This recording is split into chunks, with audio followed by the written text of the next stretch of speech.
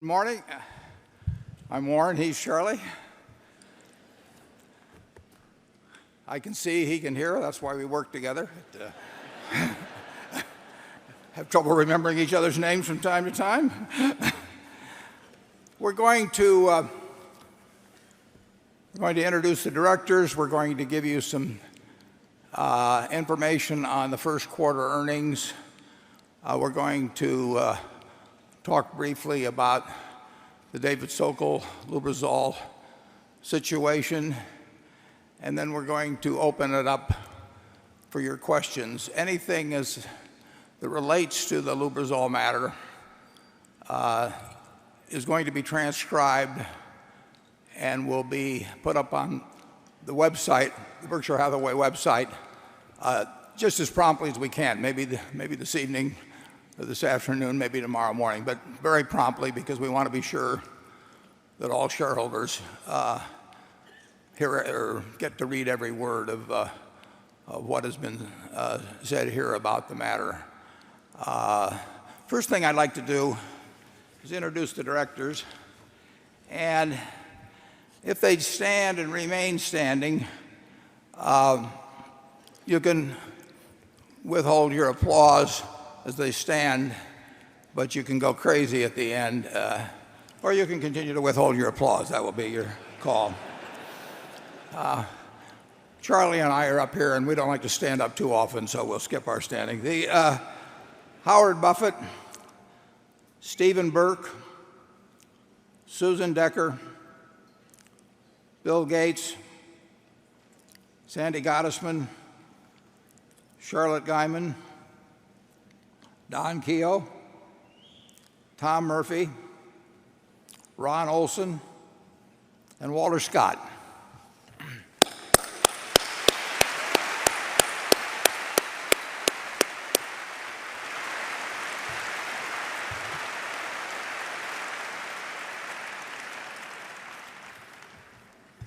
Now we have a few slides that deal with the first quarter earnings. I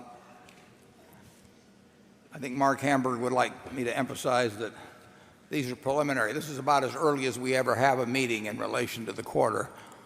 Normally it's always the first Saturday in May, so they had to work a little harder than usual to get these numbers together.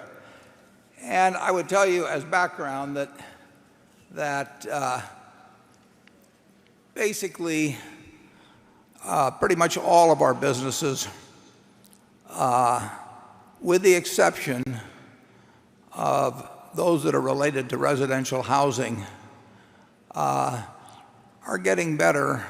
And you can almost see it with most of them quarter by quarter. We have a wide diversity of businesses. We have more than 70 companies we list, but then Marmon itself has over 100 businesses. So we are a cross-section of not only the American economy, but to some extent we see a fair amount about what's going on internationally too. And in the first quarter, as has been the case really since the fall of 2009, both our non-residential construction businesses, except for those non-residential construction businesses, our other businesses have generally gotten better quarter by quarter, and there was no exception to that in the first quarter. What was very different in the first quarter was that we had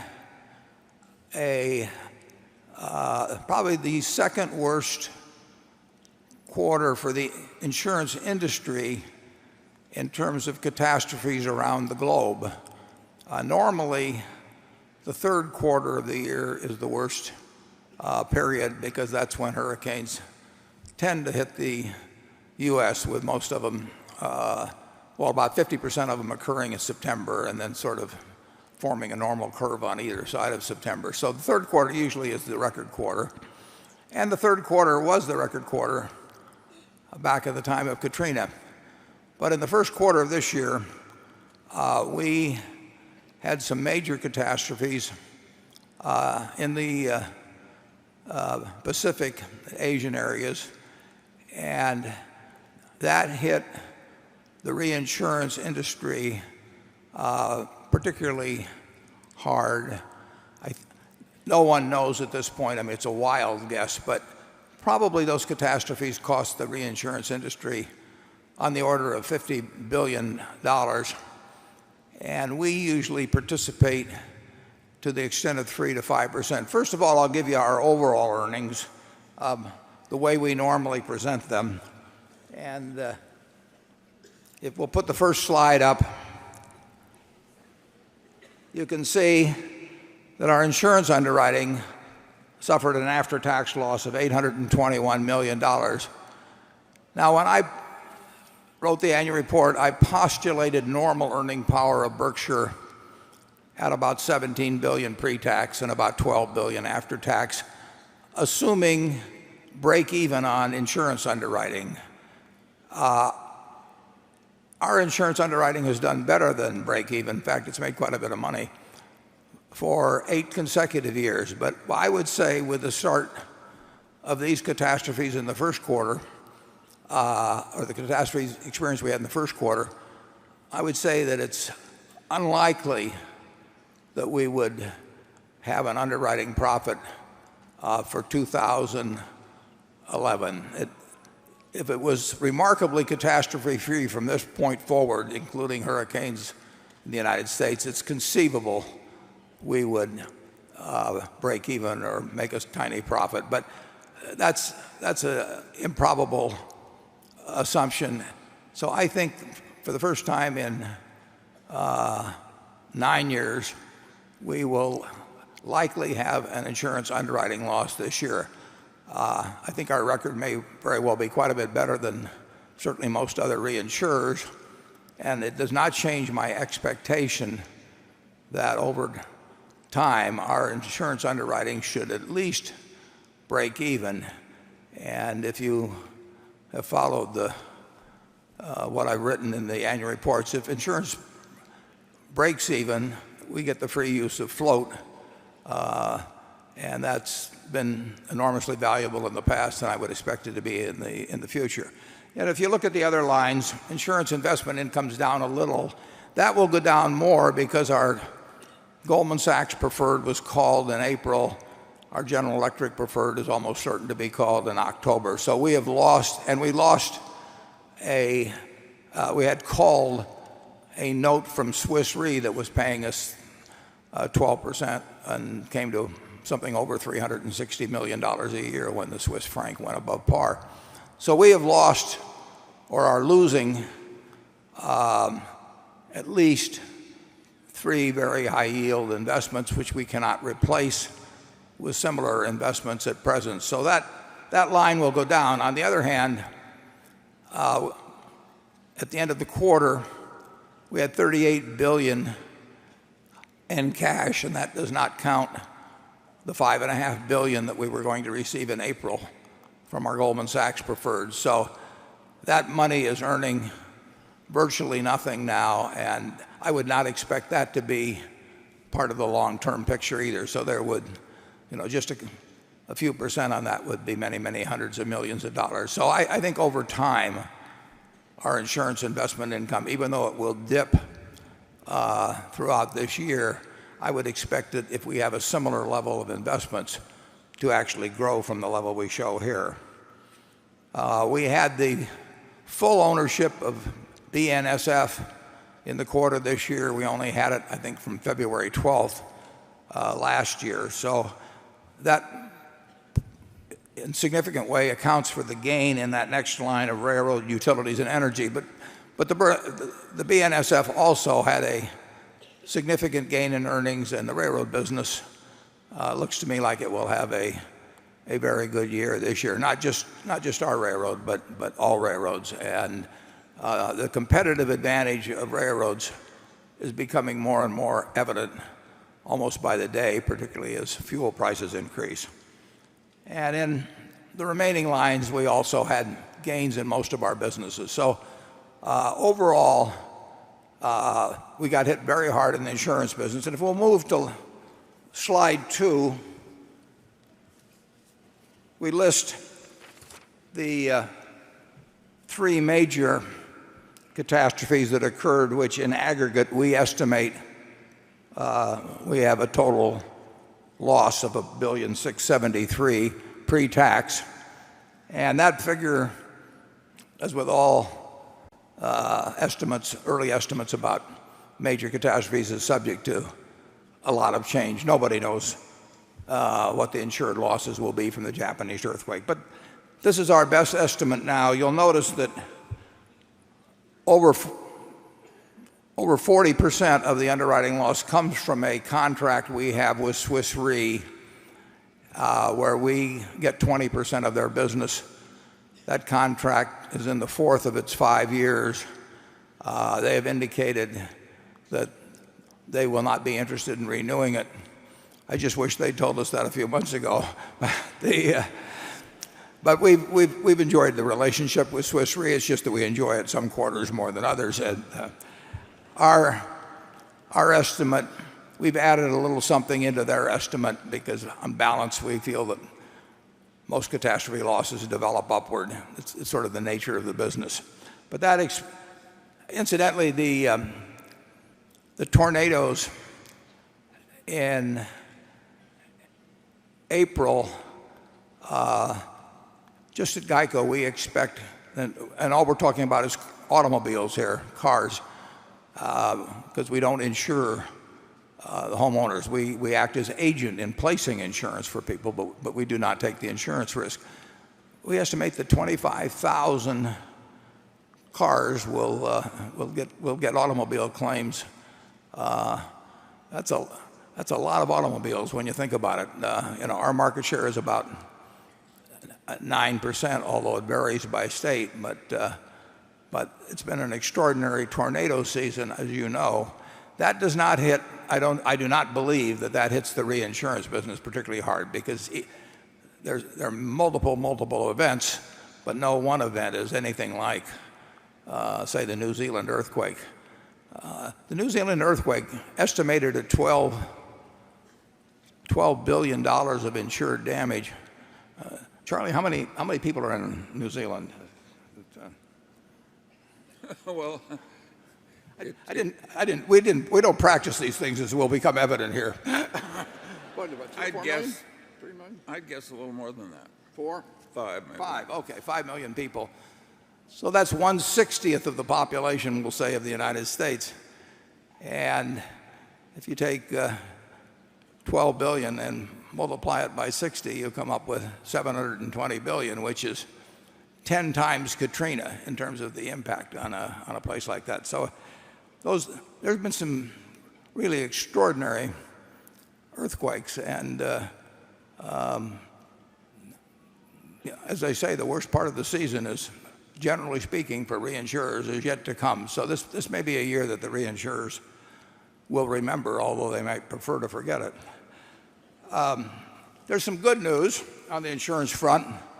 On the next slide, I show the growth in policies at GEICO month by month this year versus last year. Now, if you'll remember, in the annual report, I gave an explanation in talking about goodwill value, about how the goodwill of GEICO is carried on our books at about $1 billion. And no matter how successful the business becomes, that goodwill value is never increased on the books, but it does grow. And as I put in the annual report, I estimate its value currently, using the same sort of yardstick we used when we purchased the second half of the company back in 1995. I estimate that value has grown maybe to $14 billion. I mean, every policyholder at GEICO, on average, has a value to us, the way I calculate it, of something on the order of $1,500. And when we add 318,000, and as of yesterday it was up to 381,000, when we add that, we've added something approaching $500 million to the goodwill value. That does not count the earnings from underwriting, which were substantial for GEICO. That does not count the investment income from the float. It does not count the investment income from the net worth we have attributed to it. That is added goodwill value, the same sort of goodwill value that a Coca-Cola has or a Mars has or any company like that. And people think of it differently when they think of most consumer products.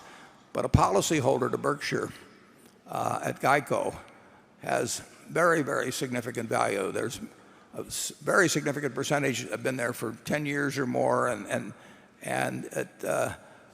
it's something that we do not realize on our balance sheet or income account, but it's an asset that's every bit as real as the numbers that we do put on the balance sheet. So there's good news at GEICO. We are gaining market share every day. As a matter of fact, if you think about it, we have some people in the adjacent room that will be glad to sell you GEICO policies. And if only 66 of you sign up, that's a goodwill value of about $100,000. So it will take care of some of the expenses of this meeting. Not that I care whether you do it or not. Now, there's one more item I want to go through on the earnings picture, just because it illustrates to some extent the capriciousness of accounting and how we value our securities, or whether we take write-downs on them, I should say. There's something called other than temporary impairment, which is an accounting rule. It's kind of a fuzzy accounting rule, but it says that if you own a security for a while and you paid X for it, and it's been selling at, say, 80% of X for quite a while — nobody knows exactly what quite a while means, and I'm sure they phrase it differently in the accounting textbooks, but anyway, if it sells there for quite a while, you're supposed to mark it down to that new valuation and have that markdown go through your income account, through your profit and loss account. Now, we mark it down in any event for the balance sheet, and the balance sheet is what gives you the number for book value and is our reference point. But only when it meets this other than temporary thing does the markdown actually get run through the profit and loss account. Now, on March 31st, as is shown, I believe, on the next slide, we owned some Wells Fargo stock, which had a cost of about $8 billion, and the market value was $11.3 billion. But some of the Wells Fargo stock we bought had been bought at higher prices than the March 31st figure, whereas, as you can see, a lot of the stock, which had a gain in it of $3.7 billion, had been bought at lower prices. Well, under the rules, we were required to mark down the stock we bought at a higher price by $337 million, whereas we ignored in the income account the $3.7 billion of gain. Now, interestingly enough, there's two ways you can account for securities, as I understand it, both fully meeting GAAP accounting requirements. And if we had used the average cost method, we would not have had to mark down, but we used what they call the specific identification method. Now, the specific identification method is actually useful to us from a tax standpoint, because it means whenever we sell a security, we can pick out the highest priced security and attribute the sale to that. So it actually saves us money, or the time use of money, to get into specific identification. But we could just as easily use the average cost method, and then we would not have a write-down like we have. And that's why one of the reasons I emphasize the fact that you should ignore gains or losses in securities or derivatives on a quarterly basis or even an annual basis. The important thing is what the operating earnings of our businesses are doing and what the gain in book value generally has been. And then on top of that, you have to make your own estimate for what intrinsic value is, which would include things like the goodwill value that has been developed at GEICO. I apologize for taking you through the accounting lessons, but the headlines often just say what the final net income is, as if that's the all-important figure, and sometimes it's the all-deceptive figure. I mean, it really bears, if you include gains and losses, it bears really no connection to the reality of whether a quarter has been satisfactory from our standpoint. But it does get a lot of attention in the press, and that's why we spend perhaps an inordinate amount of time trying to explain what really takes place in our financials. Now, I think we're going to get to the questions and answers here in just a second. We'll alternate between the press group on my right and 13 stations microphones that have been placed. I think a dozen of them in this room and maybe one in one of the overflow rooms. I'd like to just comment for a few minutes, and this will be transcribed and up on the internet at our webpage. I'd like to comment for just a few minutes, and I'd like to ask Charlie then to give his thoughts on the matter of David Sokol and the purchase of Lubrizol stock. You saw in the movie a clip from the Solomon situation, and that occurred almost 20 years ago. It'll be 20 years ago this August. And at the time, there was a Sunday. Charlie was there, and I was elected the chairman at, about 3 o'clock in the afternoon or so, I think, on a Sunday at Solomon. And I went down to address a press group, and almost somewhere in the early questions, somebody sort of asked me, what happened? And I'd just gotten to Solomon fairly recently, so I didn't know too much about it. But the phrase that came out of my mouth then, sometimes my mind and my mouth are coordinated.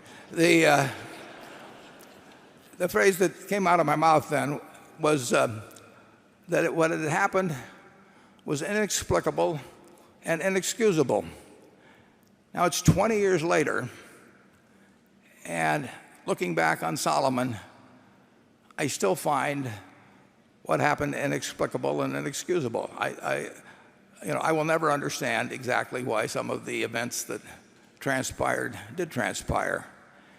And to some extent, in looking at what happened a few months ago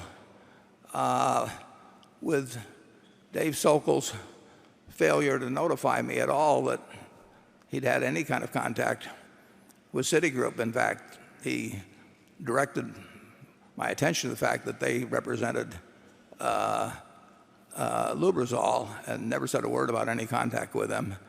And then the purchases of stock immediately prior to recommending Lubrizol to Berkshire, I think for reasons that are laid out in the audit committee report, which I urge you to read and which is on our website, I don't think there's any question about the inexcusable part that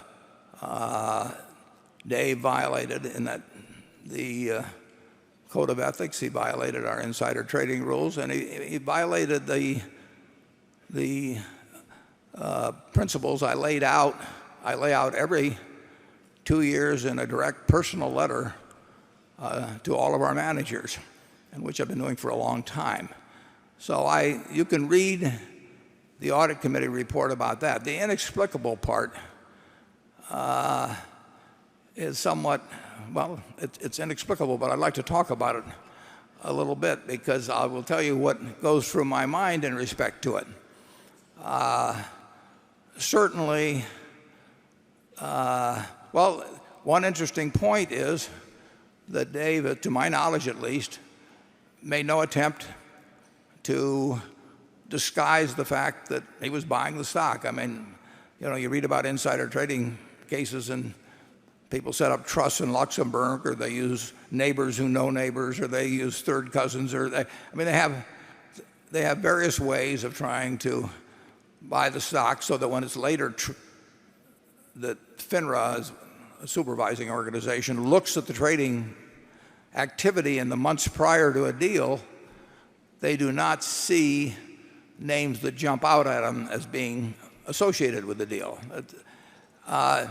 To my knowledge, Dave did nothing like that. So he was leaving a total record as to his purchases. Now, I think at least usually, and maybe always,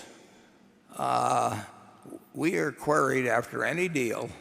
We are asked who knew about it when. And we supply a list of whether it's people at the law firm or people that are in a secretarial position at our place or the law firm. We give them a list of everybody that might have known or did know about the deal prior to the public announcement. And I don't know whether they do that 100% of the time, but certainly it's my experience that you get that. And then a while later, you get a list of names of people that FINRA, again, has picked up as trading it, and they ask you whether any of those names ring a bell with you. So they're trying to put together whether anybody did any inside trading ahead of time. So the odds that if you're trading in your own name and you're on that list of people who know of a deal ahead of time, the odds that it's not going to get picked up seem to me that are very much against you. But to my knowledge, Dave did not disguise the trading, which, that's somewhat inexplicable that if he really felt he was engaging in insider trading and that knew the penalties that could be attached to it, that he essentially did it right out in the open. So, a second fact, which is perhaps less puzzling, but Dave obviously has a net worth in very high numbers. He made, I think, close to $24 million. He earned it from Berkshire last year, and we got our money's worth. But he did get $24 million too. So I would say that there are plenty of activities in this world that are unsavory, that are committed by people with lots of money.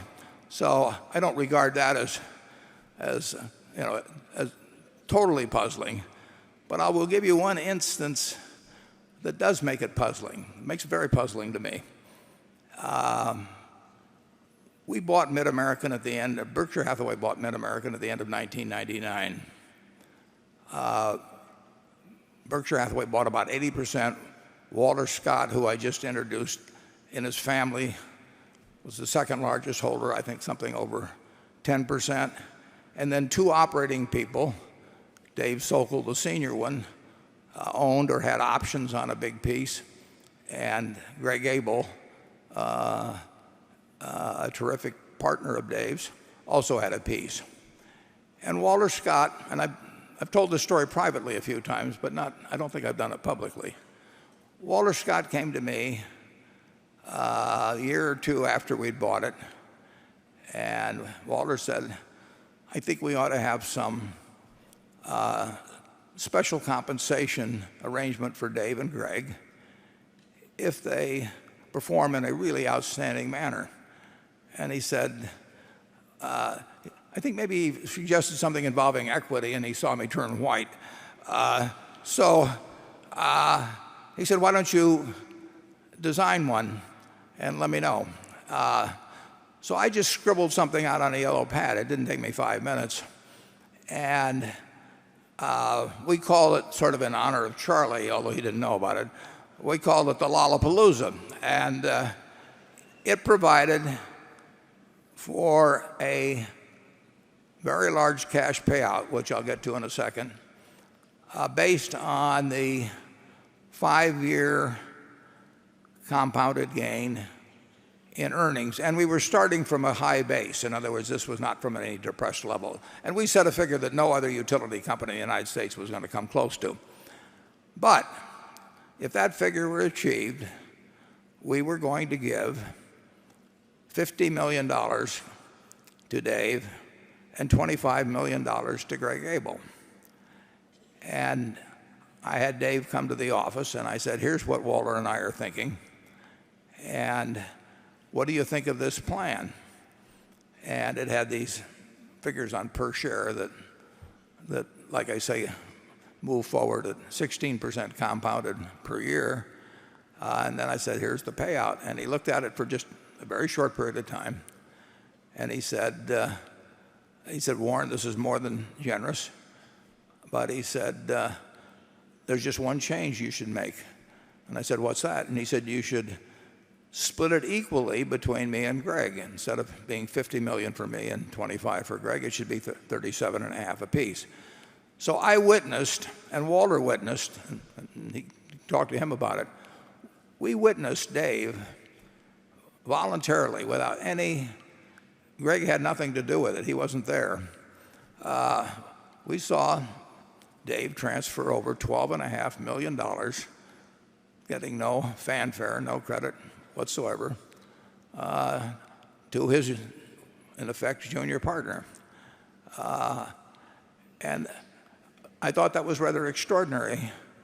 And what really makes it extraordinary is that $3 million, 10 or so years later, would have led to the kind of troubles that it's led to. I find that is really the fact that I find inexplicable, and I think I'll probably, it's 20 years after Solomon. If 20 years from now, Charlie will be 107, and we won't mention what I'll be. But I think 20 years from now, I will not understand what causes a man to voluntarily turn away $12.5 million to an associate without getting any credit for it in the world. And then 10 or so years later, buy a significant amount of stock a week before he talked to me. And when he talked to me about Lubrizol, it was either the 14th or 15th. He says it was 14th, and I have no reason to disagree with that. The only reason I couldn't say specifically was I had 8 university groups, 160 students in on that Friday. That's the only thing shows, and I spent most of the day with them. And the 10K and the 10Q that got printed out on Saturday had that date on them, the 15th, when I looked at Lubrizol for the first time. Might be interested in knowing. I've been looking up 10Ks and 10Qs for 20 or 30 years, but I don't know how to print them out. So fortunately, Tracy Britt was in the office, and I said, Tracy, would you print this damn thing out? I don't know how to do it yet. But that is why I don't know whether it's the 14th or the 15th. The 10Q says the 15th. But at that time, when Dave called me on it, he said nothing about contact with Citigroup or anything of the sort. And I said, I don't know anything really about the company. He said, well, take a look at it. It might fit Berkshire. And I said, well, how come? And he said, well, and he said, I've owned it, and it's a good company. It's a Berkshire type company. And I obviously made a big mistake by not saying, well, when did you buy it? But I think if somebody says I've owned the stock, it sounds to me like they didn't buy it the previous week. So there we are with a situation which is sad for Berkshire, sad for Dave, still inexplicable in my mind, and we will undoubtedly get more questions on it. We'll be glad to answer them. Charlie, do you have any thoughts on this? Well, I think it's generally a mistake to assume that rationality is going to be perfect, even in very able people.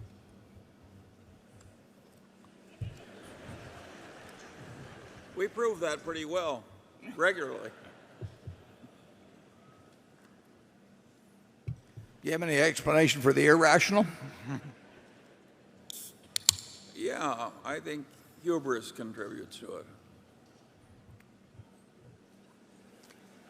Well, we've gotten quite a bit out of them, folks.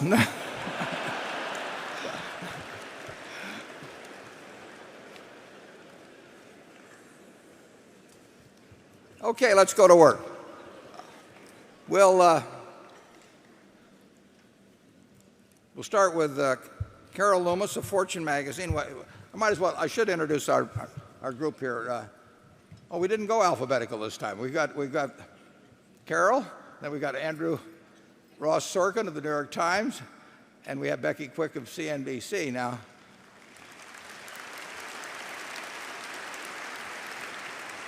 in terms of my checkoff system, I'm still going to go to Becky. That's alphabetical. And so, Andrew, it didn't do you any good to try and move over there into the center spot. Carol, you're on. Good morning from all of us. And I will make the small preamble that I've made before. We've been getting questions for a couple of months, each of us on our email. Sometimes a question will be sent to all three of us, and sometimes they'll just send to one of us. Therefore, it becomes very hard to count how many we've had. But certainly it's in the many hundreds and probably in the up into 1,000, 2,000. And obviously we aren't going to be able to ask every question, every good question. We have a lot of good questions we won't be able to get to. But it's just that you had to pick and choose. And the other thing I should say is that whatever we do ask, Warren and Charlie have no idea of the question. None, no hint. Sometimes we have no idea of the answer either, but go ahead. I will begin. I don't think that anybody will be surprised that it is a Sokol question. And actually, this particular long-term shareholder believed, as Warren has believed, he says, I do not see why you should have been expected to ask Sokol about his Lubrizol stock holdings when he said he owned the stock. That wouldn't have been a natural question. But when you found out the details of his stock purchases a short time later, I do not understand your reaction. Surely you realized immediately that these facts were going to become known and that they were going to damage Berkshire's reputation, something you had said repeatedly you would be ruthless in protecting. Being ruthless probably would have meant you're firing Sokol on the spot, but you didn't do that. And then you put out a press release that many Berkshire shareholders that I have talked to found totally inadequate. You have always been very direct in stating things. You were not direct in that press release except in praising David Sokol. Otherwise, you stated some facts and behavior that you said you didn't believe was illegal. And then you ended the release, leaving us. Now, maybe you thought somehow we were going to read between the lines without expressing any anger about what had happened. Why were you not incensed? If you were, why did you not express your anger? Why did you handle this matter in the inadequate way you did? Yeah,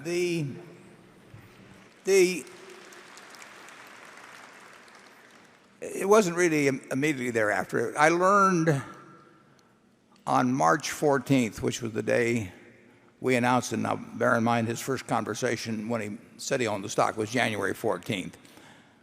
In between January 14th and March 14th, Dave gave no indication that he'd had any contact with Citigroup of any kind. And as we learned later, they met in maybe October or something like that, and talked about possible acquisition candidates for Berkshire. But none of that. He told me at one point, he said Evercore and Citi represent Lubrizol. One of them represents the directors and one of them represents the company, and not a word about any contact. On March 14th, when the deal was announced in the morning, I got a call from John Freund. John Freund is probably here today. John Freund works for Citi in Chicago, and he's handled the great majority of our business in equities for decades.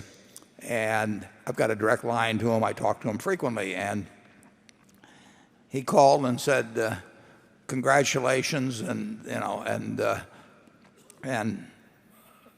aren't you proud of our," words to the effect. You can talk to John directly, although I've been told that the city lawyers have told him not to talk, but that knowing the press, they probably can work something out of him. He's essentially, his words were that Citi's team had worked with Dave on this acquisition, and they were proud to be part of it, et cetera, et cetera. And this was all news to me. So that set up some yellow lights at least. And the next day, I had Mark Hamburg, our CFO, call Dave, and Dave readily gave him the information about when he had bought the stock and how much. Mark also asked him what the participation of Citi had been in the reference to Berkshire side of the transaction. And Dave said that, well, he thought he called a fellow there to get their phone number, which turned out to be somewhat of an understatement. Now, during the period when we announced the deal on March 14th, Lubrizol is the one that needed to prepare a proxy statement. We were not issuing shares at Berkshire, so there was no proxy statement, nothing of that sort on our part. The Lubrizol legal team, Jones Day, went to work with the Lubrizol management to start preparing the proxy statement. We eagerly awaited to see the first draft of that, because I was going to be leaving for Asia on Saturday, which I guess would be the 19th, and I wanted to see what Lubrizol had to say about this whole Citi matter or anything else. The most interesting part of every proxy statement is something that says it's basically the history of the transaction, and it's the first thing I read on any deal, because it gives you a blow-by-blow of what has taken place. And as Mark Hamburg can tell you, and our law firm can tell you, I kept urging them to get that to me before I took off for Asia. We got that the afternoon of Friday the 18th, and it had a fair amount of material in it about Dave's involvement with Citigroup. Then at that point, I believe it was at that point, our law firm got involved, Munger Tolles got involved in their input to the Lubrizol lawyers as to what we had seen that was different, or what we had seen that they didn't know about that we could add. Ron Olson, the director of Berkshire and partner of Munger Tolles, was on the trip to Asia. So we got on the plane on Saturday the 19th and traveled over the next week until the 26th. And we knew at that point that his partners at Munger Tolles were interviewing Dave, as maybe some other people too, but certainly Dave. And I believe that he was interviewed at least 3 times about both his stock purchases, the history of things of his relationship with Citigroup, and they were assembling this information. I don't have a BlackBerry or whatever it may be. Ron does, so he would get some information as we were over there, and he was getting some input, but and we decided that when we got back, we would need to have a prompt meeting of the Berkshire board about this matter, and we would also learn what the full details, at least of what Bob Denham and maybe other attorneys at Munger Tolles learned from their interviews with Dave. And we got back on, I guess it would be Saturday the 26th, and on the 28th we were going to bring Charlie into it before calling a board meeting, but there would have been a board meeting that week. And then about 5 or so in the afternoon, a letter was delivered by Dave's assistant, which really came out of the blue. And he said to me, he felt he was retiring on a high point, and he gave the reasons why he was retiring, which I laid out and so on. I don't know whether the questioning the previous week had affected his attitude. He would say not. But in any event, we had that resignation. That resignation, as I believe it may have been put in the audit committee report, may have saved us some money. If we'd fired him, the question would be whether it was with cause or not with cause, and we would have said it was with cause, but that might have very well gotten litigated, and a retirement did provide, in effect, the same non-level of severance payments that a firing with cause provided. So I drafted up a press release, which has since been the subject of at least mild criticism. And I laid out the good things that Dave had done, which he had done for the company. He had done many good things, some extraordinary things. And then I laid out some actions which I said, based on what I knew then, did not seem to me to be unlawful. And incidentally, I talked with both Charlie and Ron about that. Ron would have been more careful in that wording. I'm not sure Charlie would have been. I'll let him speak for himself on that. And I ran it by Dave on Tuesday morning, just to be sure the facts were accurate. And he said he objected very much to something that I'd put in where I said that I thought that he was, in effect, had his hopes dashed for succeeding me, and that was part of the reason. And he said that was absolutely not true, that he had no hopes ever of succeeding me, and that I, basically, he was telling me what was in his mind, and I shouldn't be trying to second guess what was in his mind. So I took that part out.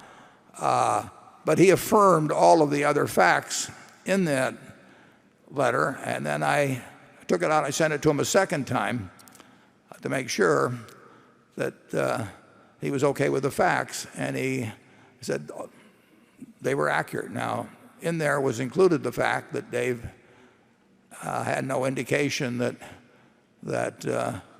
Lubrizol had any interest in an approach from Berkshire, and that, at least according to the final Lubrizol proxy, is not the case.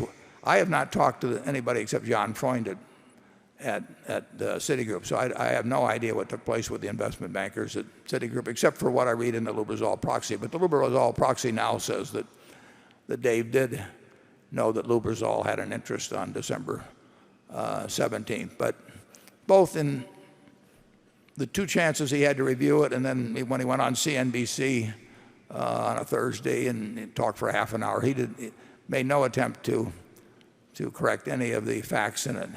Now on Wednesday, when we put out the report, we had to have a board meeting first. It was news to the board.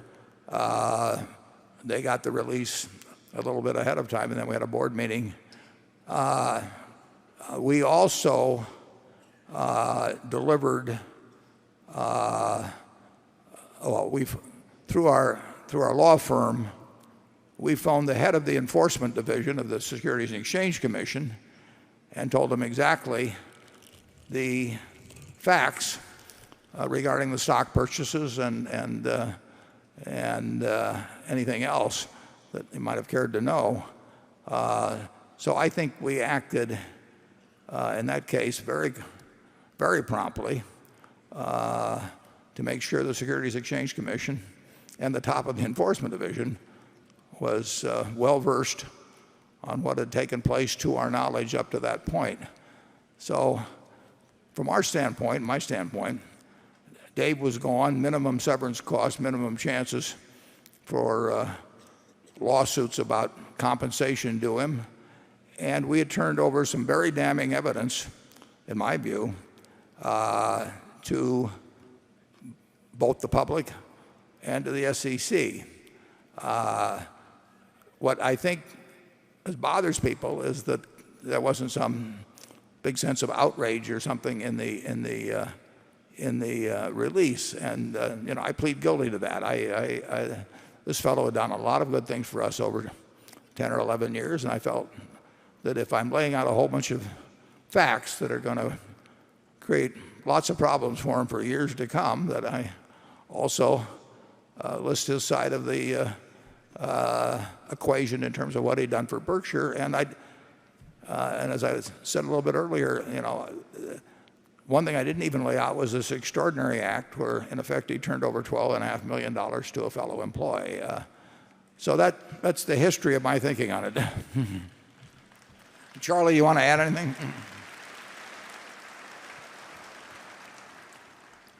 Yes, well, I think we can concede that that press release was not the cleverest press release in the history of the world. The facts were complicated, and we didn't foresee appropriately the natural reaction. But I would argue that you don't want to make important decisions in anger. You want to display as much ruthlessness as your duty requires, and you do not want to add one single iota because you're angry. So Tom Murphy, one of our best directors,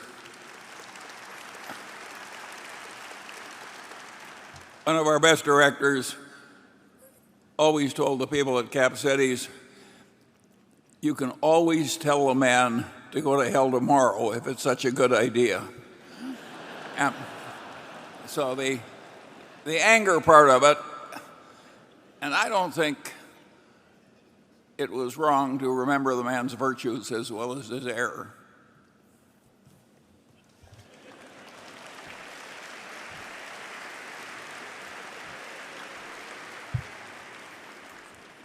I might add as an aside, Charlie and I worked together for 52 years, and we have disagreed on a lot of things. We've never had an argument. I need Tom Murphy's advice to remind myself of it a lot of times on other things, but with Charlie it's never even been necessary, long before I met Murph. Okay, let's go to Area 1. Mary Broderick, Berkeley, California. Good morning, Mr. Buffett. Good morning, Mr. Munger. And a big thank you. You probably aren't aware of this, but you've been my personal financial and investment advisors for years. I would like to know what you think the effect of the government ending the POMO program mid-July this year will have on the stock market and the economy in general. The government ending the, are you talking about QE2 or? Permanent open market operation. Well, you're one acronym ahead of me.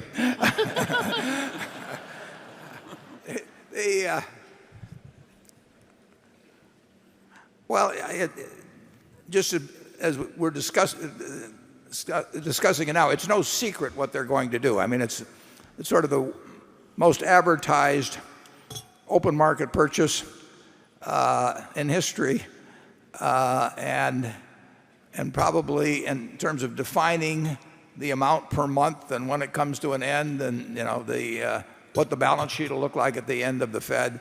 So I don't think, if something is that well known by all participants in a market, I think any effect of it has been discounted by this point in time. I mean, if you say you're going to increase tax rates in a year, we'll say, on corporations, or decrease them, or whatever it may be, and it's really done and locked in stone, the market doesn't wait until the date when the tax increases or decreases go through to build that into market prices. So I see no reason. There may be some other things that happen then, but I see no reason why simply having that program come to an end will cause any significant change in stock or bond markets at that time.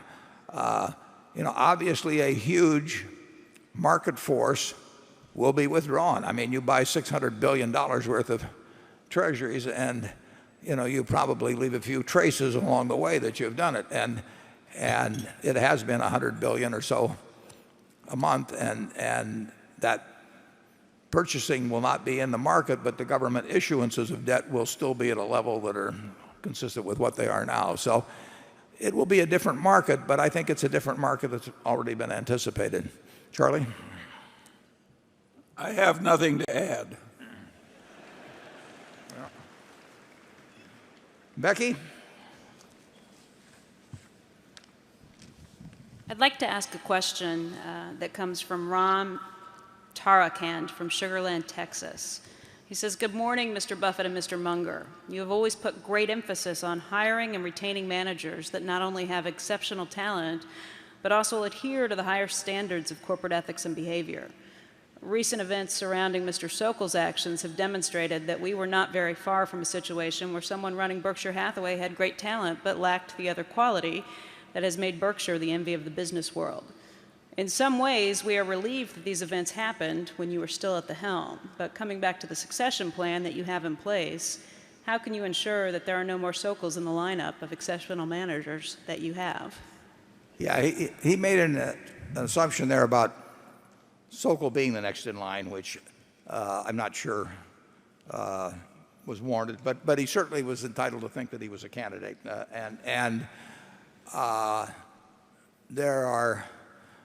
That is one of the reasons that I think it's a good idea if my son Howard Buffett, who would get paid nothing and have no activities in the company, be the chairman after I'm not around, because you can make a mistake in selecting a CEO. I mean, I think the odds of us making a mistake are very, very low. Certainly the candidate that I think is the leading candidate now, I would lay a lot of money on the fact that he is straight as an arrow. But mistakes can be made. The Bible says the meek shall inherit the earth. But the question is, will they stay meek?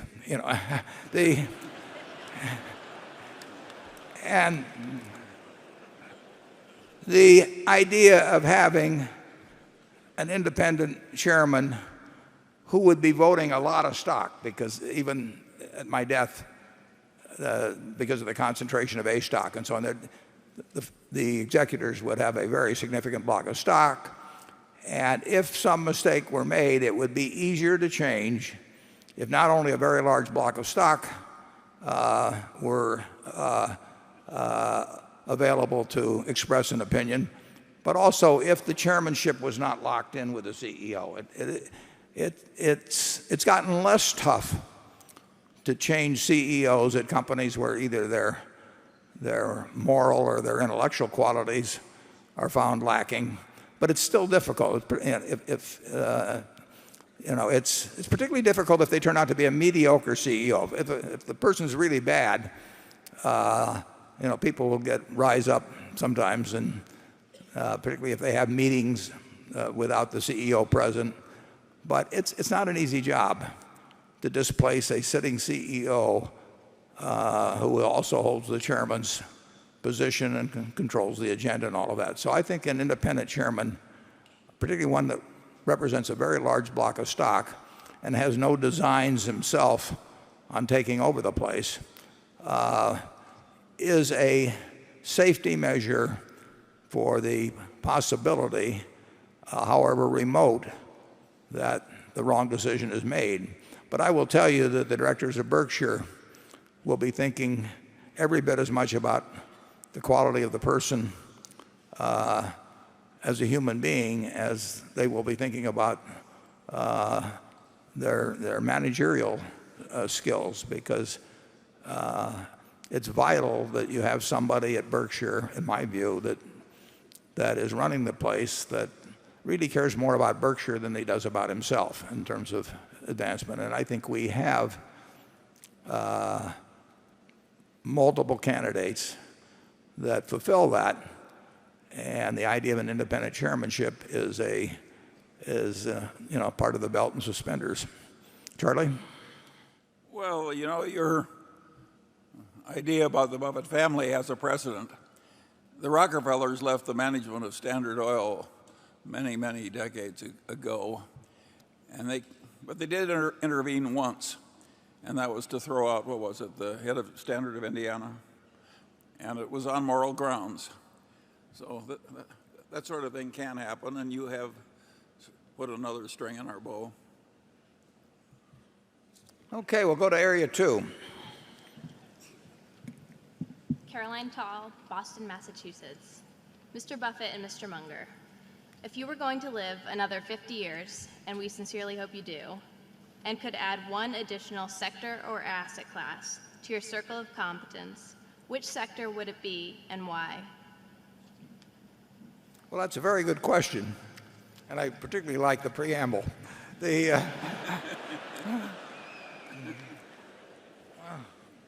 Well, you would certainly pick a sector that's large, because it isn't going to make any difference to Berkshire if we get to be experts on some tiny little industry or business. I would say that it would have to be something in the. This isn't going to happen, but if I could really become expert, and I mean really expert, knowing more than almost anybody else about the subject in the tech field, I think that would be terrific. It isn't going to happen, but it's going to be a huge field. There are likely to be, a few enormous winners, a lot of disappointments, so that the ability to pick the winners, is far disproportionate to the ability to pick the winners, we'll say, among major integrated oil companies, where they're sort of all equated in price. And you're not going to have a big edge in trying to pick Chevron against Exxon, against Continental, and Occidental, and you name it. But the degree of disparity in results among larger tech companies in the future is likely to be very, very dramatic. And if I had the skills where I could pick the winners there, I would do a lot better than if I had the skills to pick the winners in the major integrated oil field. You probably will have better luck with Charlie on this one, because he knows a lot more about a lot of industries than I do. Charlie, what's your answer? Well, it would either be tech or energy. And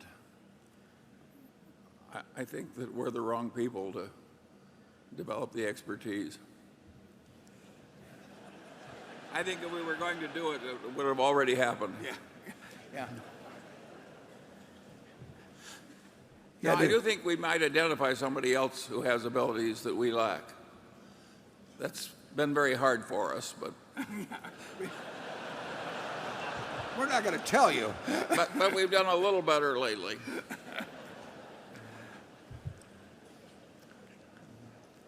It's a good question.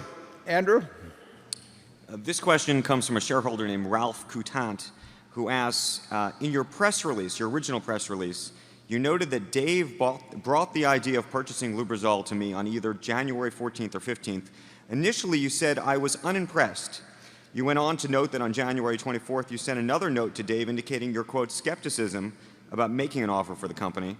However, in a very short period of time after Dave's discussion with Lubrizol's CEO, you, quote, quickly warmed to the idea. Please clarify what caused you to, quote, warm to the idea so quickly. If this didn't strike you as being a great business at first glance, what changed? And what was David Sokol's role in convincing you? Yeah, it struck me as a business I didn't know anything about initially. You're talking about petroleum additives. I never would understand the chemistry of it, but but that's not necessarily vital. What is important is that I understand the economic dynamics of the industry. Are there competitive moats? Is there ease of entry? All of that sort of thing. I did not have any understanding of that at all initially. As a matter of fact, I suggested to Dave, I said, Charlie's a lot smarter about oil than I am. Why don't you give him a call? Because I don't, I just don't know anything about that business. And I talked to Charlie a few days later, and I don't remember whether I asked him whether David called or anything, but I mentioned it to Charlie. Charlie says, I don't understand it either. So when I talked to Dave later, he had not gotten a hold of Charlie. I told him, forget it, he's as bad as I am. What Dave passed along to me after having that dinner with James Hambrecht, and which I later confirmed in a lunch when James Hambrecht came out here on February 8th. But it was the same thing. I thought and I still feel, I thought I got a good understanding of industry dynamics and how the business had developed over time, what the role of oil companies was and would be in relation to a chemicals additive. The oil companies are the biggest customers. They sell base oil to a Lubrizol, but they are the big customers, and they have gotten out of the business to quite a degree, although there's two of them left in it. So this industry had consolidated over time. I looked at the question of ease of entry. Every time I look at a business, when we bought See's Candy in 1972, I said to myself, if I had $100 million and I wanted to go in and take on See's Candy, could I do it? And I came to the conclusion, no, so we bought See's Candy. If the answer had been yes, we wouldn't have done it. I asked myself that same question, can I start a soft drink company and take on Coca-Cola if I have $100 billion? Richard Branson tried it some years ago in something called Virgin Cola. The brand is supposed to be a promise. I'm not sure that that's exactly the promise you want to get if you buy a soft drink, but in any event, I felt after my conversation with Dave, subject to a second conversation with James Hambrecht, but covering the same ground, that it's not impossible at all for people to enter this business, but in terms of the service and the relatively low cost of what Lubrizol brings to the party, and in terms of people trying to break into a market and take them on, and it's not a huge market, it's probably only a $10 billion market overall. I decided that there was a pretty good sized moat around this business. They got lots and lots of patents, but more than that, they have a connection with customers. They work with customers when new engines come along to develop the right kind of additive. And so I felt that I had an understanding, didn't understand one thing more about chemistry than when I started, but I felt that I had an understanding of the economics of the business the same way I felt that when the ISCAR people talked to me.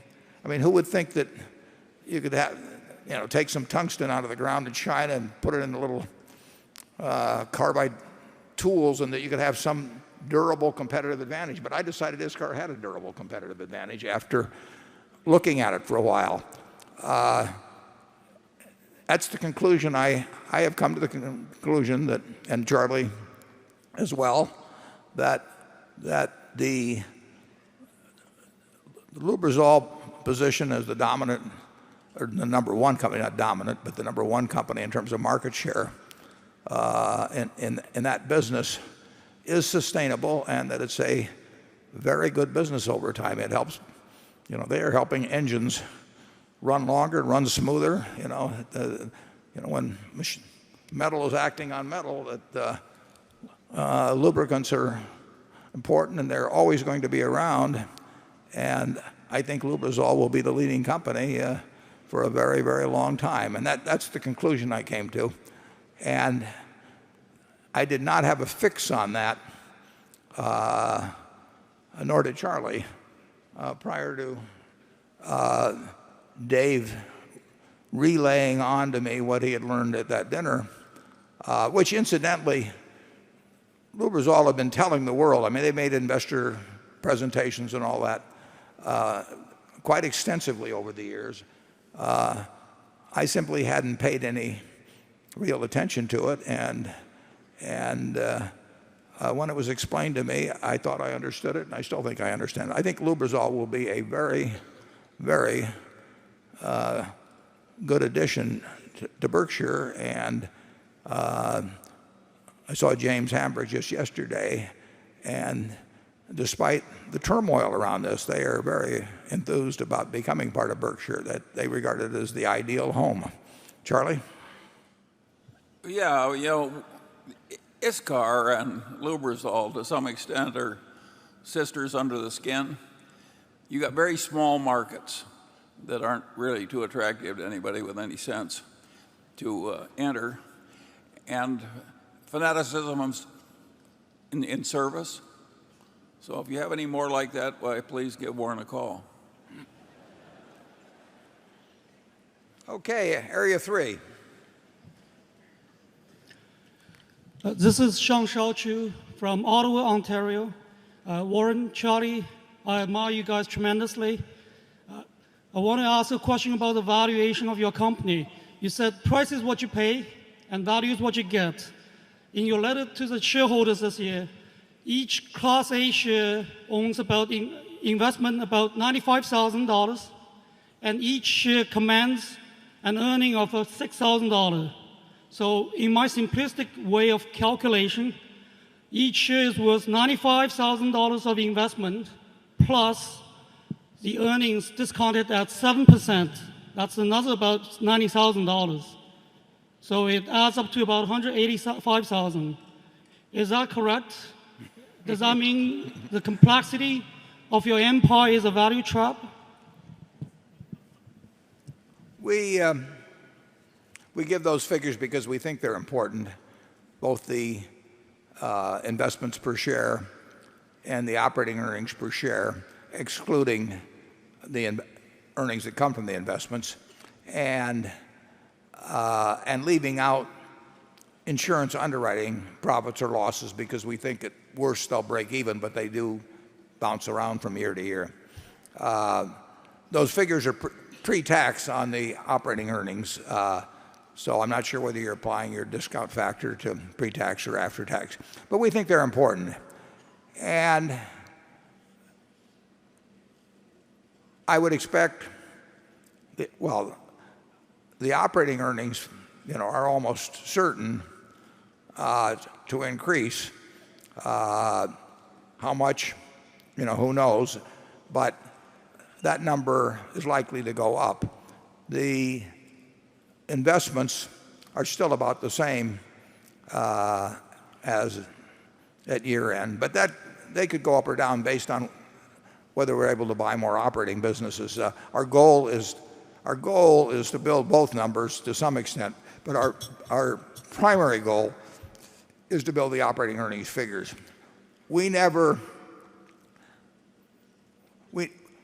If Charlie and I had to stick a number in an envelope right now in front of us as to what we thought the intrinsic value of Berkshire was, well, neither one of us would stick a figure. We'd stick a range, because it would be ridiculous to come up with a single specific number, which encompasses not only the businesses we own, but what we're going to do with the capital in the future.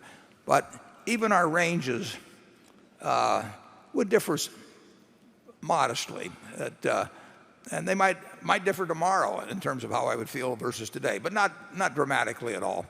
I would say this: I think I certainly. You've received signals once or twice. When we said we would buy in our stock, we obviously thought that it was selling below the bottom of a conservative range of intrinsic value, and we did that once some years ago, and by saying so, of course, the stock went up, and so we never got any stock bought. And so there's sort of a self-defeating factor about about taking the kind of approach to it that we do in terms of really telling people that the only reason we'll buy in stock is because we think it's cheap. That is not standard practice in corporate America at all. In fact, corporate America to some extent buys in their stock more aggressively when it's high than when it's low. But they may have some equation in their mind that escapes my reasoning power. But we do not regard Berkshire as overpriced, and I would say that we had very recently, we had a very, very large international company that might well have been interested in doing something with Berkshire. And it's a very nice company, but it's bigger than we can handle unless we would use a lot of stock. And we won't use the stock. We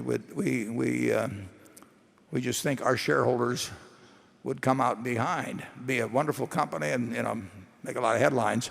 But in the end, our shareholders would be poor because our stock is a currency. And unless it's fully valued, it's a big mistake to use it as a currency. Now, we used some in the Burlington deal, but we used a whole lot more cash. And in effect, we only used 30% for stock, and it was worth doing. But it was painful. And if Lubrizol had wanted to do a deal involving stock, we would not have done it. I told James Hambrick that right off the bat. So we had absolutely no interest in buying Lubrizol. We were perfectly willing to give close to $9 billion in cash. And in my view, we were getting our money's worth. But we would not have given a significant portion of it in Berkshire stock because we would be giving away part of the businesses that we already own. And we like Burlington, and we like See's Candy, and we like Iscar. And to give away a portion of those, even to get another very good business, would not make financial sense for our shareholders. So you can draw your own deductions about our calculations of intrinsic value from that statement. Charlie? Well, he's obviously looking at the two right factors. And I think that we have not permanently lost the ability to do some interesting things eventually with our enormous wealth in cash and marketable securities. We won't always be as inactive as we are now. Well, we're not that inactive, Charlie. Well, I don't know. You practically crawl out of your skin sometimes. $9 billion is, if we say normal earning power is $12 billion, that uses up a good portion of 1 year's quota. Although we'd like to use more. I mean, there's no question. Now you're talking. Can you see us using stock in the next few years? If the business were good enough, of course. Yeah. Our trouble is, it's a terrible trouble you people have. And the businesses you already own are so good, it's not wise to part with them to get a business we don't own. Ordinarily. Carol? This is Warren, and Charlie too, from your longtime Omaha friend Dick Holland.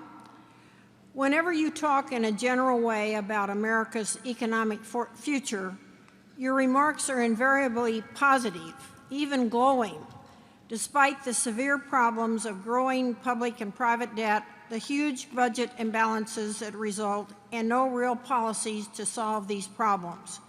Some experts believe that we may reach the point where future bond offerings to cover the rising debt might fail. Many wonder if we are not entering a time of national decline. How can a lousy long-term U.S. economy make you so happy? And why do you see gold nuggets where others see salt? That's from Charlie's good friend as well, Dick Holland, who we both have known for 60 plus years. I don't see how anybody can be other than enthused about this country. if you look back to 1776 or 1789, whichever one you want to date it from, it has been the most extraordinary economic period in the history of the world. In fact, if you go back, I was born on August 30th, 1930. Now, if somebody had come to me in the womb and said, let me tell you what it's like outside now. Yeah, the stock market has just crashed, but you haven't seen anything yet. 4,000 banks are going to fail. The Dow Jones average is going to go down to 42. It was 381 back just a little bit before you were conceived. And it's going to go to 42. They're going to close the banks for a while. We're going to have 25% unemployment. We're going to have the Dust Bowl in the Midwest. The grasshoppers are going to take over. It would be like in that Woody Allen movie where he says, go back, go back. All that's happened since August 30th, 1930 is that the standard of living of the average American has increased 6 for 1. 6 for 1.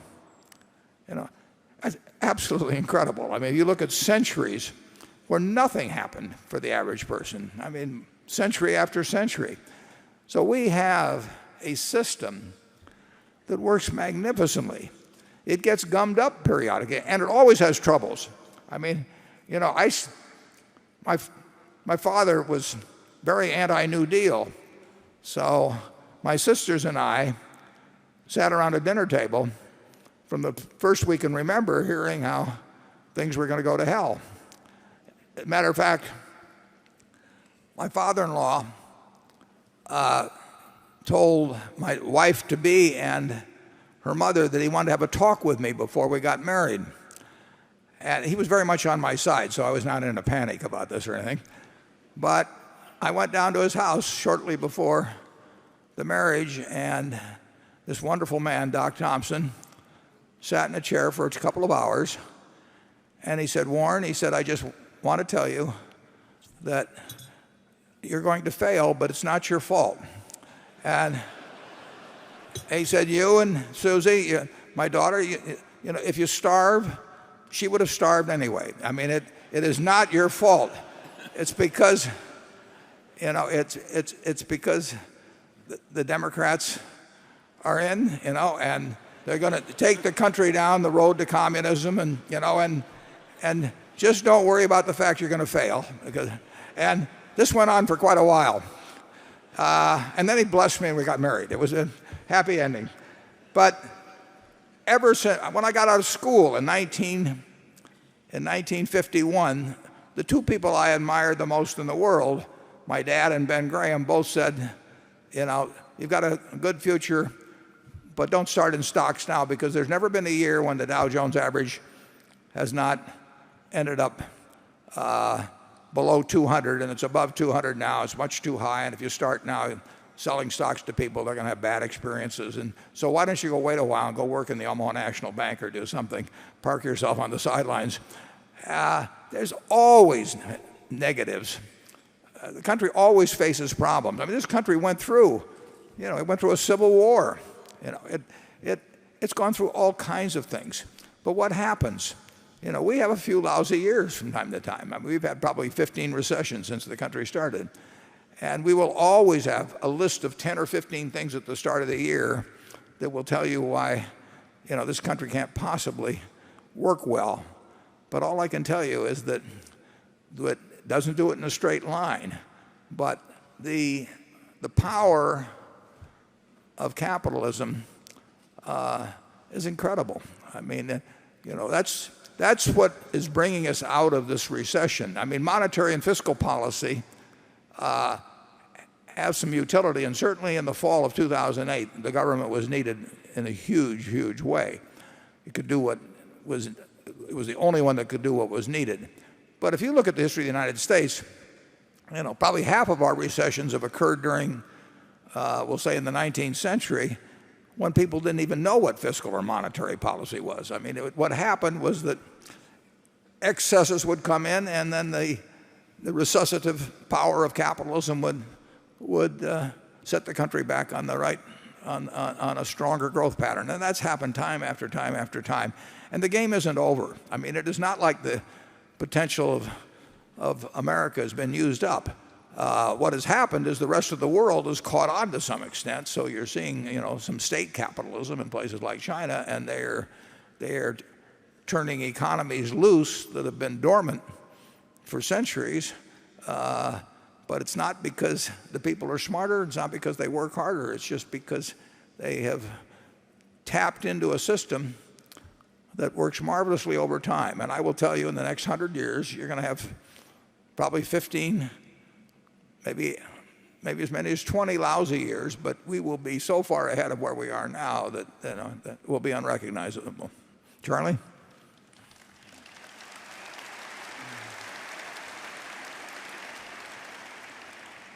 Well, I think you can go back a lot farther than that. Europe survived the Black Death, where about a third of the people died. The world is going to go on. That's wildly optimistic for Charlie.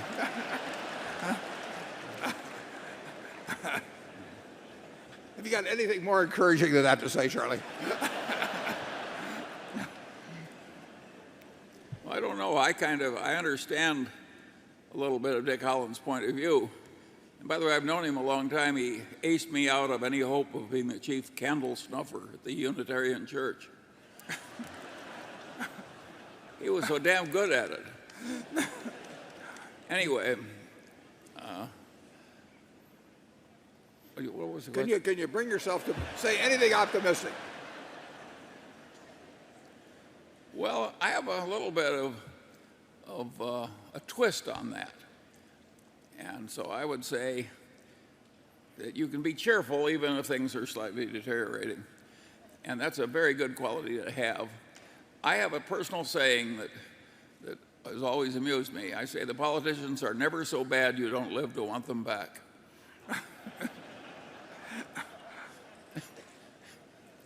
Well, on that note of wisdom, let's go to Area 4.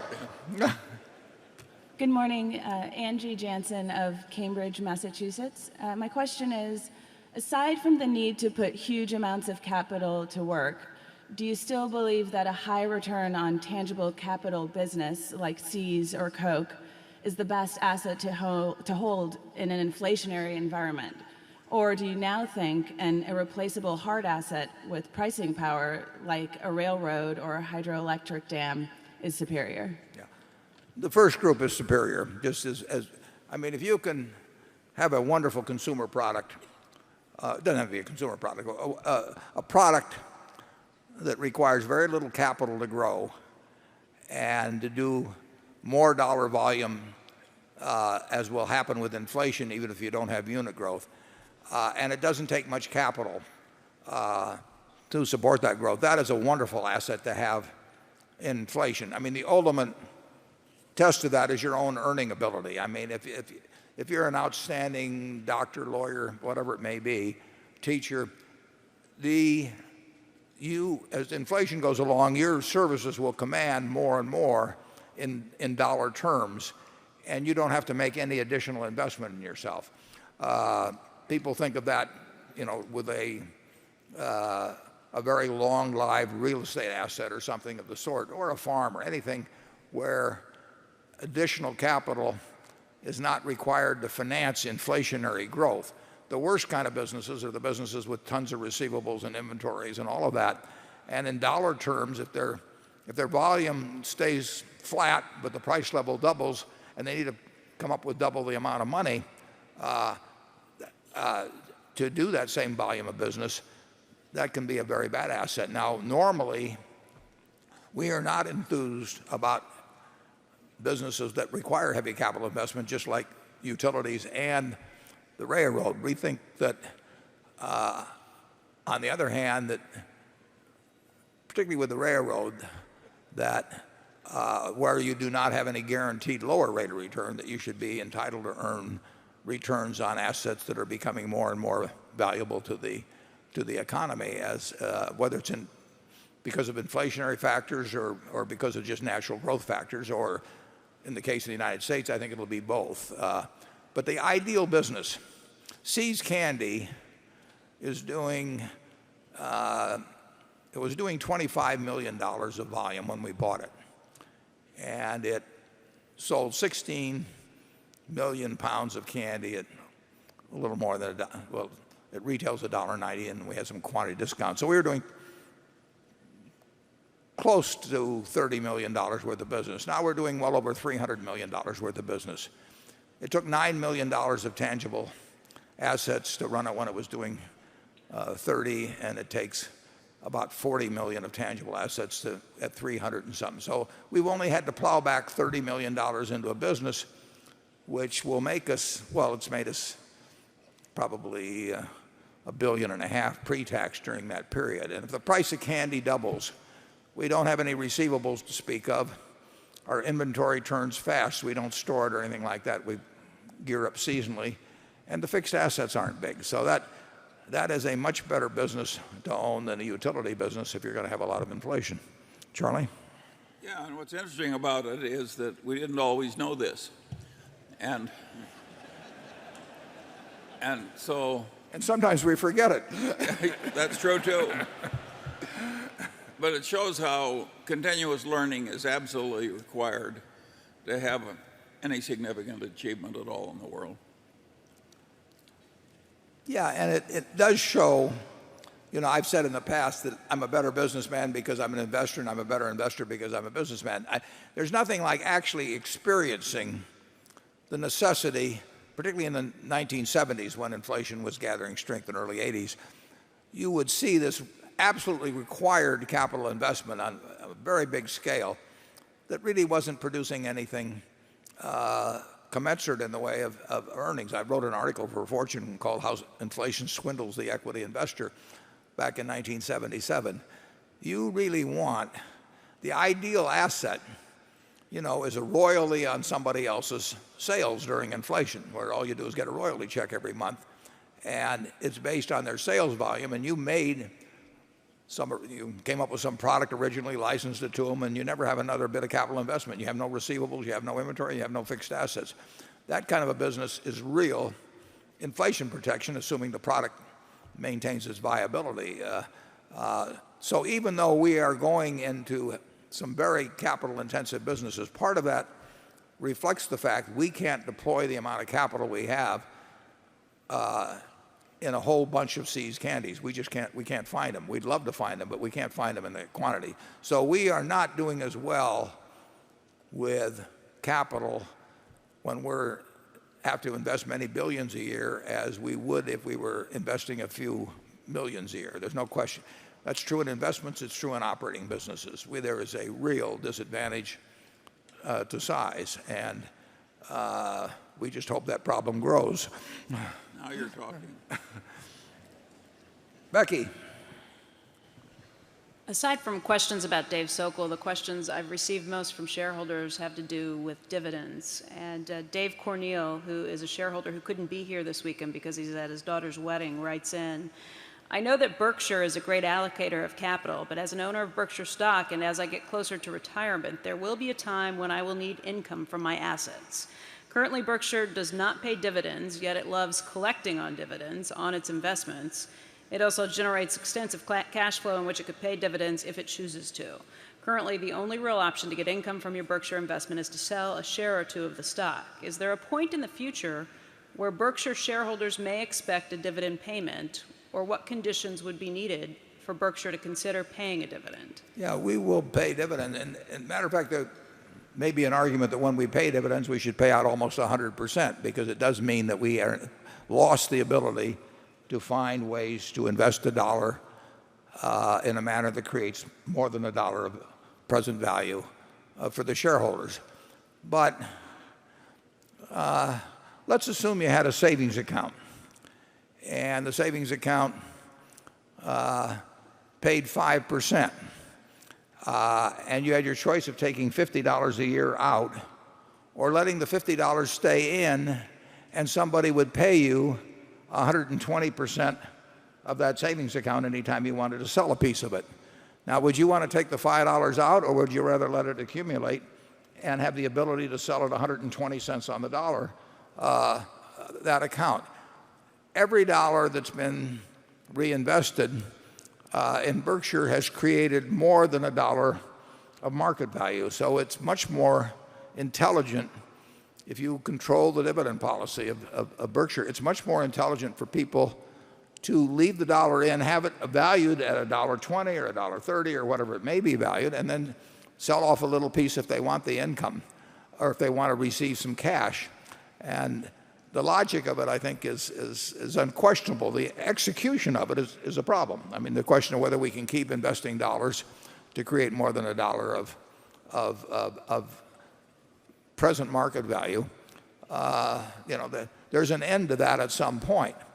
But so far, people, by leaving $160 billion at the end of the third quarter in the business, have $200 billion that they can cash out for it anytime they wish. So there will come a time, and who knows how soon, because the numbers are getting big. There will come a time when we do not think we can lay out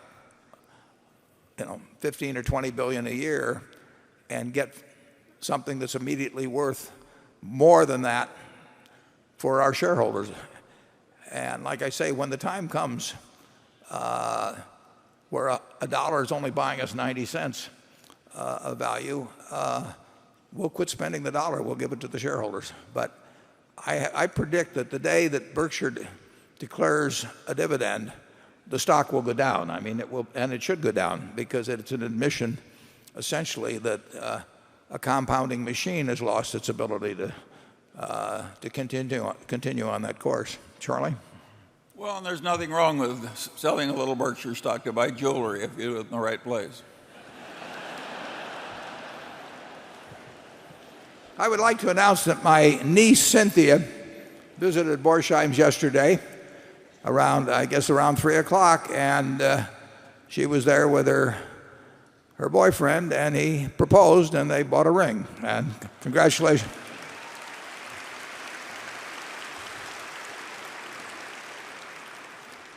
Her mother did the same thing a few years ago, and these things can become family traditions. So go out there, and who knows what will happen. Okay, number 5. Jeremy Posen, Newton, Massachusetts. Mr. Buffett and Mr. Munger, Berkshire Hathaway has had large investments in Wells Fargo and U.S. Bank. What are the revenue outlooks and business prospects for these two banks, given the backdrop of slow U.S. growth, an extended U.S. consumer, a tepid rebound in the U.S. housing market, with foreclosures and write-downs lessening but still at historically high levels, and the potential for greater than expected inflation, or worse, possibly deflation, similar to Japan? Thank you for your time and consideration. Yeah.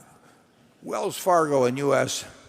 Bancorp are both among the best large banks, if not the best, in the country. And they're different than what you think of in terms of some money center banks, but they're very large. Wells is 4 times as large as USB. Banking as a whole, U.S. banking profitability will be considerably less, in my view, in the period ahead than it was, say, in the early part of this century. And a very important reason is that the leverage will be reduced. And that's probably a good thing for society. It may be a bad thing for individual banks that could use leverage intelligently, but the trouble was that they all thought they could use leverage intelligently, and the actions of one or more that were unintelligent about it had consequences for everybody, which you can see if you view HBO on whatever it is. Is it May 26th then?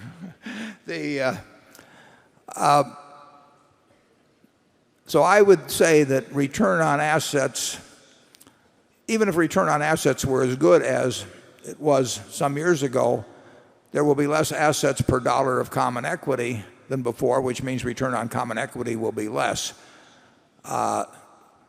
We still think that Wells Fargo and U.S. Bank are very good operations. We think they're very decent businesses. They're not as attractive as when leverage ratios could be higher. In terms of the troubles in banking, I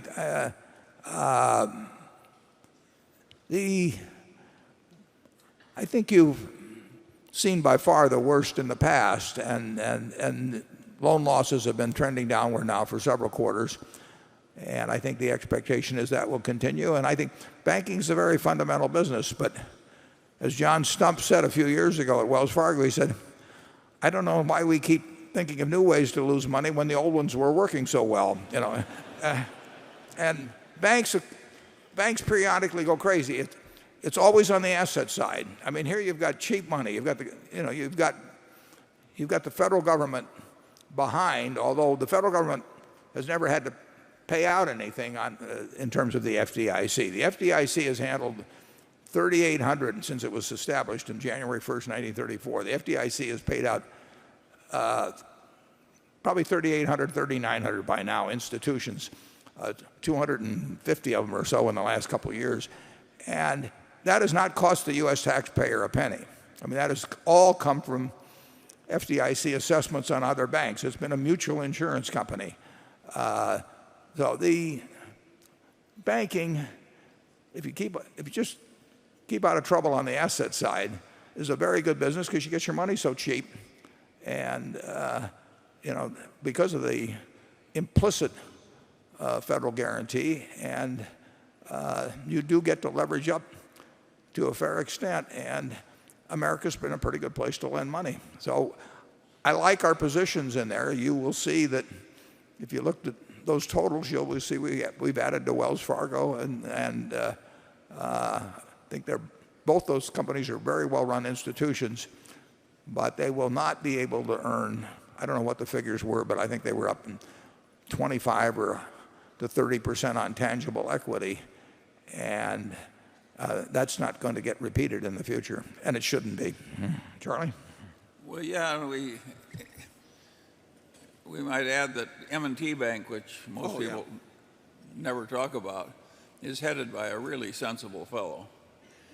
And it's been a wonderful investment for us. Yeah, as a matter of fact, if you'll get the M&T annual report, it's written by Bob Wilmers, the letter. The first part of it's about M&T specifically, but the second part is about particularly the American financial economy. And I would really recommend you read that. Bob is a very smart guy, and he has a lot of good observations. And frankly, the other one I'd recommend you read is Jamie Dimon's letter at J.P. Morgan is a tour de force in terms of describing the banking scene, the economic scene. He has some real insights in there about some very important subjects. We don't own that stock, but it's a letter that I think everybody could learn a lot from reading, as they could from reading Bob Wilmer's letter at M&T. Yeah, and those people who like an element of morality in business, Wilmer sounds like an Old Testament prophet. I mean, he really doesn't like it that all the really big banks are making so much money out of trading, because he says you're really trying to outsmart your own customers, and he'd rather serve them in a culture of deserved trust in both directions. It's hard to think he's totally wrong. He also expresses quite a dislike for the fact that a market system creates a reward system where money sort of disproportionately flows to people who work with money, and that tends to attract a disproportionate number of people that of lots of ability that he thinks might be, at least some of them might be better deployed elsewhere. It's an interesting read. Yeah, it's one of the best annual reports that's ever come out of banking, right out of Buffalo. Okay, Andrew? This question comes from Neil Steinhoff, who writes, the commodity market, and particularly gold, have appreciated astronomically over the last few years. My Berkshire Hathaway stock is only slightly better or doing better than it was in 2006. It's barely kept up with inflation, he says. Please explain why you have not invested more heavily in commodities. As long as Ben Bernanke continues to print money, and there's no indication that he's going to stop anytime soon, isn't it right that commodities, and particularly gold, will continue to appreciate? Well, I would point out that when we started with Berkshire, it was about 3/4 of an ounce of gold. And gold was $20 an ounce then, and it was 15. So gold, even at 1,500, has a ways to go. And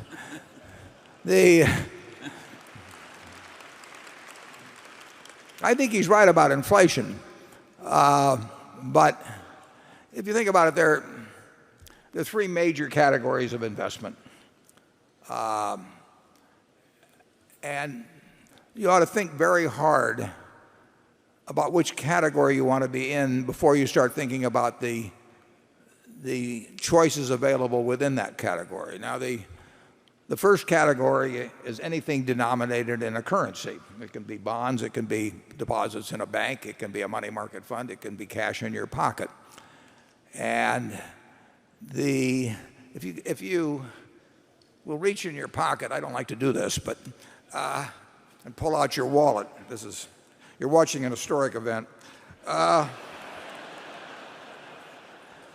If you look at this, and I might point out this is a 1. Charlie carries on the back of it, it says, "In God we trust." And that's really false advertising. If Elizabeth Warren were here, she would say, quite properly, it should say, "In government we trust." Because God isn't going to do anything about that dollar bill, if government does the wrong things in terms of keeping it as valuable as it was when you parted with it to buy a bond or put it in a bank. Any currency-related investment is a bet on how government now and in the future will behave. And if you happen to be fortunate to live in Zimbabwe and you decided to make currency-related investments, your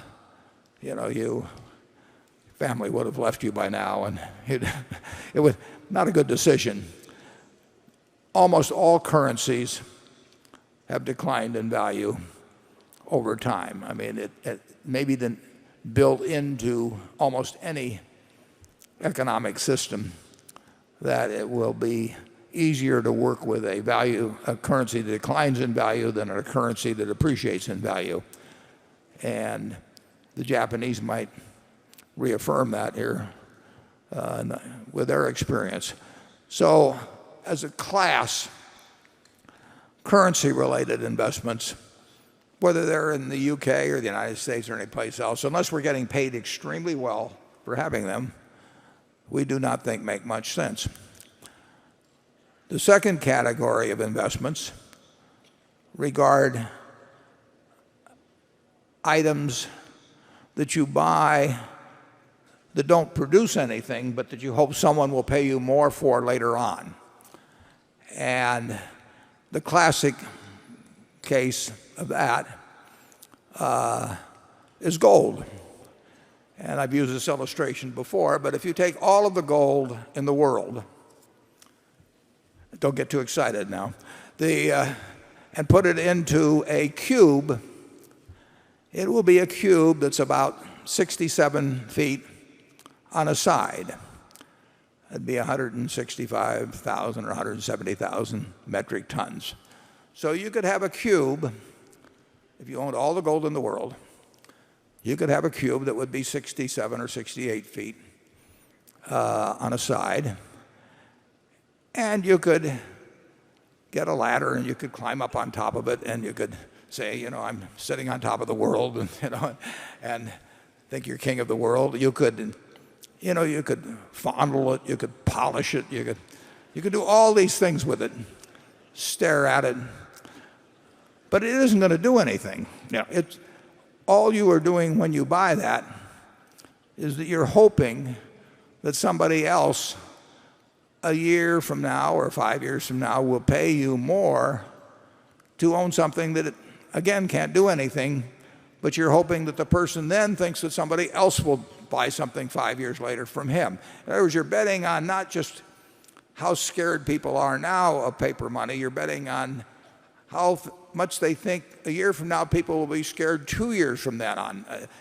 Keynes described all of this, I think it was in chapter 12 of the General Theory when he talked about this famous beauty contest where the game was not to pick out the most beautiful woman among the group, but the one that other people would think was the most beautiful woman. And then he carried it on to second and third degrees of reasoning. Anytime you buy an asset that can't do anything, produce anything, you're simply betting on whether somebody else will pay more for, again, an asset that can't do anything. And actually, we did that with silver, but silver had an industrial use. And about 13 years ago, I bought a whole lot of silver. And if you'll notice, silver's moved recently. So my timing was only about 13 years off, but it was perfect. The third category of asset is something that you value based on its what it will produce, what it will deliver. You buy a farm because you expect a certain amount of corn or soybeans or cotton or whatever it may be to come your way every year.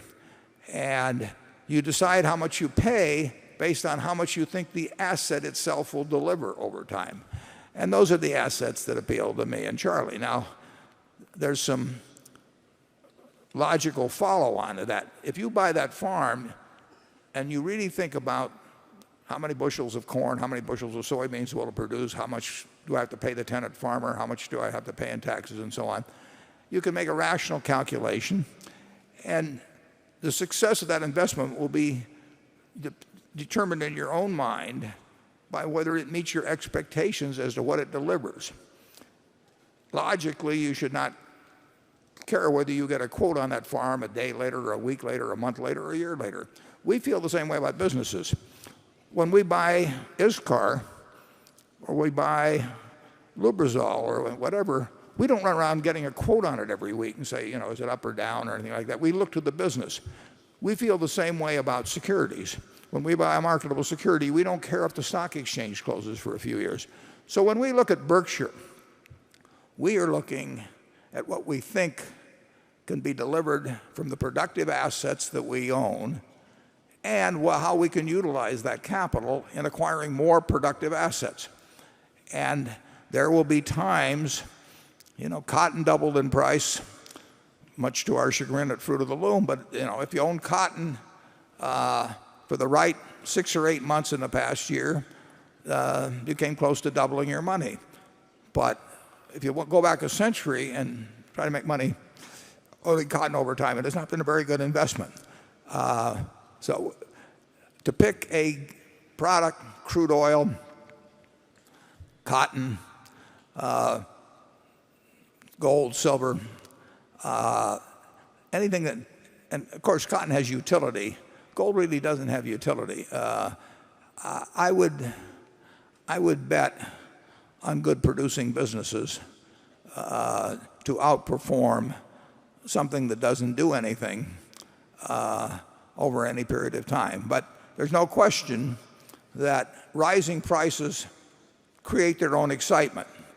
So when people see gold go up a lot, I mean, if your neighbor owns some gold and you think you're smarter than he is and you didn't own any, and your wife says to you, how come that jerk next door is making money, and you're just sitting here, it can start affecting behavior. And people like to get in on things that have been rising in price and all of that. But over time, that has not been the way to get rich. Charlie? Well, I certainly agree with that. And besides, it's something peculiar to buy an asset which only will really go up if the world really goes to hell. It doesn't strike me as a terribly rational thing to do. I think you ever figure on leaving the country because the country is going to kill you. And if you assume all the other countries you might go to will also be thoroughly screwed up, I think all those people should buy a little gold. But I think the rest of us would be better off with Berkshire Hathaway stock.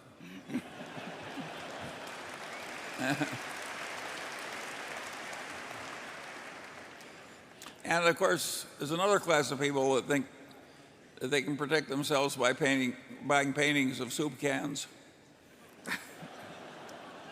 I don't recommend that either. One thing about gold also is that in addition to this 67-foot cube, more gold is being produced every year. So you have to have buyers not only to offset sellers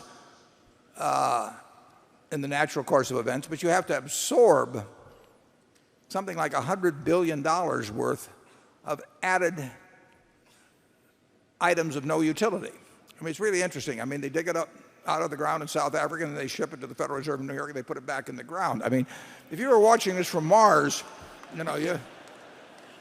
you might think it was a little peculiar. But think of how many people it makes happy. I might mention that the value of that cube, all the gold in the world, is now about valued at 1,500 plus, is about $8 trillion. And there are 1 billion acres roughly of farmland in the United States. That's a little over 1.5 million square miles. And that's valued at something over 2 trillion. And if you take 10 Exxon Mobils, you get up maybe another 4 trillion. And maybe not that much even. And so you could own all of the farmland in the United States, every bit of it. And you could own 10 Exxon Mobils and you could stick $1 trillion or so in your pocket for walking around money. And you could have your choice of that or this 67-foot piece of gold that you could fondle. And that may seem like a close choice to some people, but not to me. Well, you would also need an army to defend the gold. And it's really not a very good spot.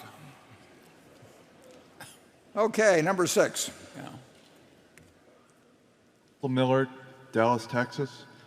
Mr. Buffett, Mr. Munger, when you were raising your first investment funds, how did you go about attracting investors? And once you had your first funds and your first investors, how did you go about growing them? Sounds to me like a man that's about ready to start a hedge fund.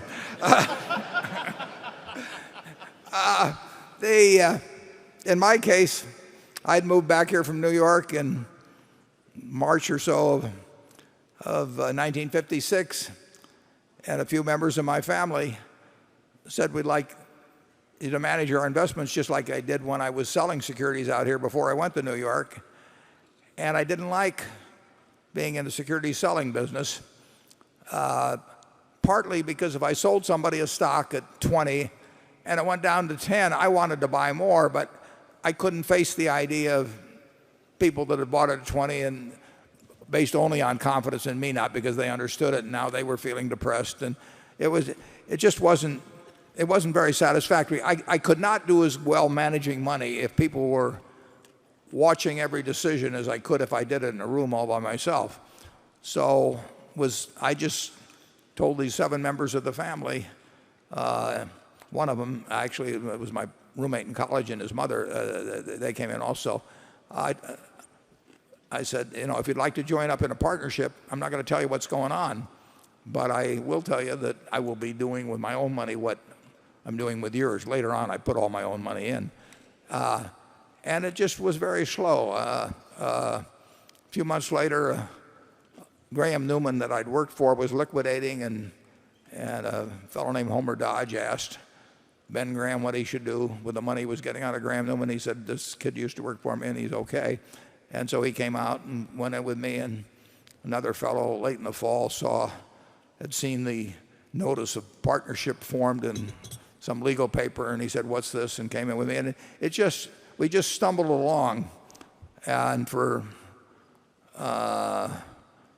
almost 6 years, I operated out of my house, no employee. I I kept all the books. I filed the tax returns. I went out and picked up the stocks personally and stuck them in a safe deposit box.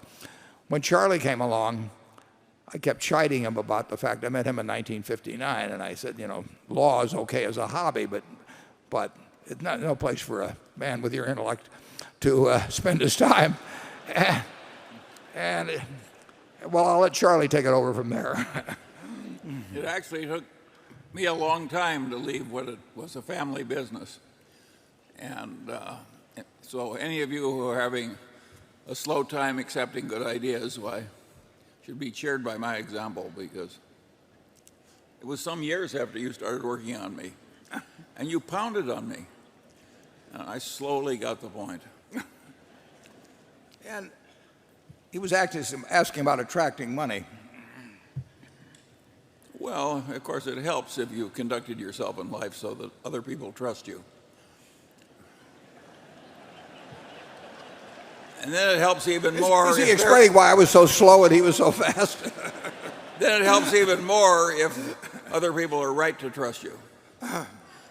So the formula is quite simple. We're first one, then the other. Unfortunately, with the present fee structure,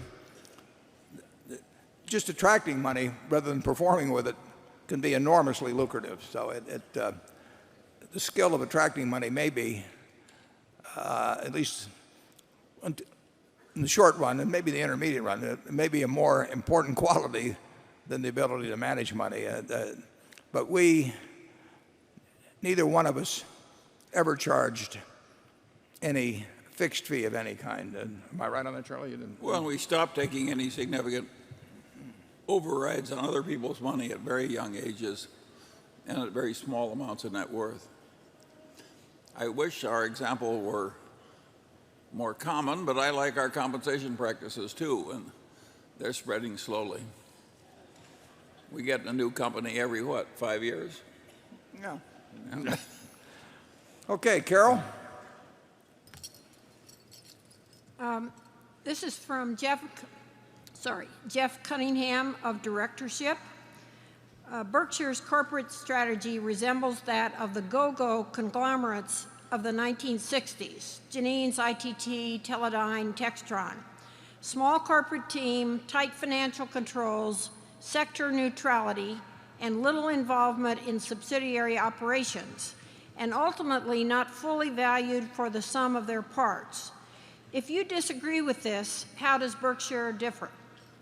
Yeah, we are a conglomerate, and people shy from that name, but that's exactly what we are. And I think I laid out in the annual report at least one of the advantages of being a conglomerate, namely the tax-efficient transfer of money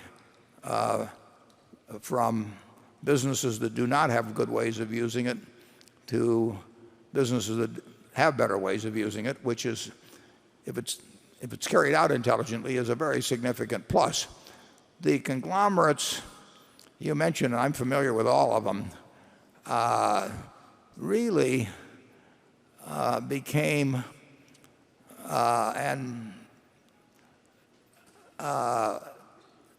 sort of stock issuance machines where the idea was to get your stock to sell at a very high multiple and then trade it for something else that was selling at a lower multiple, and voila, earnings per share went up, and then people said you'll do it again. So it was really accepted and endorsed by Wall Street that if you had this sort of semi-Ponzi scheme of issuing shares constantly for things that had lower PE ratios, everybody knew what the game was, but they thought the game would continue to succeed. And for a while it did. And the Gulf and Westerns of the world and the Littons of the world, and there were numbers of them, it was almost like an unspoken conspiracy that nobody will point out that this is kind of a perpetual motion machine, and if they don't, it'll keep working. But if somebody says anything about it, somebody says the emperor has no clothes, it'll all collapse. The interesting thing, of course, you mentioned Teledyne in there. Teledyne played that game, and then it ended, and all of this stuff came back to earth. But then Teledyne went into reverse and bought in stock like crazy when their stock got underpriced. So they issued stock like crazy when it was overpriced, and they bought it in to an extraordinary degree when it was underpriced, and it created a sensational record. Most of those companies, though, I think had very little relationship to Berkshire. It's true that I think some of them are pretty decentralized, although I remember, didn't Harold Janine have some famous room that he brought in everybody and chewed them out, monthly for not making their projections, so they learned to make them whether they were actually really making them or not. And the managers were, if you took Charlie Bludorn at Gulf and Western, or take the group, they were primarily thinking about how Jimmy Ling at Ling LTV, and they were primarily thinking about how they could pump the stock up to a level where they could buy big established businesses that were selling at lower PE ratios and sort of have this perpetual motion game going. And it came to an end. I don't think there's at Berkshire, we are not in that game. We are in the game of trying to buy very good businesses that we're going to keep forever, and having them grow their earnings and have them to also throw off cash that we can use to buy more similar businesses. It is a conglomerate. Conglomerates generally are unpopular, and I don't disagree with why they are, but I think it's a very rational way of running the business, as long as you keep it focused on running businesses and not as a stock issuance machine. Charlie? Well, yes, and some of those companies got into really pretty heavy manipulation of the numbers. One of them said, I know what I'm going to report, I just don't know how I'm going to do it. That's not the attitude around this place. Yeah, we don't know what we're going to report. No. And sometimes we don't know how to do it either. Okay, number 7. Good morning, Warren and Charlie. John Norwood from West Des Moines, Iowa. I have a question on legacy. 100 years from now, Warren and Charlie, what would each of you like to be remembered for? Old age. Yeah, I've heard Warren say that what he once said at his funeral is, that's the oldest looking corpse I ever saw. I have a different saying that came down from one of my great-grandfathers, and I think he wanted to be remembered for a fortune fairly won and wisely used. That's a pretty good system. Yeah, I would, if you really ask me, I'd probably like teacher. I enjoy teaching a lot, and some people think I do a little too much of the didactic stuff, but I like students coming, and I benefited by some fabulous teachers, starting with my dad, but going on to Ben Graham, going on to Tom Murphy. I mean, there are lots of great teachers. So I would say that. I might point out that on Wilt Chamberlain's gravestone, I think it says, "At last I sleep alone," which. Yeah. Well, we have some people from Kansas here anyway. Okay, Becky. This question comes from Pierre Sorrell. He's a portfolio manager at Fidelity, and he says that the U.S. dollar has been depreciating against major currencies. The Federal Reserve continues to run a zero interest rate policy in contrast to other major economies that are raising rates or have stepped back from quantitative easing. A few years ago, Berkshire had a short U.S. dollar position to preserve the company's value from the devaluating dollar. So what's the company's management doing about the risk of further U.S. dollar weakness, given that most of the company's assets and operating businesses are denominated in the U.S. dollar? Yeah, we had a significant short position some years ago. Last year we had a small short position in 2 currencies, and we made about $100 million in them. But we have not been really active in the foreign exchange market. We think, shouldn't speak for Charlie here on this, but I think that there's no question that the purchasing power of the U.S. dollar will decline over time. The only question is at what rate. But I also think that the purchasing power most currencies around the world, almost all currencies around the world will decline. And of course, a short position is just a bet on which one declines at the faster rate. And I don't have a strong conviction on that. I've got some mild feelings about it, but not enough to where I want to back it up with a lot of money. We do own some businesses. Let me take Coca-Cola. Coca-Cola, I don't have the exact figures, but my guess is that 80% or thereabouts of the earnings will be non-dollar. And we've got exposure in various other ways. But we're unlikely to make another big currency bet, although I do think that the purchasing power of the US dollar is destined to decrease. And I have fears, but I've long had some unwarranted fears of it declining at a rapid rate. Now, Charlie has pointed out to me that the dollar of 1930, when I was born, is worth 6 cents now, 16 to 1 in terms of depreciation. And as he points out, we've both done pretty well. So inflation has not destroyed us. If somebody had said to me in 1930, in addition to this Great Depression you're facing and a world war where it looks like we're even losing for a little while and all of these terrible things, on top of that dollar that your grandfather's going to hand you when you're born is only going to be worth 6 cents in purchasing power, that might have been discouraging. But overall, we've still done pretty well. So I hate inflation, but we've adapted pretty well to it over the years, and we have not had the total runaway type inflation that really can be upsetting to a society yet, but I think it's something you always have to guard against. Charlie? No, but God knows where the world is headed. I just think that one way or another the world muddles through. Take a really god-awful culture, which is Greece, modern Greece. I don't mean there's anything wrong with the Greeks, but in their family life, but the way they manage their money and pay their taxes. And the main industry in Greece, or one of the main industries, is tourist attractions. And they're closed most of the time during the tourist season. It's a pretty dysfunctional government. And of course, people don't want to pay any taxes or do much work. And yet, there it is.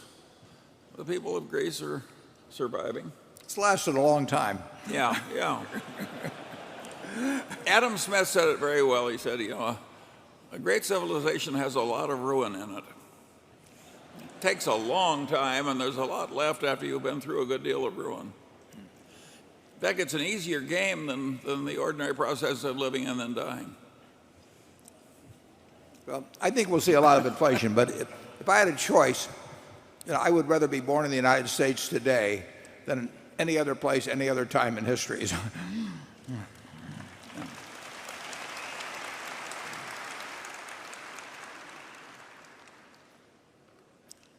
Okay, area 8.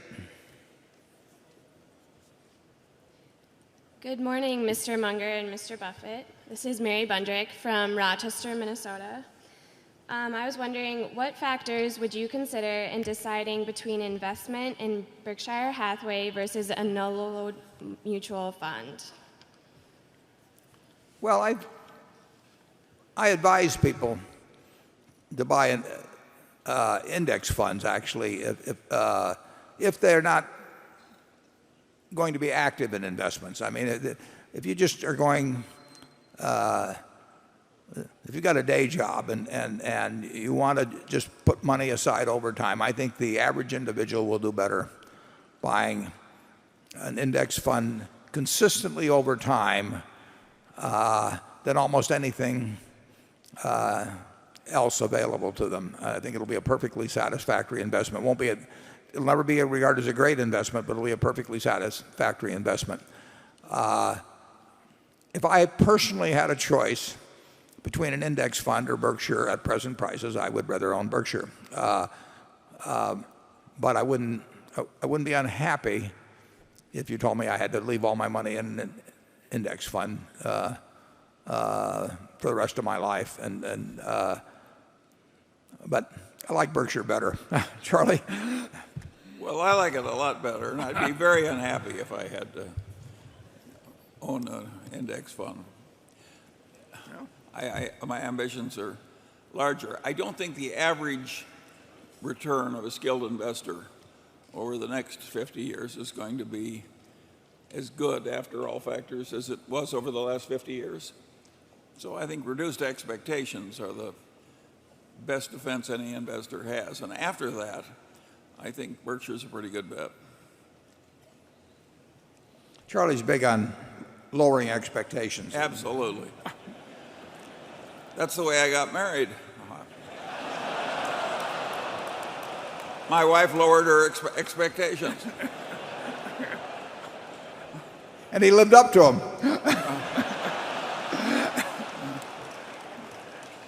Okay, Andrew. The question is, can you explain the company's policy for your own personal investing outside of Berkshire and that of your other managers? And why aren't all trades and investments first cleared through a compliance department like that at most other companies? Well, I don't think it is true of most other companies. We have 260,000 employees, and we have one company that's a subsidiary of General Re called New England Asset Management, but that's the only company that advises other people on investments or operates in the investment field. At Berkshire, there are presently 3 people that can execute trades, and then there are a few other clerical people that would see what was done. But we are not a investment advisory firm. We're not a mutual fund or anything of the sort. So if we have some, I think, pretty clear rules. They're going to be looked at, again, I can assure you, by the audit committee. But in terms of the code of conduct, code of ethics, and insider trading rules, which go to the managers, I don't think there's anything ambiguous in those. Now, to extend those beyond, I don't know, Mark, how many people those go to, but whether 60 or 70 or something, I'm not sure the number. The problem with rules, is, you've got to have them, and we emphasize not only the letter of them, but the spirit. That's why I write that letter every couple of years. I was on the audit committee, for example, of Coca-Cola. And Coca-Cola has about 1/5 as many employees, or did then, had about 50,000, had about 1/5 as many employees as Berkshire. And each time the audit committee met, we had 8 or 10 code violations. I mean, people... if you take Berkshire at 260,000 people, that's about the number of households in the greater metropolitan Omaha. And perfect as we like to think we are in Omaha, I will tell you there's a lot of things going on in Omaha right as we sit here that do not match the rules. So it's a real problem. Now the problem obviously with the Sokol thing is that it hit very, very high up, but we had a case some time back where a fellow that was a friend of mine, vice president of one of our subsidiaries, and like I say, a personal friend, and we supplied the evidence that sent him to jail.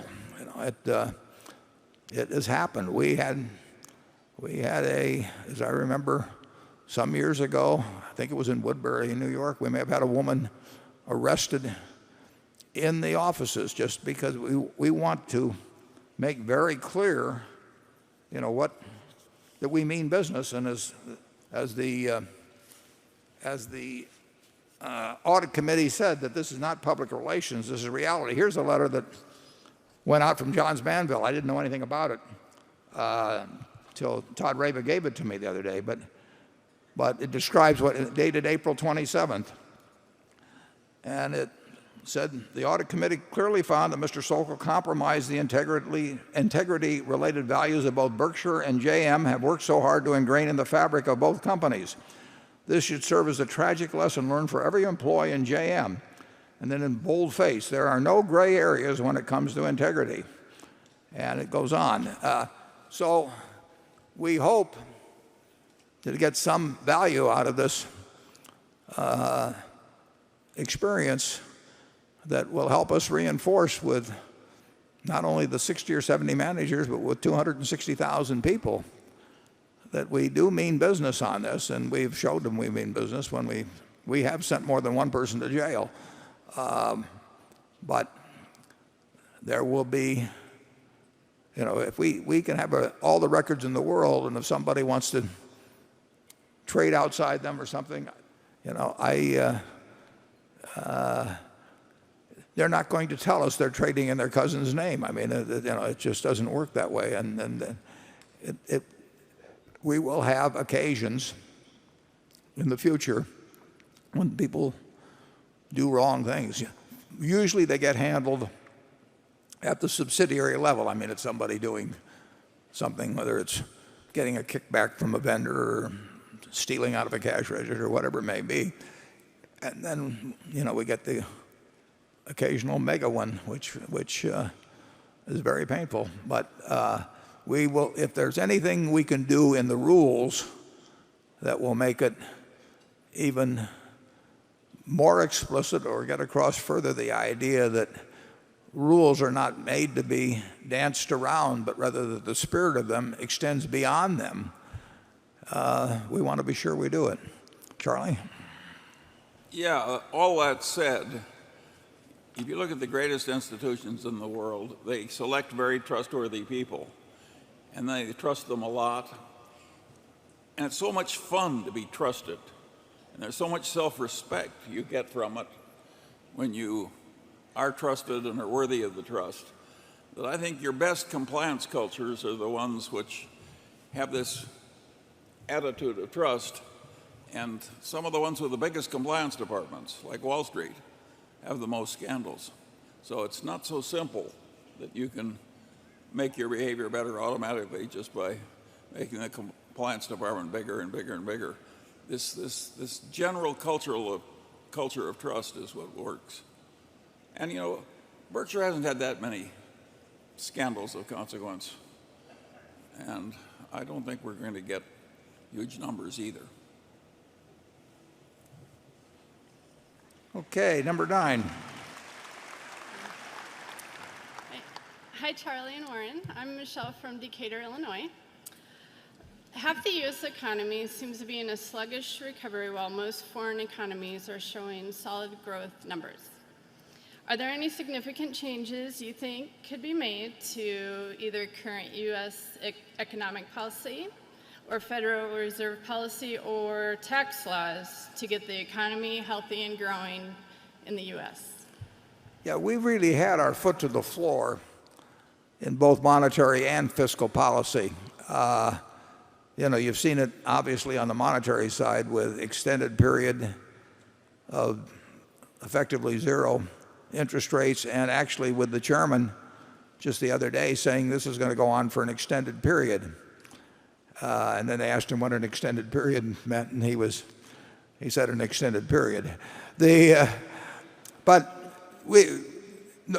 it's hard to imagine pushing harder on monetary policy than has occurred. The interesting thing is people think of fiscal policy and they think, well, we had a stimulus bill. Well, if you think about what stimulus really is, it's not whether you call something a stimulus bill. If you had something that was called a stimulus bill and you didn't run a deficit, it would not be a stimulus. You'd be, and if you don't have anything you call a stimulus bill at all, but you're spending 10% more of your GDP than you're taking in, you are applying an incredible stimulus, fiscal stimulus, to the economy. We have a huge fiscal stimulus program going on now. And it's called taking in 15% of GDP and spending 25% of GDP. That's extraordinary. So I think that we have used those levers in a way that's almost unprecedented. And I think it's been wise in general to do what's done. And I think it was particularly wise what was done in the fall of 2008. But I think generally we have followed the right policies. I think they're less important than most people think they are. I think if you did the wrong policies, it could really screw things up. But I think the natural resuscitative powers of capitalism will be the biggest factor in taking us out. And I think you've seen that over the last 2 years, and we're seeing it month by month. I would say this: residential construction is flatlined at 500,000 or so units per year. I think when it comes back, and it will, but it takes working off a crazy excess inventory we had, and there's no way to do that except through creating fewer residential units than you create households. That's how you reduce the oversupply. When that part comes back, I think you're going to see much more of a pickup in employment than you might think just by looking at construction workers. I mean, we have Shaw Carpets, I'm sure they're not counted as construction jobs, but we have thousands fewer people working there because residential construction is where it is. And we have people at the furniture mart, and how much carpet they're selling or houses. So I think there's a lot of indirect as well as direct reservoir of jobs that will be drawn upon or utilized when residential construction comes back. I don't think I'd measure it just by the number of construction workers that are being employed currently versus, say, 4 or 5 years ago. And I think it will come back. I don't know. I don't know when. I said in the annual report I thought you'd be seeing it by the end of the year. I may or may not be right on that, but that would be my best guess. Still, we are creating households faster than we're creating housing units, and we lose housing units. Just you can look at the tornadoes recently, and so that problem will get cured. And I don't think, when you mention we're progressing more slowly than other places, certainly in terms of Asia, there's no question about it, or Brazil, but actually I think our pace of coming out of this, while it's been slow compared to the hit we took in 2008, the American economy was paralyzed. It's come back quite a distance, and we see that in our businesses. Now, our peak on rail car loadings were 219,000 one week, I believe, in 2006, and our bottom was 150 or 51,000. We'll probably run 190,000 or thereabouts currently, and that'll pick up more as the year goes along. So it's come back a significant way. We have certain companies that are setting records that serve basic industries. If you look at TTI, which distributes electronic components, has thousands and thousands of customers all over the world, and it's setting new records, and it's way up in the first quarter, and it set a record last year. If you look at ISCAR, which supplies nothing but basic industry, I mean, nobody buys little carbon cutting tools, to put in their recreation room or anything. This stuff is used, for making big things, and their business is going up and up and up, month by month. So the economy is coming back, and when residential construction finally gets this huge overhang largely eliminated, I think you'll see a lot of improvement in the employment picture. Charlie? Yeah, the one place that I feel we're making a huge mistake is not learning enough from the big mess that came from wretched excess in our financial system.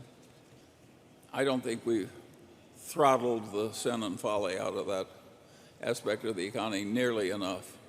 And I think if you look at all the panics and depressions of the United States, They all came from financial collapses, usually preceded by perfectly asinine and greedy behavior. And I think there would be a lot to be said for taking an axe to our financial sector and whittling it down to a more constructive size. Well, tell us more about how you use that axe. Well, Warren, I'll make myself ridiculous, but I guess I'm so old I'm entitled to do that. I would have the tax system discourage trading. I would have various kinds of Tobin taxes. I would have securities trading more with the frequency of real estate than the trading by computer algorithms where one person's computers outwit another person's computers in what amounts to sort of legalized front running. I don't think we need any of that stuff. And I think making heroes out of the people who succeed at it is not good for the fiber of the country either. I hate the idea that 25% of our best engineers are going into the financial sector. So I think it's crazy what we've allowed. And I think the lack of contrition in our financial sector after the disgraceful stuff they got us into is perfectly awesome. It makes Dave Sokol look like a hero.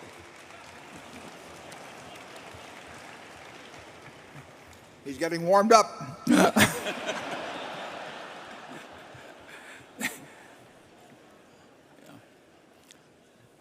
Just as a sidelight, how many of you know that if you trade an S&P future contract, 500 S&P 500 contract, and you hold it for 10 seconds, and you have a profit that 60% of the gain is long-term gain and 40% is short-term gain. So essentially, our Congress has said that this activity should be more lightly taxed, than cleaning washrooms or doing all the things that you people do every day. That you get a special tax treatment. Now, that illustrates one of the problems with the tax code, in that there's a few people that care intensely about having that in there, and the cost of it in terms of less revenue for the U.S. government is diffused among a large group, none of whom have enough interest to want to go out and write their congressman or hire a lobbyist to fight the other way. But it's pretty extraordinary that we have decided that that particular form of activity should get 60% taxed at a 15% maximum rate, even though it may only take 10 or 20 seconds and be just a little flicker on a screen. And the hedge fund operators of America get a much lower tax rate than the professors of physics or the drivers of taxis. This is demented.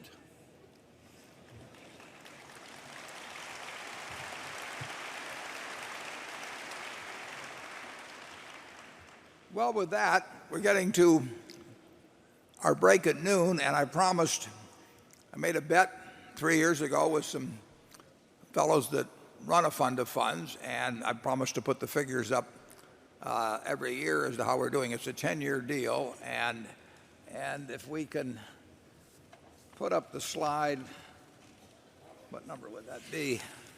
Probably 5. As you can see, these fund of funds, these are 5 fund of funds groups chosen by these people who I like, Ted Seides and his friends, and Ted couldn't be with us today, but we will put these figures up annually. He got off to a very good start with his group. Obviously, hedge funds should do better in a down market, but and we haven't caught him yet with the S&P 500, but it'll give you all a reason to keep coming back over the next 7 years, as I report regularly on how we are doing in the S&P 500 versus the 5 fund of funds. As Carol pointed out in an article recently, maybe it was on the web, in reporting on this, she looked at the bottom line where the investors in the S&P 500 are behind for the 3 years, and investors in the fund of funds are behind, and the only people that are ahead so far are the investment managers. They're doing very well at this point. So we'll keep you up to date on that. We're going to take a break. We're close to an hour for lunch. We'll be back here and we'll take up the questioning where we left off. Thank you.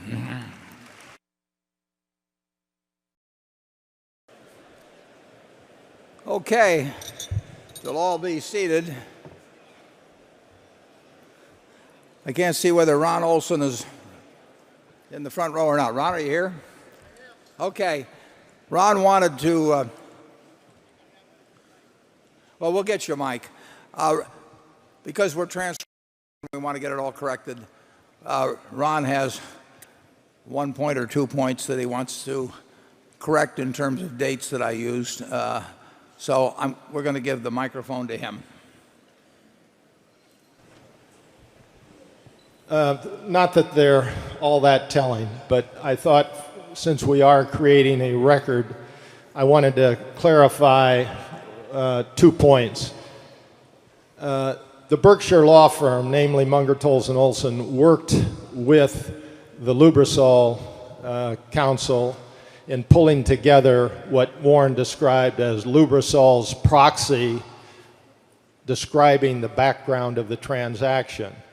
We, as counsel for Berkshire, started to work on that, gathering the facts pertaining to Berkshire's involvement, essentially David Sokol's and Warren's, during the week of March 15.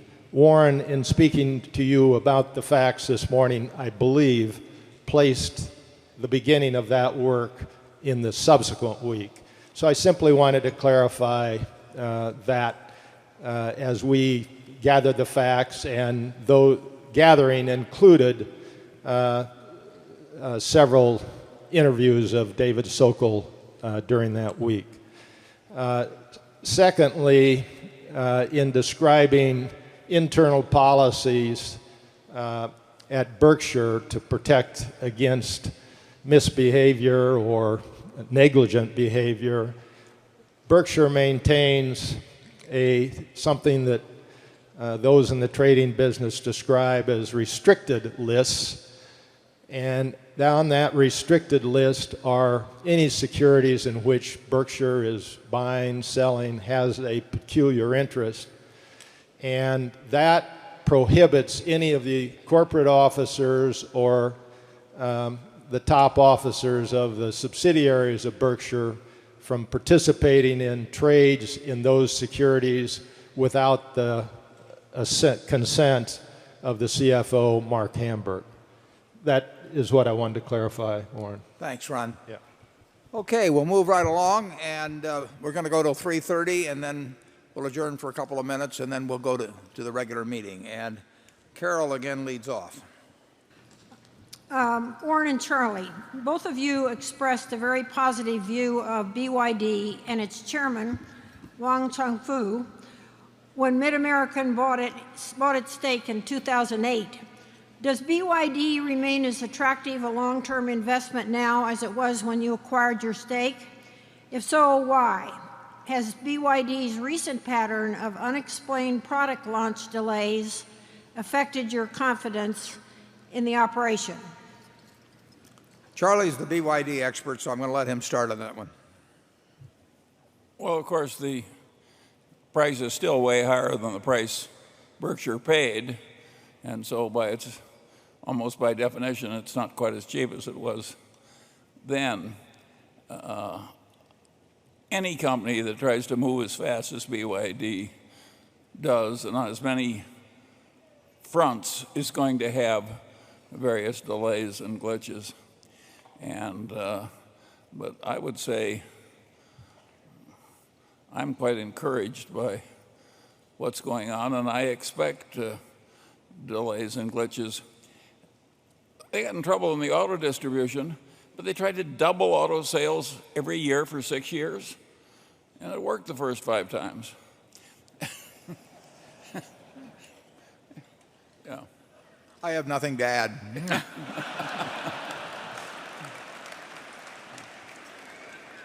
Okay, number 10. Hi, Warren and Charlie. My name is Catherine Borud. I'm from Los Angeles, California. I invest primarily in commodities and commodity equities. I started out back in 2007 buying oil. In the summer of 2008, we reached the peak of the oil bubble. And that's when I reversed my holdings and started shorting oil. I made a nice profit. In 2009, I started buying oil again and oil equities, and I've been doing pretty well. But given the status of the world today and the price of oil, I'm questioning my investments. Is this another oil bubble? Has oil reached its peak? Should I keep my holdings? Should I short oil? Should I exit oil altogether and move into other commodities or other investments? So my question to you is, what are your sentiments regarding oil?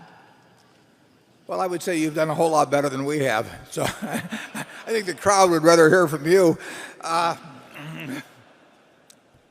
We actually did take a position in oil, I don't know how many years ago. A long time ago. Long time ago. It was $10 a barrel. And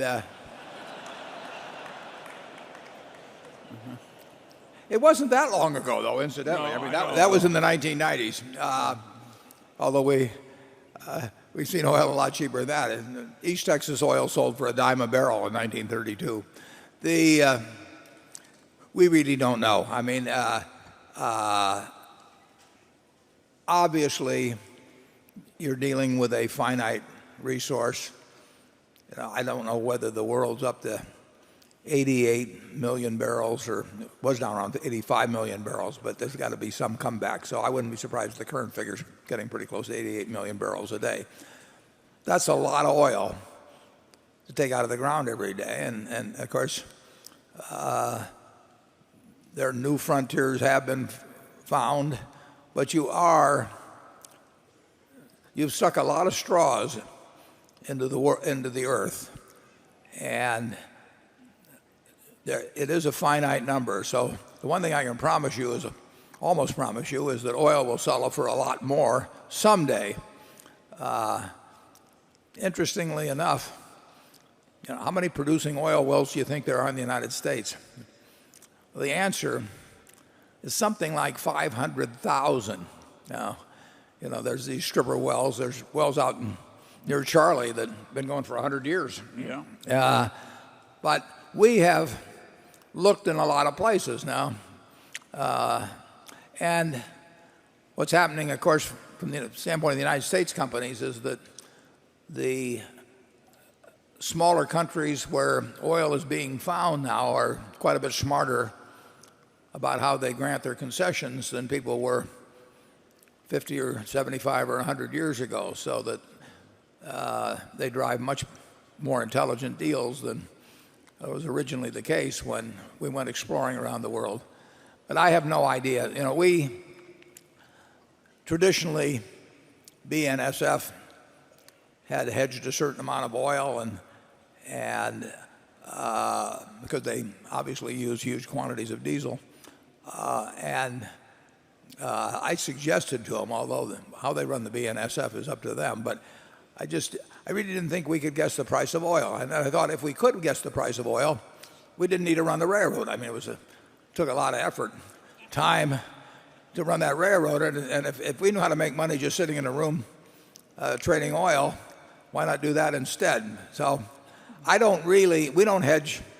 Well, in terms of Berkshire's parent company policies, we don't hedge anything in the way of commodities. Some of our subsidiaries do, and that's fine. They're responsible for their businesses. But there are very, very few commodities that I've ever thought I would know the direction of their movement in the next 6 months or a year. The one thing I'm quite convinced of, as we talked about this morning, is the fact the dollar will become less valuable over time, so that the dollar price of most things will go up, and maybe go up very substantially. Whether they go up enough so that you have the same amount of purchasing power after you pay tax on your nominal gains is another question. I really think that an intelligent person can make more money over time thinking about assets that productive assets rather than speculating in commodities or when for that matter fixed dollar investments, but that's maybe my own bias. Charlie? Well, if we'd done nothing but oil from the very beginning, I am confident that we would not have done nearly as well as we have. To me, that's perfectly obvious. So I think what we've done is much easier than what you're trying to do. And we like easy. Yeah, we're not trying to make it any more difficult than we have to. I really don't know any way to have an edge in that sort of activity. I mean, if you are going to try and figure out when to be long or short oil or natural gas or copper or cotton or whatever, I don't know of people who I feel would have an edge in trying to do that over the next 10 years, but I do know people where I think they'd have a very significant edge in investing in common stocks and maybe distressed bonds for that matter too. Yeah, trading oil worked best of all for the people who bribed Nigeria. That's not our milieu. Well, that's an insight I hadn't heard before. Becky? Oh, got Ron here. I wanted to clarify my clarification. Sounds like a lawyer, doesn't it? It sounds like a lawyer. Mark Hamburg was concerned that when I spoke of our insider trading policy and mentioned that we had a restricted list, that somebody may interpret that as suggesting that Lubrizol was on that restricted list. It was not. What goes on our restricted list are securities that we have a position in that we publicly reported. So I just simply wanted to clarify that point. Lubrizol was not on the restricted list. Yeah. Okay, Becky? Charlie, I got several variations of this question, but this one comes from Peter Kerr in Waterloo, Canada. He says, could you please let us know a couple of the most important things you learned during the last year? I'll let Charlie go first. Well, I hate to admit this because I've ignored high tech all my life, but I actually read that book In the Plex about Google, and I found it a very interesting book. And so here I am at my advanced age, and I find it interesting the way people have created these engineering cultures, which are quite peculiar and different from most of what we have at Berkshire. And will I ever make any use of this? I doubt it, but I certainly enjoyed learning it. And if I enjoy learning it, I regard it as important because I think that's what you're here for, is to go to bed every night a little wiser than you were when you got up. I'm just trying to hold my own, actually. No, what I learned in the last year is that I'm going to have Charlie write the next press release.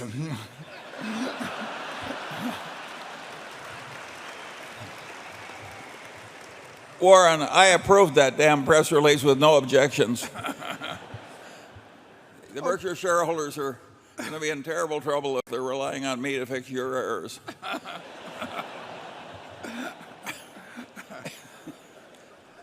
Okay, let's go to number 11. Yeah. Getting too close to confession time up here. Good afternoon, Warren and Charlie. My name's Phil Droof, and I'm here with my wife Tina and our good friends Grummies and the Hendricksons. We're all from Indianapolis, and we're all small business people. So we are not too big to fail. And our question basically is simply this. Do either of you gentlemen think that we might be headed down the same type of path years from now when we get into a situation as taxpayers that we might have to bail out a company on Wall Street that is too big to fail? And if so, have we done anything to avert that? Now, there are institutions around the world that I think governments should properly, although people won't like it, but I think that there are institutions around the world that governments would properly, I think bailout has got a little bit of a pejorative term on it in the sense that stockholders should not be saved, managers should not be saved, but certainly the institutions in some cases should not be allowed to collapse immediately. I mean, right now we're continuing to follow that policy, for example, with Freddie Mac and Fannie Mae. I mean, they have not reconstituted themselves as many of the banks and the auto companies. I mean, Chrysler's even paying back, which, you know, it surprises me, but my hat's off to them. I mean that sincerely. That I was really on the fence on saving the auto companies, but I think the administration did the right thing. I mean, they weren't saving the auto companies per se. They were still working at saving a very fragile economy, and like I say, and particularly in retrospect, they certainly, in my view, made the right decision. There are, you know, right now, you know, in Europe, they're deciding whether countries are too big to fail, and so I think that problem will always be with us. I think for that reason that you have to do things to reduce the propensity to fail, and among those things, I think you have to make it so that the CEO and to some extent the board, but not to the draconian degree that I'll suggest for the CEO, I think that any institution that requires society to come and bail it out for society's sake should have a system in place that leaves their CEO basically and his spouse dead broke. Because I think that the upside and downside incentives are vastly different. And I think the board of directors of those institutions should suffer severe penalties, nothing like that. But they certainly, you know, should give back the last, say, 5 years of directors' fees or whatever it may be that they've received. Because if you run an institution that actually needs society can suffer such a blow if you fail. The society needs to come in and save you. You ought to have somebody running that institution, and you ought to have incentive practices in place that make it very, very, very painful to the people involved for the failure if it indeed happens. And you also ought to reduce leverage in the system, and I think we've gone to some degree in that direction. But there will be too big to fail institutions 10 years from now or 20 years from now. Right now, Freddie Mac and Fannie Mae are sort of too big to figure out. You know, we just sit there and incidentally, there's nothing wrong with that. It's more important to come up with the right solution than it is to come up with an immediate solution on those. But particularly, I would say in Europe, there are banking institutions in countries that people are facing the question of whether they are too big to fail. Charlie? Well, my answer is that the past panics and depressions, by and large, started on Wall Street or in stock brokerage. They tended to involve great waves of excessive speculation and bad behavior in the people who were profiting from those waves as salesmen or market makers or promoters or what have you. And I think that this last mess, which created so much danger, should have caused something like happened in the aftermath of the 30s, where we prevented a new mess for a long, long time. But of course, it hasn't done that. And so I think you can confidently expect a new mess or two before your career is over And I think it is really stupid for our country to have allowed this. Partly the failure is not one of evil, it's one of stupidity. And part of the stupidity is in our great academic institutions, who believe a whole lot of things that aren't true. And that is a really hard problem to solve. You're talking about particularly in finance. Yes, of course. Right, yeah. And economics, too. Yeah. No, those are not hard sciences, finance and economics. And finance really attracts people who should have gone into snake charming or... If there's anybody we've forgotten to insult, just pass a note up and we'll get to you. Yeah. Okay, Andrew? This question comes from a shareholder based in Washington, D.C., who's asked to remain anonymous. This person says, Warren, in the past year, you and Melinda Gates resigned from the board of the Washington Post. What does this say about Berkshire's intention to hold the Washington Post stock over the long term? And is this related to the problems at its for-profit education business, Kaplan? No, I made the statement actually publicly, and they may have only run it in the Post. I'm not sure about elsewhere, but I made the statement that we would not be selling any stock, and it had nothing to do with that. That I'm a phone call away from Don Graham or anybody else at the Post, and they can just save a lot of directors' fees, and I can save a lot of travel. If at age 80 I decide that I'd rather spend a few more days at Berkshire and less on the road, we will not be selling any Post shares. Normally I won't comment about what we'll do on marketable securities, but I'll be unequivocal about that. And my enthusiasm for the Post itself and the management is 100% what it's always been, and I am just available a lot cheaper than before if the Post management wants any advice.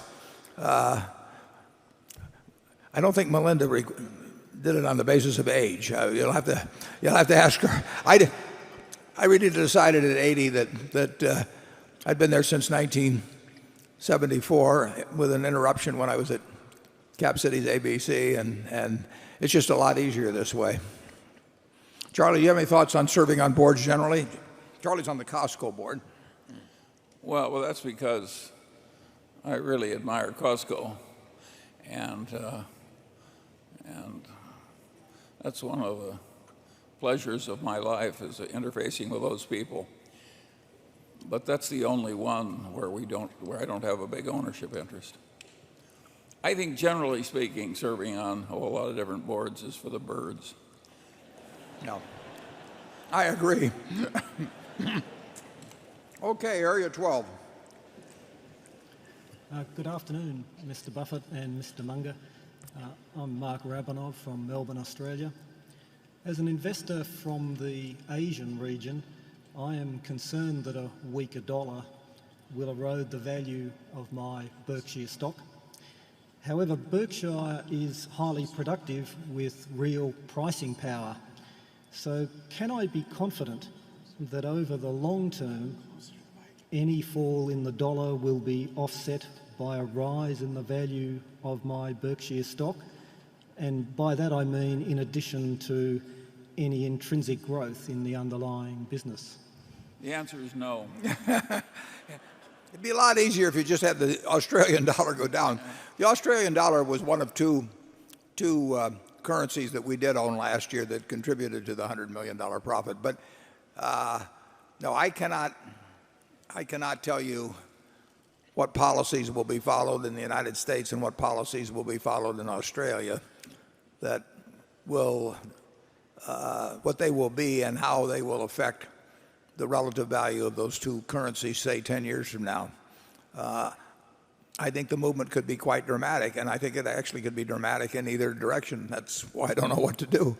But the only promise you'll get from Charlie and me about Berkshire is that we do every day, as I said in the annual report, try to think about increasing the earning power and the intrinsic value of Berkshire, and to the degree we increase it, the shareholders will, or to the degree we decrease it, the shareholders will share in exactly the same proportion as Charlie and I do. We will, our interests are 100% aligned. We will make or lose money through our stock, and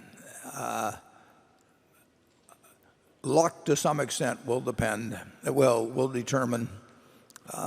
how well we do. We know we can't do remotely as well in the future as we have in the past. There is no way to compound. There's no way we know to compound the kind of sums we're working with now at rates that are anywhere close to what we were able to do when working with much smaller sums. But you'll get our best efforts. Charlie? I can't add to that. Australia has these fabulous open pit mines. And at a time when Asia is just totally booming with its demand for metals, I can't tell you how Berkshire stock is going to perform vis-a-vis mines in Australia. I think we'll do pretty well compared to companies here in the United States. Yeah, I think so too. Carol? This shareholder wishes to be known only by his initials, AJ. The importance of Berkshire's equity portfolio has diminished over the past few decades.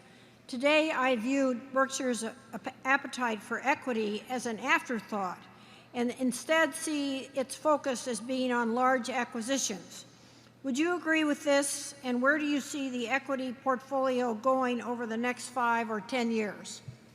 Well, I prefer large acquisitions, but it's not an afterthought at all in terms of the portfolio. I mean, Charlie and I we probably spend more time thinking about the portfolio because it's only occasionally that we get a chance to think about acquisitions that are sizable and that are available to us. So we are equally interested in both aspects of Berkshire's operations, but where we hope we really get lucky is in adding significant companies to what we have already and having the companies that we already own make various bolt-on acquisitions. We've had several of those already this year that you don't read about. A lot of our companies have the potential to earn considerably more money 5 or 10 years from now than they're earning now. So both the development of those businesses, which really resides with the managers, Charlie and I don't contribute anything on that, but we spend as much time thinking about the portfolios as we ever did, and it's important. I mean, if you talk about $150-some billion in cash and marketable securities, the performance of that particular segment is going to have a lot to do with how well Berkshire does over time. Charlie? Yeah, we'll always have a fair amount of marketable securities because of our insurance subsidiaries. But as we get forced by our size into the bigger and bigger stocks, of course we're going to do less well than we did when we had a bigger universe of practicable things to consider.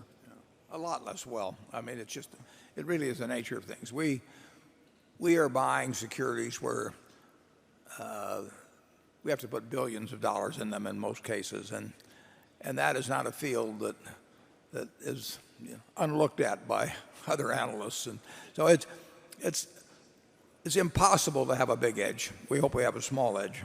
On the other hand, when we were doing so well in marketable securities, nobody called us and said, I have a wonderful business and you're the only place in the world where I would want to transfer it. And now that happens, a couple times a year at least? Yeah. And I really prefer, in some ways, this part of the game to the earlier game. It's more fun to create permanent partners doing constructive things than just outsmart other people in shuffling little pieces of paper. It's fun to do both, actually. Yeah, but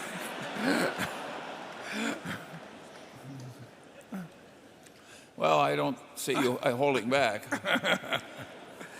Okay, let's go to the other room, 13. Hi, I'm Whitney Tilson, a shareholder from New York. Thank you for including in your latest annual letter such complete and clear valuation information regarding Berkshire. You stated that the operating earnings of the insurance businesses are excluded from your earnings table, and I know you said this morning that 2011 is going to be a break-even year at best, but in light of the disclosure in the annual report that Berkshire earned $17 billion in profit over the last 8 years without a single money-losing year, are you being overly conservative? Don't you think the intrinsic value of your insurance businesses is more than just their float, especially Geico, for the reasons you discussed this morning? Yeah, I'd agree with that, Whitney. But it's very hard to estimate, what the normal underwriting profit might be over the next 20 years or something of the sort. And so I agree with you. I don't know whether I'd call it overly conservative. I would say it's conservative to assume break-even underwriting. But as you will, I mean, if we had another Katrina or something of the sort, and forget about winter storms in Europe and all that, I mean, we could lose significant money in underwriting this year, and we expect to lose significant money in underwriting, maybe every 5th year, every 10th year, whatever it might be. But I think you're right in saying that it would not be inappropriate to include some normalized underwriting profit in addition to the calculation that I made in the annual report. Whitney, let me help you by asking another question of Warren. Is there any other large casualty insurance operation in the world that you know of that you would trade for ours? Well, not remote. No, nothing close. I mean, however we lucked into it, we have an unbelievable insurance operation, and I mean, Geico, is fabulous, and if you think about since 1936, the idea has been out there, but with all the strength that all the other companies had and the agency plants and everything else, Geico has now moved to where it's the third largest in the United States and gaining ground every day on the two ahead of them and doing it very profitably. Geico's combined ratio, Geico had an underwriting profit of close to 8 points, as I remembered in the first quarter. Now that's going to be probably the best quarter of the year, I should add, but it's a marvelous business. Ajit has built a business from scratch in the reinsurance business that in many respects, he operates all alone. He may not see a lot of transactions in any given period of time, but there are certain things where if somebody wants huge amounts of insurance and a quick answer, or even a slow answer sometimes, we'll give them a quick one, there's really nobody else to call. It's a little like Charlie mentioned on acquisition opportunities. So he's done it. I mean, it didn't exist when he got there. Tad Montross has got a magnificent operation at Gen Re. I mean, it had to get shaken out to quite a degree, but Tad has got a very, very disciplined business there. And then we have a group of smaller companies that some of them have some very unusual franchises. So they're really, I didn't have anything to do with it, so I can brag about these people, but they have really done a job in building an insurance company that I don't think there's anything like it. Yeah. Some of you people that have been around a long time, you invested with an Omaha boy, and you ended up owning part of the best casualty insurance business in the world. Yeah, if you go to 30th and Harney, you'll see a building there of National Indemnities. We paid $7 million for National Indemnity, $1.4 million for its sister company, National Fire and Marine, and that's the same building that we operated out of in 1967. We're operating out of it today. The only difference is that today it's got more net worth than any insurance company in the world.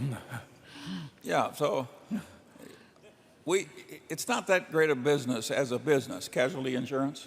It's a tough game. There are temptations to be stupid in it. It's like banking. But if you're in it, I think we've got the best one. Okay, with those modest statements, we'll move on to Becky. This question comes from Mark Jordan in Charleston, South Carolina. He writes, in a period of high inflation, which particular businesses owned by Berkshire Hathaway will perform the best, and which will perform the worst, and why? Well, the businesses that will perform the best are the ones that require little capital investment to facilitate inflationary growth and that have strong positions that allow them to increase prices with inflation. And we have a candy business, for example, and the value of the dollar since we bought that candy business has probably fallen at least 85%, I would say, 80 to 85%. And that candy business sells 75% more pounds of candy than it did when we bought it, but it has 10 times the revenues, and it doesn't take a lot more capital. So that kind of a business, any business that has enough freedom to price to offset inflation and doesn't require commensurate investment or huge investment to support it, will do well.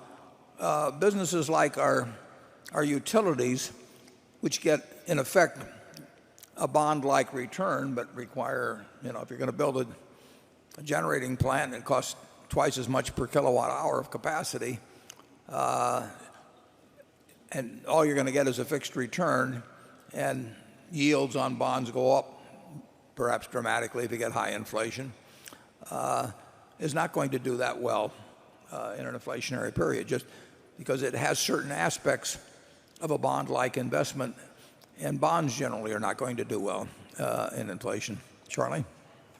Well, but like our insurance operations, our capital-intensive railroad business is certainly one of the best railroads in the world, and our utility operations are certainly one of the best utility operations in the world. And so it isn't all bad to be up there world class in your main businesses.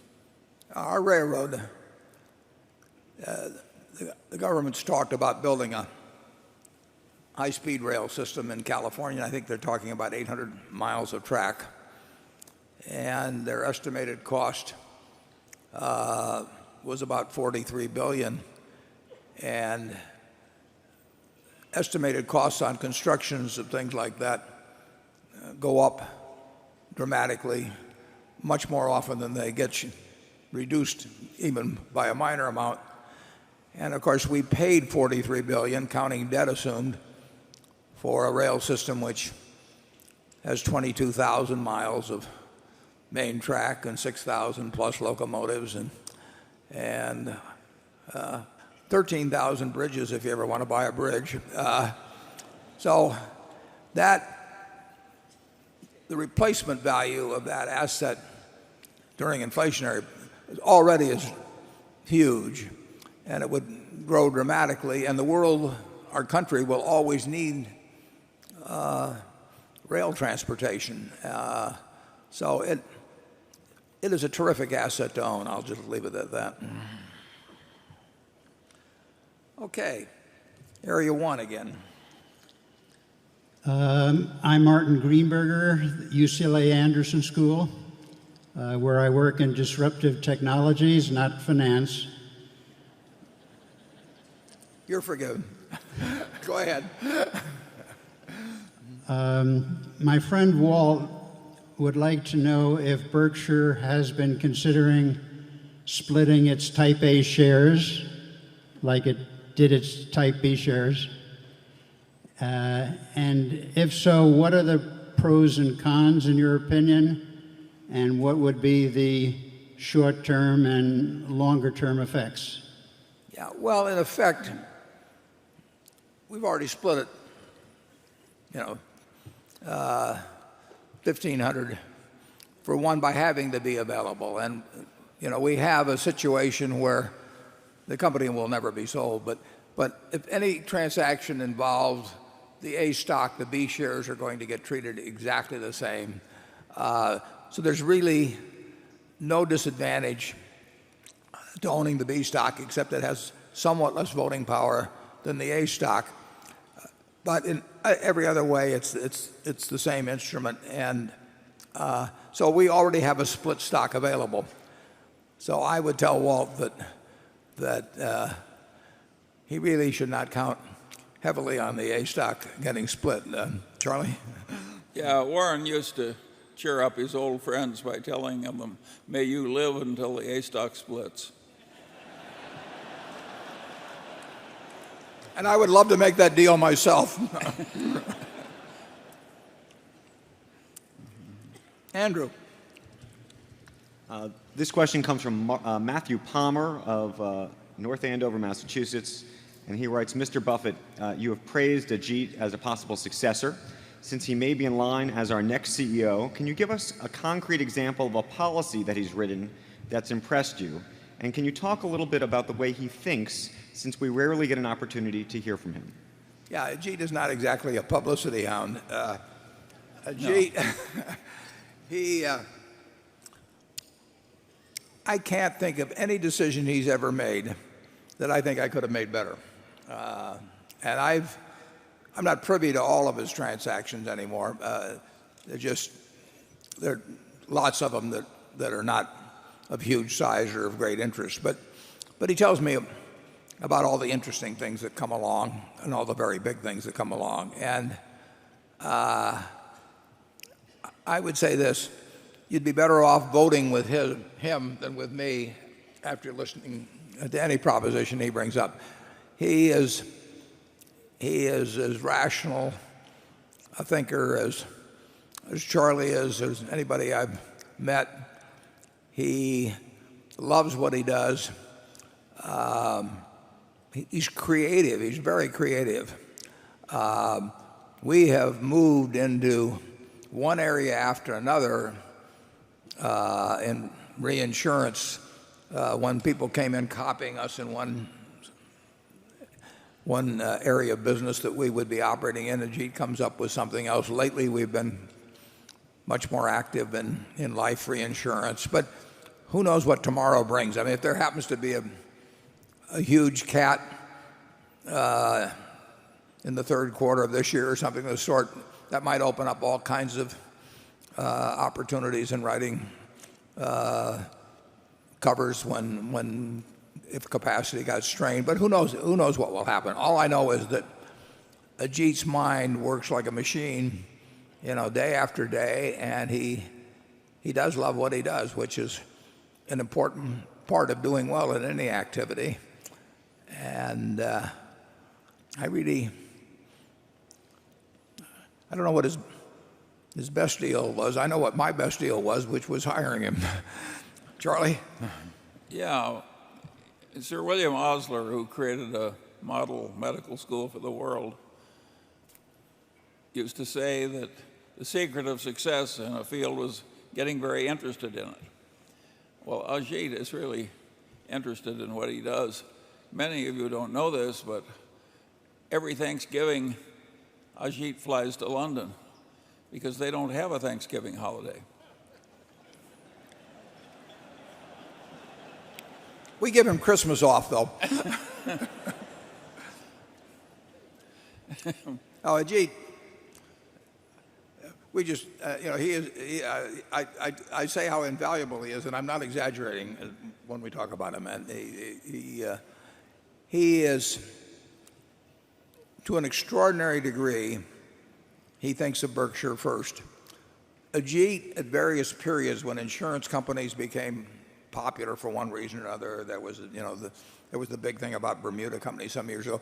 Ajit could have monetized himself to an incredible degree. He still could do it. I mean, people would hand him a significant percentage of any company being formed with lots of money, so that immediately he could create, I would guess, in the hundreds of millions of wealth without lifting a finger, just by somebody putting up, a couple $1 billion and saying you've got 20% of it or whatever it may be. And I mean, and listen, he's smart. He knows that. And it doesn't cross his mind to do anything like that. I mean, in comp, he always thanks me for what I do at the end of the year. And I feel I've left off a zero, when I get all through. He's just a remarkable human being. And we are very, very lucky that I think he has a lot of fun in what he does at Berkshire. He's got a cadre of about 30 people that work with him. There's many more that are settling claims and doing that sort of thing on runoff business. But you won't find anything like it, in my view, not only in the insurance world, but really in almost any part of the business world.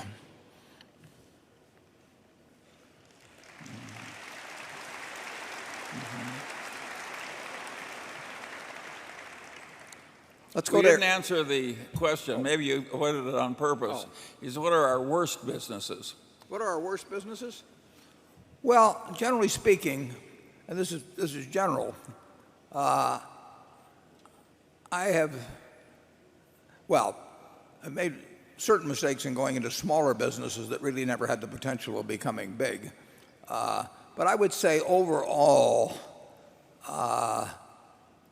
probably I would call retailing, Dexter was our worst business, but I have the Furniture Mart obviously is a terrific operation.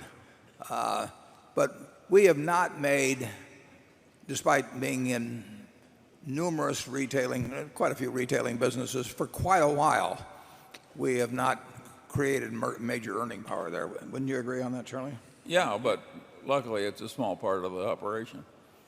Yeah. But you're right.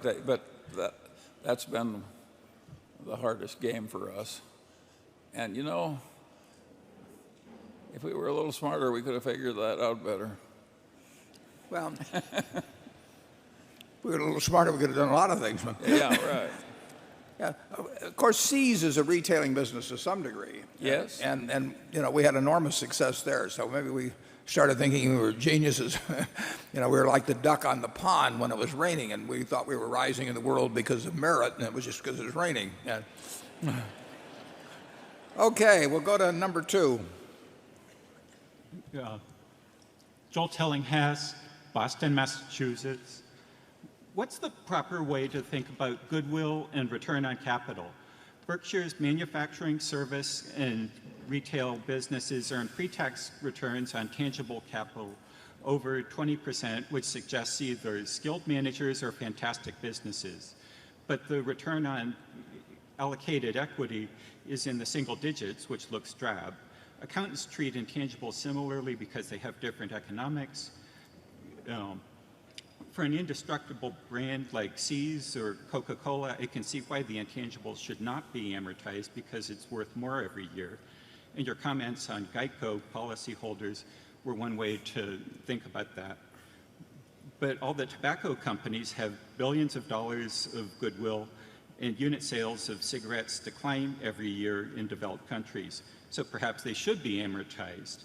And for Time Warner, AOL, goodwill definitely needed to be amortized.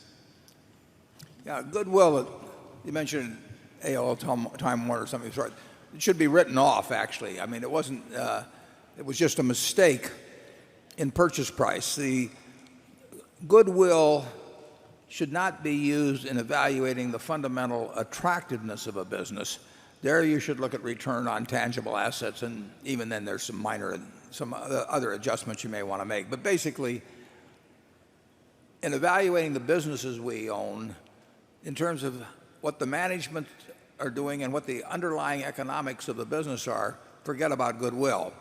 In terms of evaluating the job we're doing in allocating capital, you have to include goodwill because we paid for it. So if we buy, Coca-Cola goes back to 1886 and John Pemberton at Jacobs Pharmacy in Atlanta, and there was not a whole lot of goodwill put on the books when he sold that first Coca-Cola. if you were to buy the company now, the whole company, you would be putting a figure, of 100 billion or something like that on it. You shouldn't amortize that. And you shouldn't, in judging the economics of the business, look at that. But in terms of judging the economics of the business that purchased it, we'll call it Berkshire, then you have to allow for the goodwill because we are allocating capital and paying a lot for it. I don't think the amortization of goodwill makes any sense.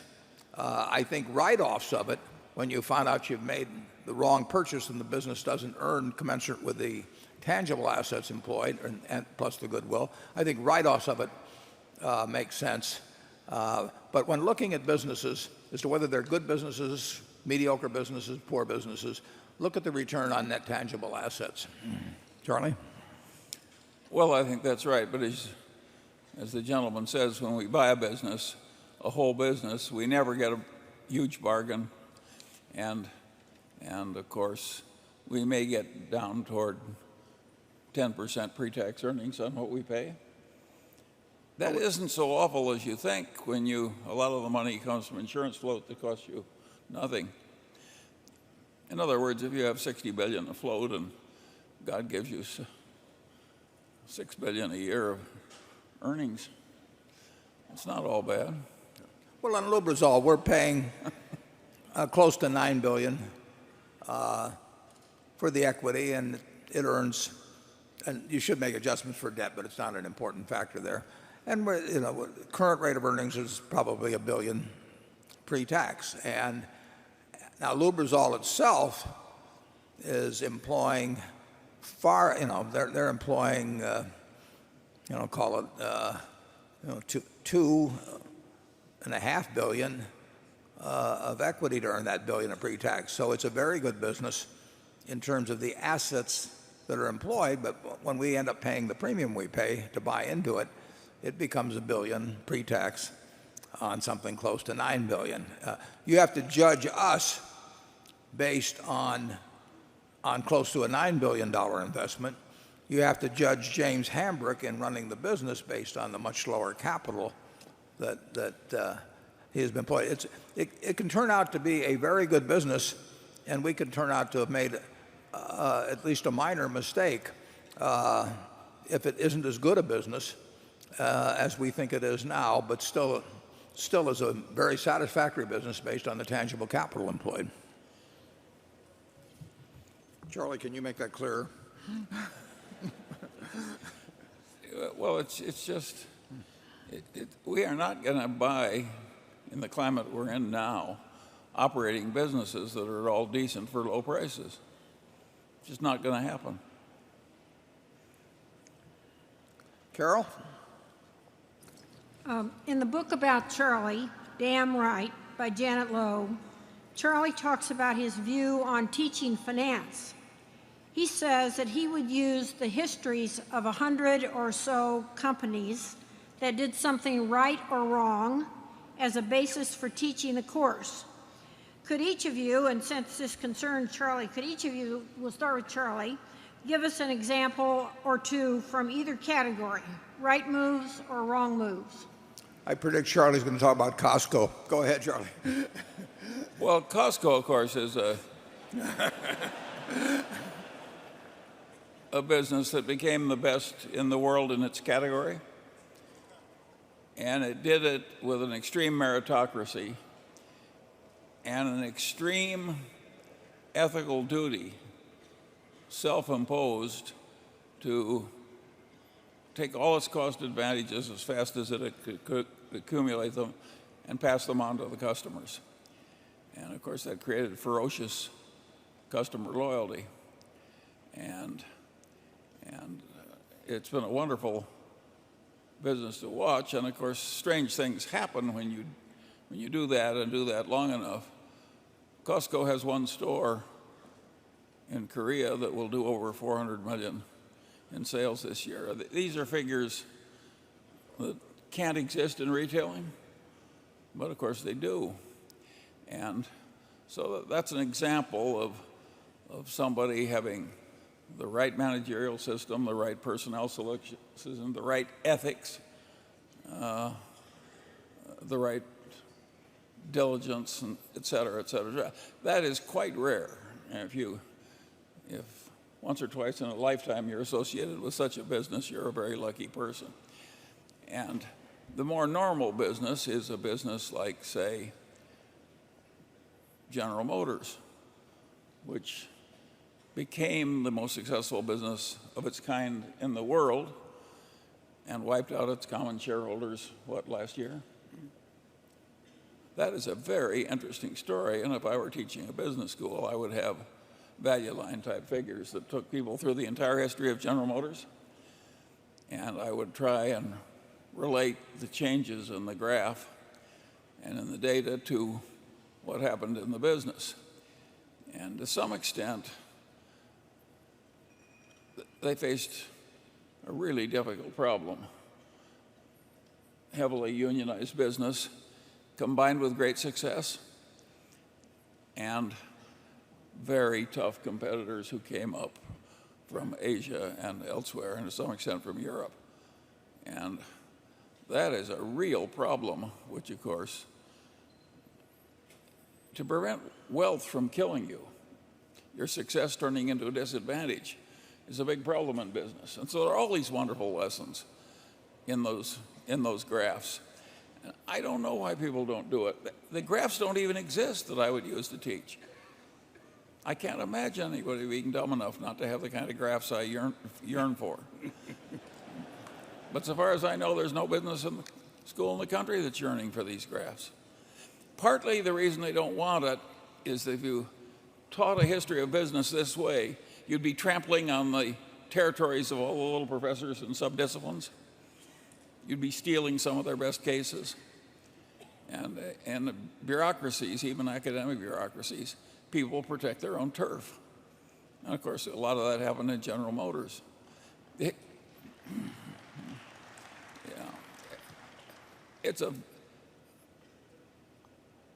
I really think the world, that's the way it should be taught. Harvard Business School once taught it much that way, and they stopped. And I'd like to make a case study as to why they stopped. I think I can successfully guess. It's that a course in history of business trampled on the territory of barons of other disciplines, like the baron of marketing, the baron of finance, the baron of whatever. And this IBM is an interesting case. I mean, there's just one after another that are utterly fascinating. And I don't think they're properly taught at all because nobody wants to do the full sweep. Charlie and I were on a plane recently that was hijacked. With what? It was hijacked. I'm telling them about our experience on that hijacked plane when the hijackers picked us out as the two dirty capitalists that they really had to execute. But they were a little abashed about it. They didn't really have anything against us. So they said that each of us would be given one request before they shot us. And they turned to Charlie and they said, "What would you like as your request?" Charlie said, "I would like to give once more my speech on the virtues of Costco with illustrations." And the hijacker said, "Well, that sounds pretty reasonable to me." And he turned to me and said, "And what would you like, Mr. Buffett?" And I said, "Shoot me first."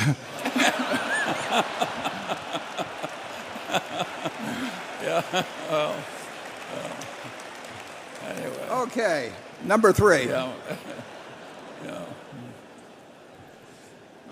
Sumit Mehra from Kashmir in India. Mr. Buffett, hope you enjoyed your first trip to India. I sure did. Here's my question. One of the most important things that drive people are incentives. But if you live in a rich society, it's very hard to get your kids to work hard and reach their full potential because they just don't need to. So if you or Charlie decide to have a kid in the next 5 years, there'll be a star in the east. It will take more than a decision.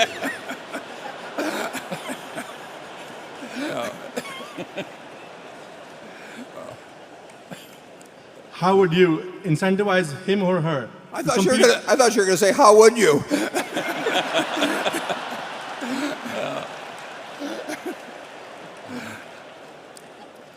it's a good question. I apologize for interrupting.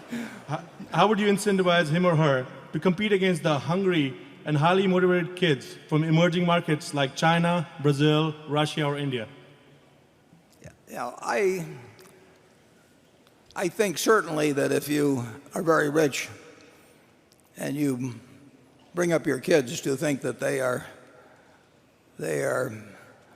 more important in society or that they have some special privilege simply because they came out of the right womb, that's just a terrible mistake. But Charlie has raised 8 children that I know quite well, most of them, and I don't think any of them have that sense. But if you really are going to raise your kids to think that other people should do all the work for them and that they will be entitled to sit around and fan themselves for the rest of their lives, I mean, you will probably not get a good result.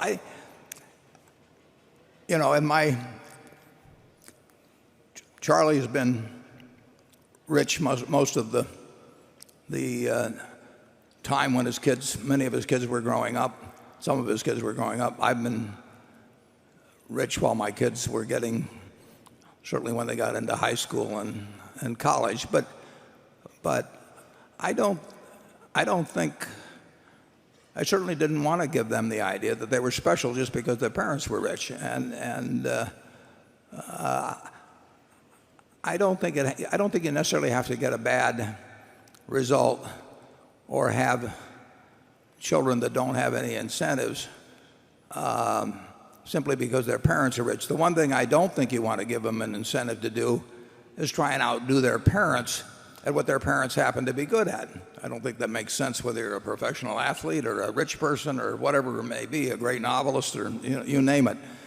But I really think if you're rich and your kids turn out to have no incentives, I don't think you should point at them. I think you should probably point at yourself. Charlie? Well, I don't think you can raise children in an affluent family and have them love working 60 hours a week in the hot sun digging fence post holes or something. That's not going to work. So to some extent you are destroying certain kinds of incentives. And my advice to you is to lose your fight as gracefully as you can.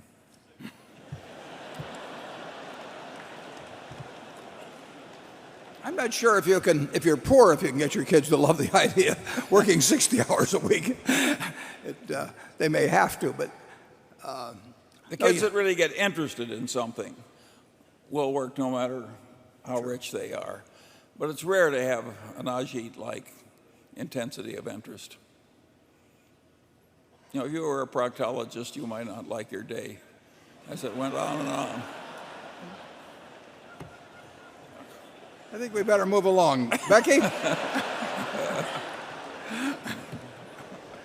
This question comes from a shareholder from central Iowa who asks, Berkshire Hathaway does well in part because its managers want to be there for non-pecuniary reasons, but it seems likely that the next operations CEO will best be filled by someone who insists on a salary of more than $100,000.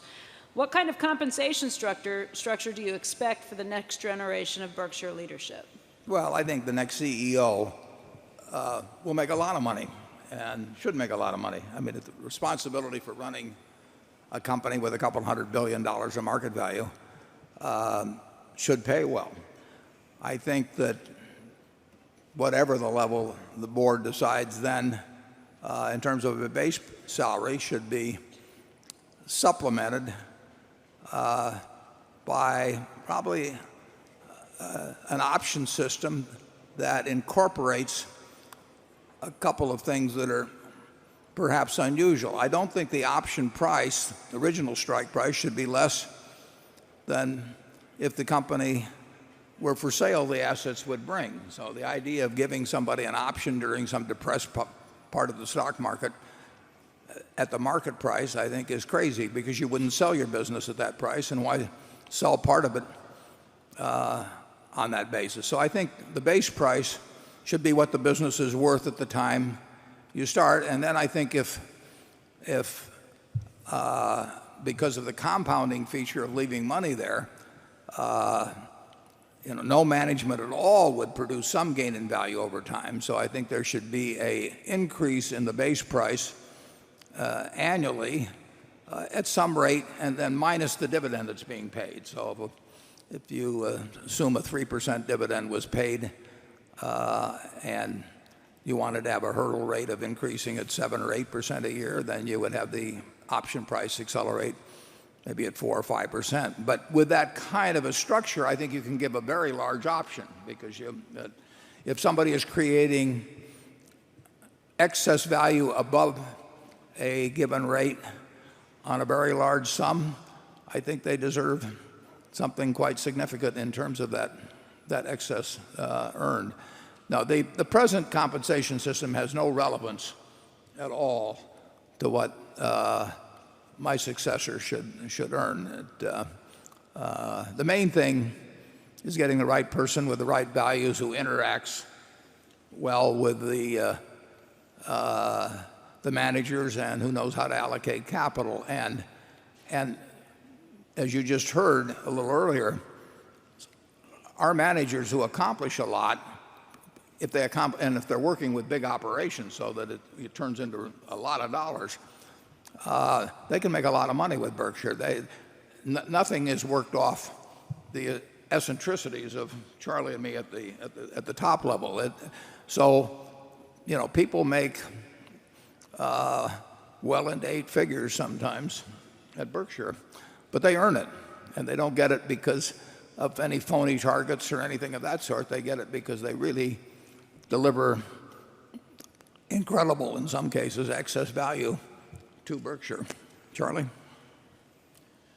Well, I hope it will be a long time in the future, and I don't regard it as absolutely inconceivable that Warren Spot will someday be occupied by a very rich man who has adopted Warren's system of pay. I think somebody in America has to be the exemplar for not grabbing all you can. I think it's a very important part of the whole scheme.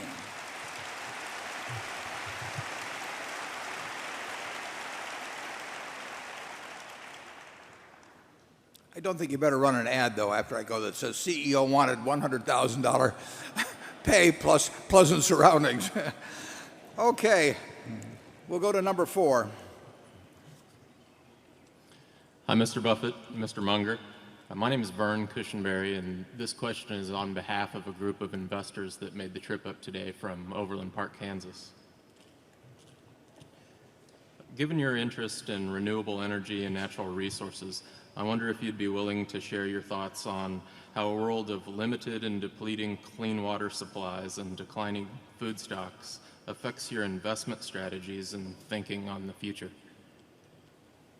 Yeah, I would say it's an important subject, but it doesn't affect our investment strategy to any real degree. In other words, we would love to buy another Geico. We would love to buy another BNSF. We'd love to buy another Mid-American. And we look at those businesses over a long time frame, but we are looking at what we expect their earning power to be 3, 5, 10, 15 years down the road compared to what we are paying. So I would say that there are a number of societal issues that really do not enter into our investment or purchase of business type decisions. Charlie?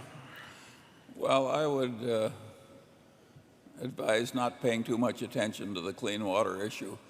If there's enough energy, you can always get enough clean water. Israel sometimes goes month after month making half its water from seawater. With enough energy, why you have the water problem goes away, and And that's very helpful in considering the future. And regarding the agricultural productivity, I think one of the main reasons for being restrained in the use of hydrocarbons is that modern agriculture won't work without them. So I'm a great believer in being conservative in terms of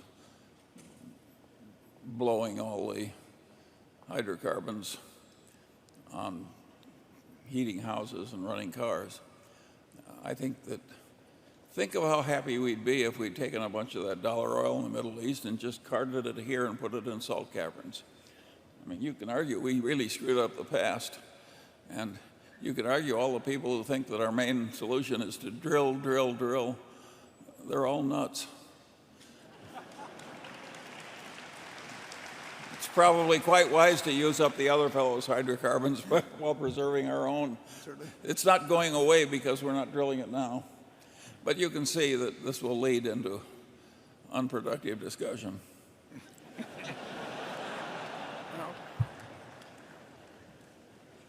Okay, we'll move right on to Andrew. This next question actually just came in by email from someone in the audience from their BlackBerry, actually a prominent investor who asked that his name not be named. His question is the following. He writes, "Your purchase of Lubrizol was done in a negotiated transaction. The board of Lubrizol did not market the company for sale nor run an auction. According to the proxy, you did not permit the company to run a go-shop process, despite their request that you allow them to do so. Did the board of Lubrizol breach its fiduciary duty by not running a more competitive process to sell the company? And if not, why not?" Let me do this. Okay, Charlie will. He volunteered. The answer is no, the board at Lubrizol did not breach its duty because we were not going to participate in the transaction if they didn't do it our way. Yeah, we basically don't participate in auctions, and actually just very, very recently we were asked to participate in one, and we're just not interested. They may end up getting less money than they would have gotten from us, but if they want to auction it, the one thing I can guarantee them, is that when they get all through, we will not pay them what we would have paid them originally if they stepped up. So they get a very certain deal. They got a very significant price, in my view, and in the view of two advisors. And if they had said we want to conduct an auction, we would have said good luck, and we'd have looked at something else. Has anybody else got an easy question? Okay, number 5. Hi, Charlie. I think I have an easy question. Give it to me then. My name is Stuart Kay from Matarin Capital Management in Stamford, Connecticut. And Warren, you have often described a big part of your job as allocating capital. Going forward, by just looking at Berkshire's financial statements, how can we determine how good of a job you have done at allocating capital? Well, the real test will be whether the earnings progress at a rate that's commensurate with the amount of capital that's being retained. And over time, a market value test, but markets can be very volatile and capricious. But over time, obviously, unless the market value of Berkshire is significantly greater than the amount of capital that we have kept from you, retained, and used to buy businesses, the verdict is against us if we ever start selling at a discount to that factor. But you just have to, it is not a perfect measurement, and certainly is not on a 3-month or 6 months or even 1-year basis. But over time, if we're going to keep your money, we have to earn a better than average return on that money we keep, and that has to translate into the stock selling at a premium over the money we've retained from you. And so far, we've done okay on that, but the job gets tougher every year. Charlie? Yeah, we have continued to beat the market averages. We just aren't beating our own past record. And I guarantee that will continue, at least the last half of it. Yeah, I guarantee only the last half of it, right? Yeah. Okay, Carol? This question is from Mike Rifkin. He wants to ask about 5 transactions you made in recent years with very different terms. Goldman, $5 billion at 10% plus warrants. GE, $5 billion at 10% plus warrants. Dow Chemical, $3 billion at 8.5% convertible to common. Wrigley, M&M Mars, $4.4 billion at 11.45. Swiss Re, $2.7 billion at 12%. Now, why the different interest rates, he said, and how about why the warrants in some cases, and why did the rich Mars family need $4.4 billion to do a deal and at 11.45%? Well, we'll let the Mars family speak for themselves, but in terms of comparing those 5 deals, it was $3 billion with GE, and the Mars deal actually involved a $2.1 million preferred stock, which has some unusual characteristics, so you have to look at it as a package. But the important thing is that every one of those deals was done at a different time, although the Goldman and the GE deals were done in close proximity with each other. And market conditions, you heard Charlie in the movie talk about opportunity costs. Our opportunity costs were different in every single one of those 5 transactions. And incidentally, we could have done I could have done a much better job of allocating our money, in terms of the post panic period. I was early on Goldman and GE compared to the situation 5 months later. But we not only don't have perfect foresight, sometimes it's pretty bad. But each deal, when I did the Swiss Re deal, I was not thinking about the Dow Chemical deal, which was committed to maybe a year plus earlier. I was thinking about what else I could do with $2.7 billion. And that's the way all the decisions are made. So they are not related. They're not related to each other. They go through a mind that is looking at everything available that day, including the amount of cash we have, the likelihood of being able to do something else next week or next month, what else we can do that day. And past deals we've made don't really make any difference. In fact, one of the errors people make in business, and sometimes it can be a huge error, is that they try and measure every deal against the best deal that they've ever made. So they say, I'd made this wonderful deal for maybe an insurance policy written, it might be a company bought, it might be a stock bought, and they're determined that they're never going to make a deal that isn't that attractive in the future. And so they, in effect, sometimes they take themselves out of the game. The goal is not to make a better deal than you've ever made before. The goal is to make a satisfactory deal that's the best deal that you can make at the time. And Charlie relates it to marriage, and I'll let him expand on that. No, those are, of course we're going to make different deals at different times based on different opportunity costs. There's no other rational way to make deals. Okay, we'll go to number 6.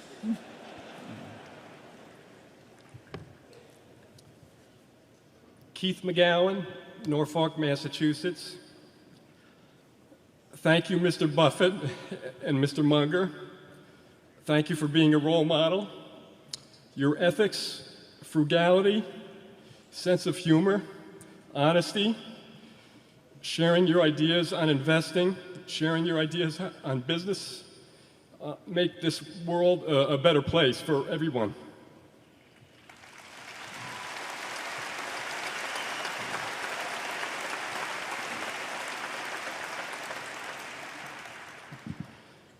Charlie mentioned in a prior answer about continuous learning. Mr. Buffett, you read about 5 newspapers a day. You also read many annual reports and other business-related reports.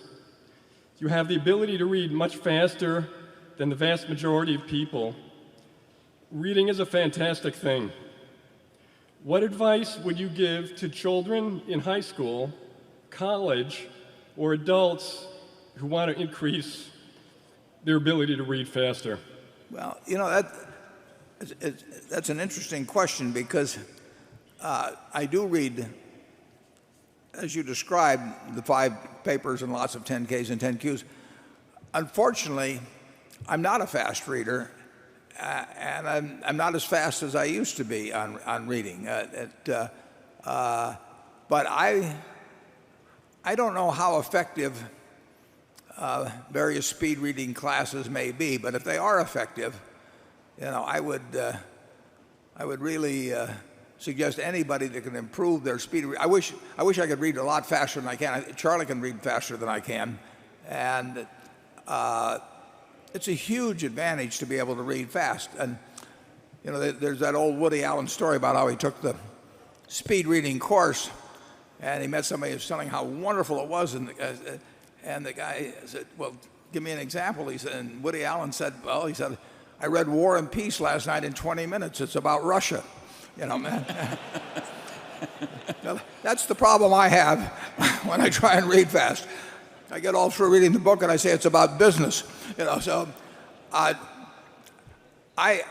really don't know the effectiveness of speed reading type courses, but if you know of any friends or you can learn more about that, and there are effective techniques. Obviously, the thing to do is to learn them very young, because there's really, you know, there's nothing, hardly anything more pleasurable, you know, than reading and reading and reading and reading. And Charlie and I do a lot of it. We continue to do a lot of it, but I don't do it as fast as I would like to.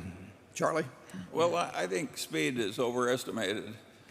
I had a roommate at Caltech who had a very distinguished mind, and I could do problems faster than he could, but he never made a mistake, and I did. So I wouldn't be too discouraged if you have to go a little slower. What the hell difference does it make?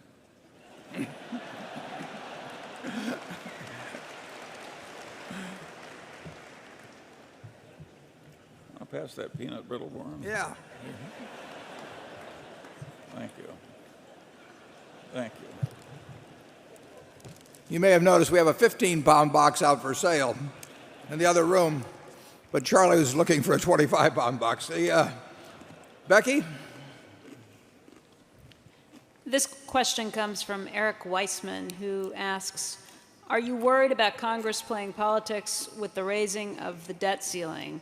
What would this do to Berkshire Hathaway stock and to the overall economy? You mean if they didn't raise it? If they didn't raise it. Yeah. Right. Well, it would probably be the most asinine, you know, act that Congress which ever performed. At one time in Indiana, back in the 1890s, I think they passed a bill. I know it was introduced. You can look it up on a search engine. They passed a bill to change the value of pi, the mathematical term pi, to an even 3, because they said it would be easier for the school children to work with. Well, that's the only bill I can think of that would give competition to a refusal to raise the debt ceiling. I mean, it's extraordinary. I mean, it really is extraordinary that with our deficit running, you know, well over $100 billion a month, and all kinds of items that can be changed. I mean, having a debt ceiling to start with is a mistake. I mean, it doesn't. The United States of 2011 has a different debt capacity than the United States of 1911, and it's going to be a growing country, and we're going to have a growing debt capacity. That doesn't mean I think it's a great idea at all to have debt growing as a percentage of GDP, but to stick debt ceilings on so that these games get played and all the time that gets wasted and everything, and the, you know, the amount of number of silly statements that you hear, and it just seems such a waste of time for a country that's got a lot of things to do. But in the end, they won't, in my view, there's no chance that they don't increase the debt ceiling. And I would love to see them, well, I'd love to see them eliminate the idea, because it results in these periodic kind of stalemate operations where everybody uses it for posturing purposes and everything of the sort. But the United States is not going to have a debt crisis of any kind as long as we keep issuing our notes in our own currency. The difference between being able to borrow in your own currency and having to borrow in another currency is night and day. The only thing we have to worry about is the printing press and inflation. And if you're a member of the European Monetary Union, you have to worry about, you can't print money. You can go and get your co-members to try and help you out.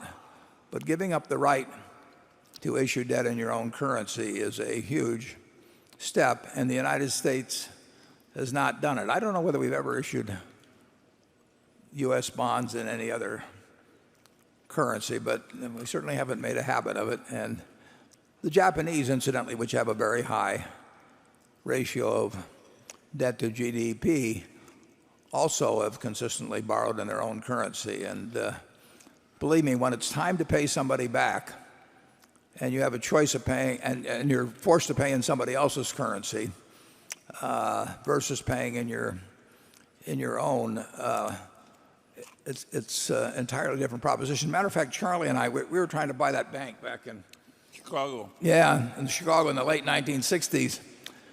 And this was a time of really tight money, and tight money was different then than tight money is today. I mean, tight money meant no money. And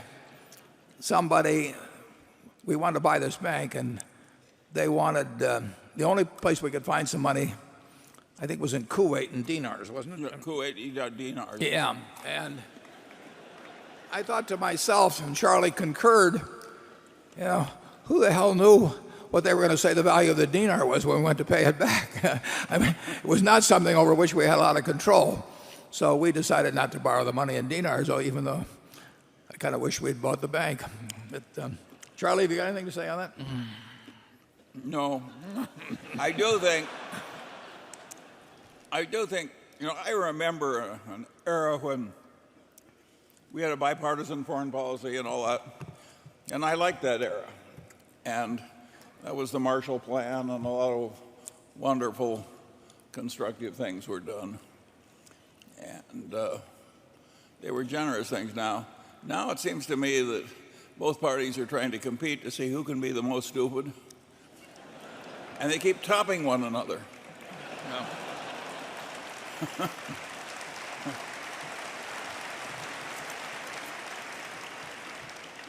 You can tell Charlie is a fellow who's always filed an accurate income tax form. He's not worried. Number 7.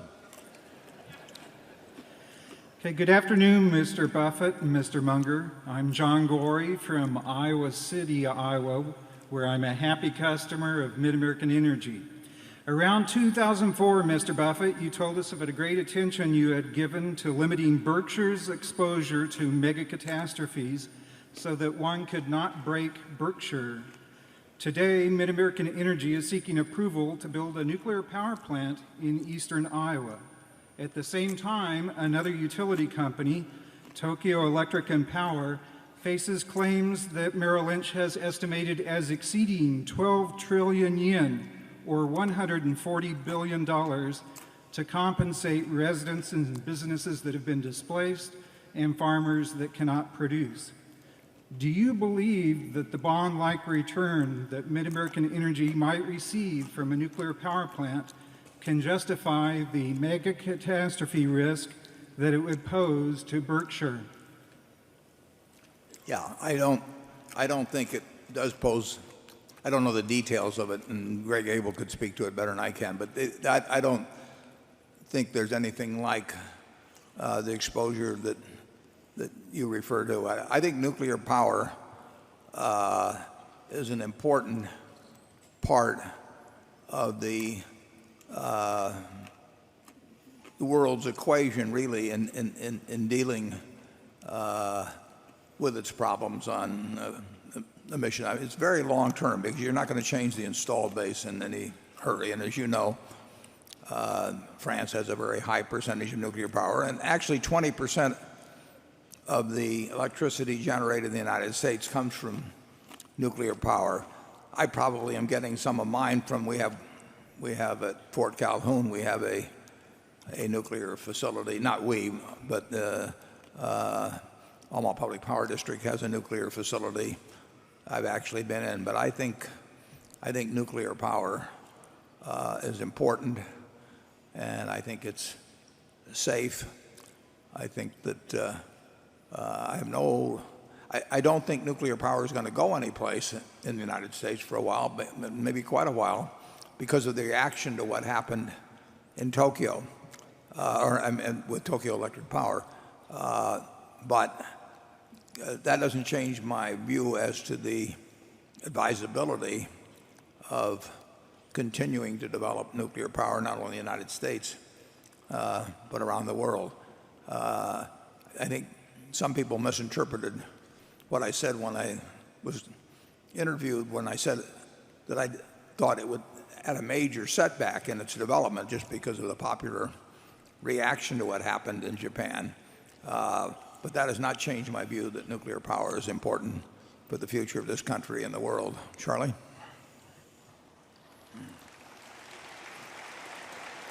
Yeah, we can't be so risk averse that things that have a very tiny chance of making a big dent in one subsidiary are unendurable for us. We have to have a certain reasonable amount of courage in operating this company. We have pipeline. We have gas pipeline. You can dream of all kinds of worst case situations. We have to carry toxic materials on. We're required by law to carry those on the railroad, and you can picture the wrong place, the wrong time, the wrong everything. But we are not bearing any risks, in my view, ever, that threaten the enterprise. I mean, that is one thing I think about all of the time. I regard myself as the chief risk officer of Berkshire, and that is not something to be delegated to a committee, in my view, at all. So I think about whether I think about derivative positions, whether I think about leverage, whether I'm thinking about nuclear power plants or anything. I mean, we are not doing anything that I know of that pressing my imagination as far as I can threatens me losing a night's sleep over Berkshire's well-being. Yeah, I think you could also count on any new nuclear plant built in Iowa will be a hell of a lot safer than the ones we already have. We are learning as we go along here. Yeah. And obviously, more people have lost their lives by far in coal mine accidents, than ever in the United States. Have suffered no losses from anything involving nuclear, with it producing 20% of the electricity used by 309 million people. And if a tsunami gets to Iowa, it will be a hell of a tsunami. Yeah. And our railroad won't do so well either. Andrew? This question comes from Mary and Jim Beaumont from Springfield, Illinois. They've been Berkshire shareholders since 1971. And I should note that we received several questions from some long-term shareholders along these lines. And this one reads, would Berkshire ever consider reinstating its shareholder-directed charitable giving program now that you have a big cash position and are urging people to give away their wealth to worthy causes? When you had that program, we were able to support many local schools and charities over the years. Yeah, I love that program, which we had for maybe 20 or so years. Charlie loved it. A lot of the shareholders loved it. And it was interesting because it was a tax-efficient way to let shareholders give away some money to whatever they chose, as long as it was a 501c3. and they could pick up to 3 charities. And some families, for example, use it as a learning device. When they would get the form from us, they'd get their kids around the table and they'd talk about philanthropy and why they were choosing what they did. And two things. Well, one thing that was very interesting about it is nobody else copied it. I mean, the rest of corporate America was not interested in having their shareholders direct contributions. They were much more interested in having the CEO direct contributions. So it did not catch on, despite a fair amount of publicity. We always had a small backlash of sorts from people who didn't like the charities that our shareholders were choosing. So Berkshire's name was on the check.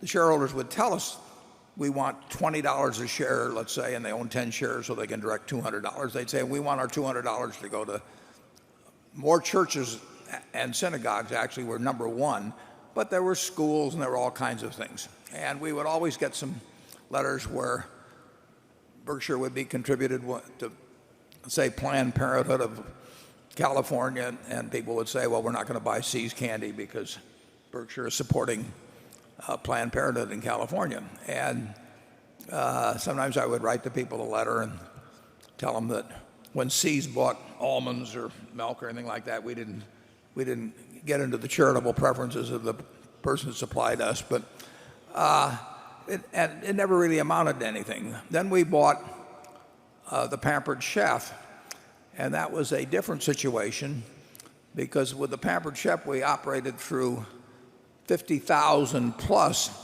independent contractors. These are women, largely women, who sometimes to supplement their income. We have at least one in the office, a woman that sells Pampered Chef's products. Sometimes as a main source of income were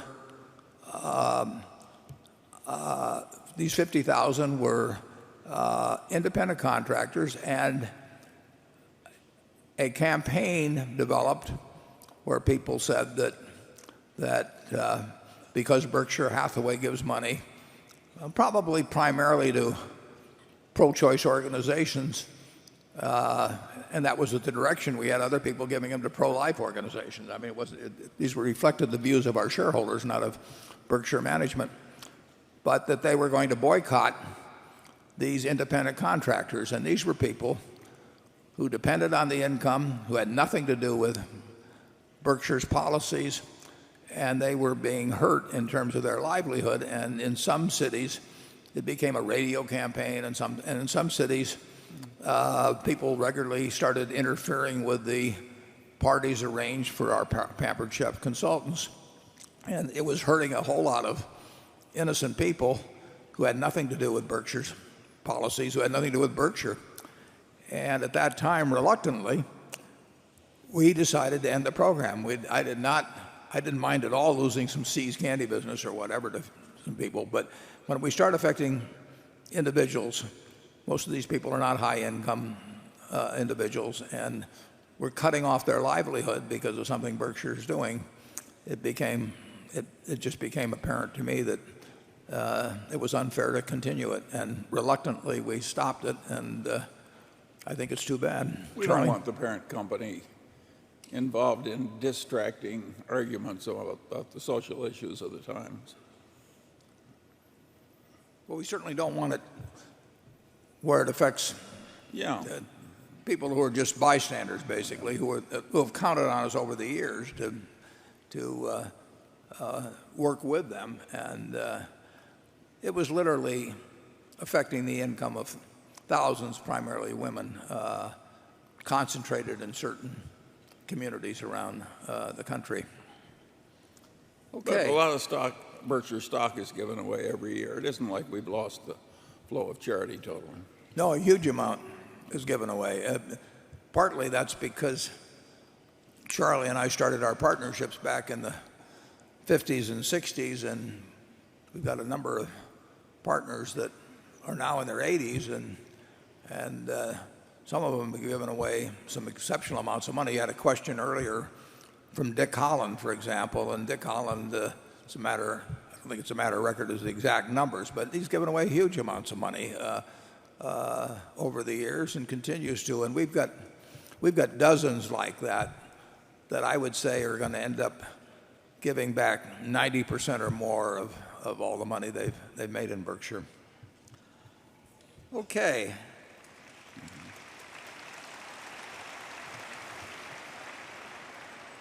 Number 8. Tanya Leneva, Boston, Massachusetts. When you think about long-term cash flows, do you try to forecast growth or do you just think about certainty? If you have an indestructible company like Coca-Cola or Burlington Northern, do you try to estimate growth? Well, we think, are you finished on that? Yes, yeah. thank you. Growth is part of the investment equation, and obviously we love profitable growth. So we would love to figure out a way to, say, take a See's Candy, to move it geographically into new areas, all kinds of things. I mean, if we could find areas for growth with See's, it would be likely to be very, very profitable. If Coca-Cola, which is in 200 countries, I mean, they have pursued that policy successfully now for 125 years. And some products travel way better than others. But when we look at a business and we're looking out in the future, obviously if we see growth in that picture and it's growth which produces a high return on incremental capital involved, we love it. But we do not rule out companies where we think there'll be little or no growth if the price is attractive relative to the earning power. There will be some growth over time in something like lubricants, at Lubrizol, but it won't be dramatic growth. And would we love it if it were going to grow 10% a year in units or something of the sort? Sure, but it isn't. That's not going to happen. So it's a factor in every investment decision because we're really looking out to the future as to future earning power, but also future capital requirements. And we think plenty about whether any business we go into is likely to grow profitably. And sometimes we're right and sometimes we're wrong. But we don't rule out companies that have very slow growth or no growth possibilities. Charlie? Yeah, well, the interesting thing is that in our country, the business schools teach people to make these projections way in the future, and they program these computers to grind these projections out. And then they use them in their business decision making, et cetera, et cetera. I've always regarded those projections as doing more harm than good, and Warren has never prepared one that I know of. And where an investment banker prepares one, we tend to throw them aside without reading them. We turn them upside down, actually. What? We turn them upside down. Yeah. And I think an enormous false precision gets into things when you program computers to make forward projections for a long period of time. We make rough projections in our head all the time. Sure. And we don't do any of those formal projections because the fact that they're there in paper and came out of a computer makes some people think they must be significant. I really think they do more damage than they do good. When we bought Scott Fetzer, which was back in about 1985, it had been shopped by First Boston to more than 30 parties. They never got around to calling us. So after shopping it to 30 parties, Scott Fetzer finally was working on a deal with an ESOP after something else had fallen through. I forget the exact details. And I sent a letter to Ralph Shea. I'd read about it in the paper. I never met him, never talked to the guy. But I sent him a letter. I figured I'd gamble 21 cents or whatever the first class rate was then. And I said, we'll pay $60 a share if you like the idea. I'll meet you in Chicago Sunday. And if you don't like the idea, tear up the letter. So that took place, and Ralph met me. And we made the deal.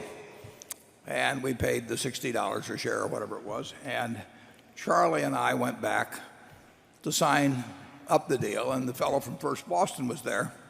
And he was a little abashed since he had not sent us contacted us at all when they were looking for something, but naturally he had a contract that called for a few $1 million of commission, even though he not bothered to ever contact us, and we made the deal by ourselves. So in a moment of exuberance, while he was collecting his few $1 million, he said to Charlie, he said, well, we prepared this book in connection with Scott Fetzer, and since you're paying us a couple $1 million and have gotten nothing so far, he said, maybe you would like to have this book. And Charlie, with his usual tact, said, I'll pay you $2 million if you don't show me the book.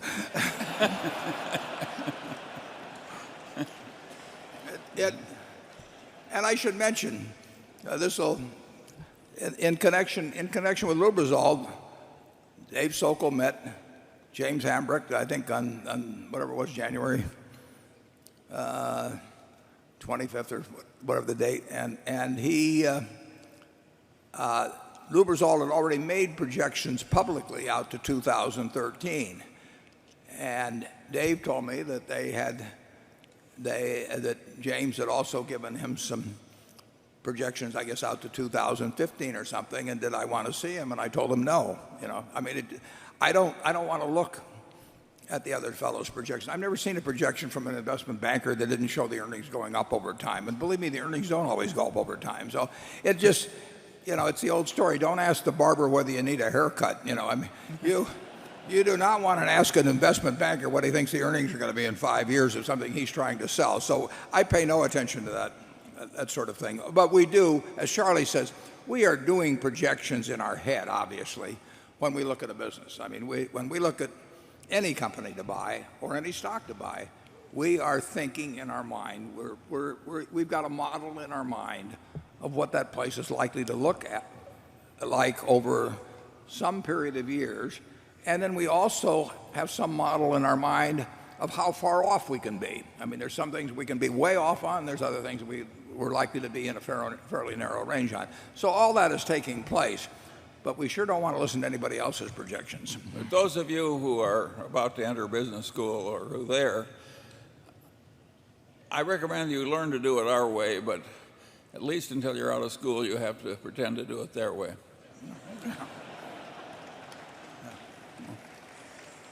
Okay, Carol. On Berkshire's quarterly 13F filings with the SEC, 3 stocks are held only by the entity recorded on the form as Warren E. Buffett and not by a Berkshire subsidiary company. Please clear up some confusion on this matter. Are these holdings your own personal investments outside of Berkshire, or do they belong to Berkshire Hathaway? Well, you'd have to tell me what the names are. Unfortunately, the questioner didn't include those, but these are the 3 I think that say Warren E. Buffett is the owner. Yeah. Well, Mark Hamburg prepares those forms. Mark, do you have a microphone that you could? I think. Yeah, go ahead. Well, those are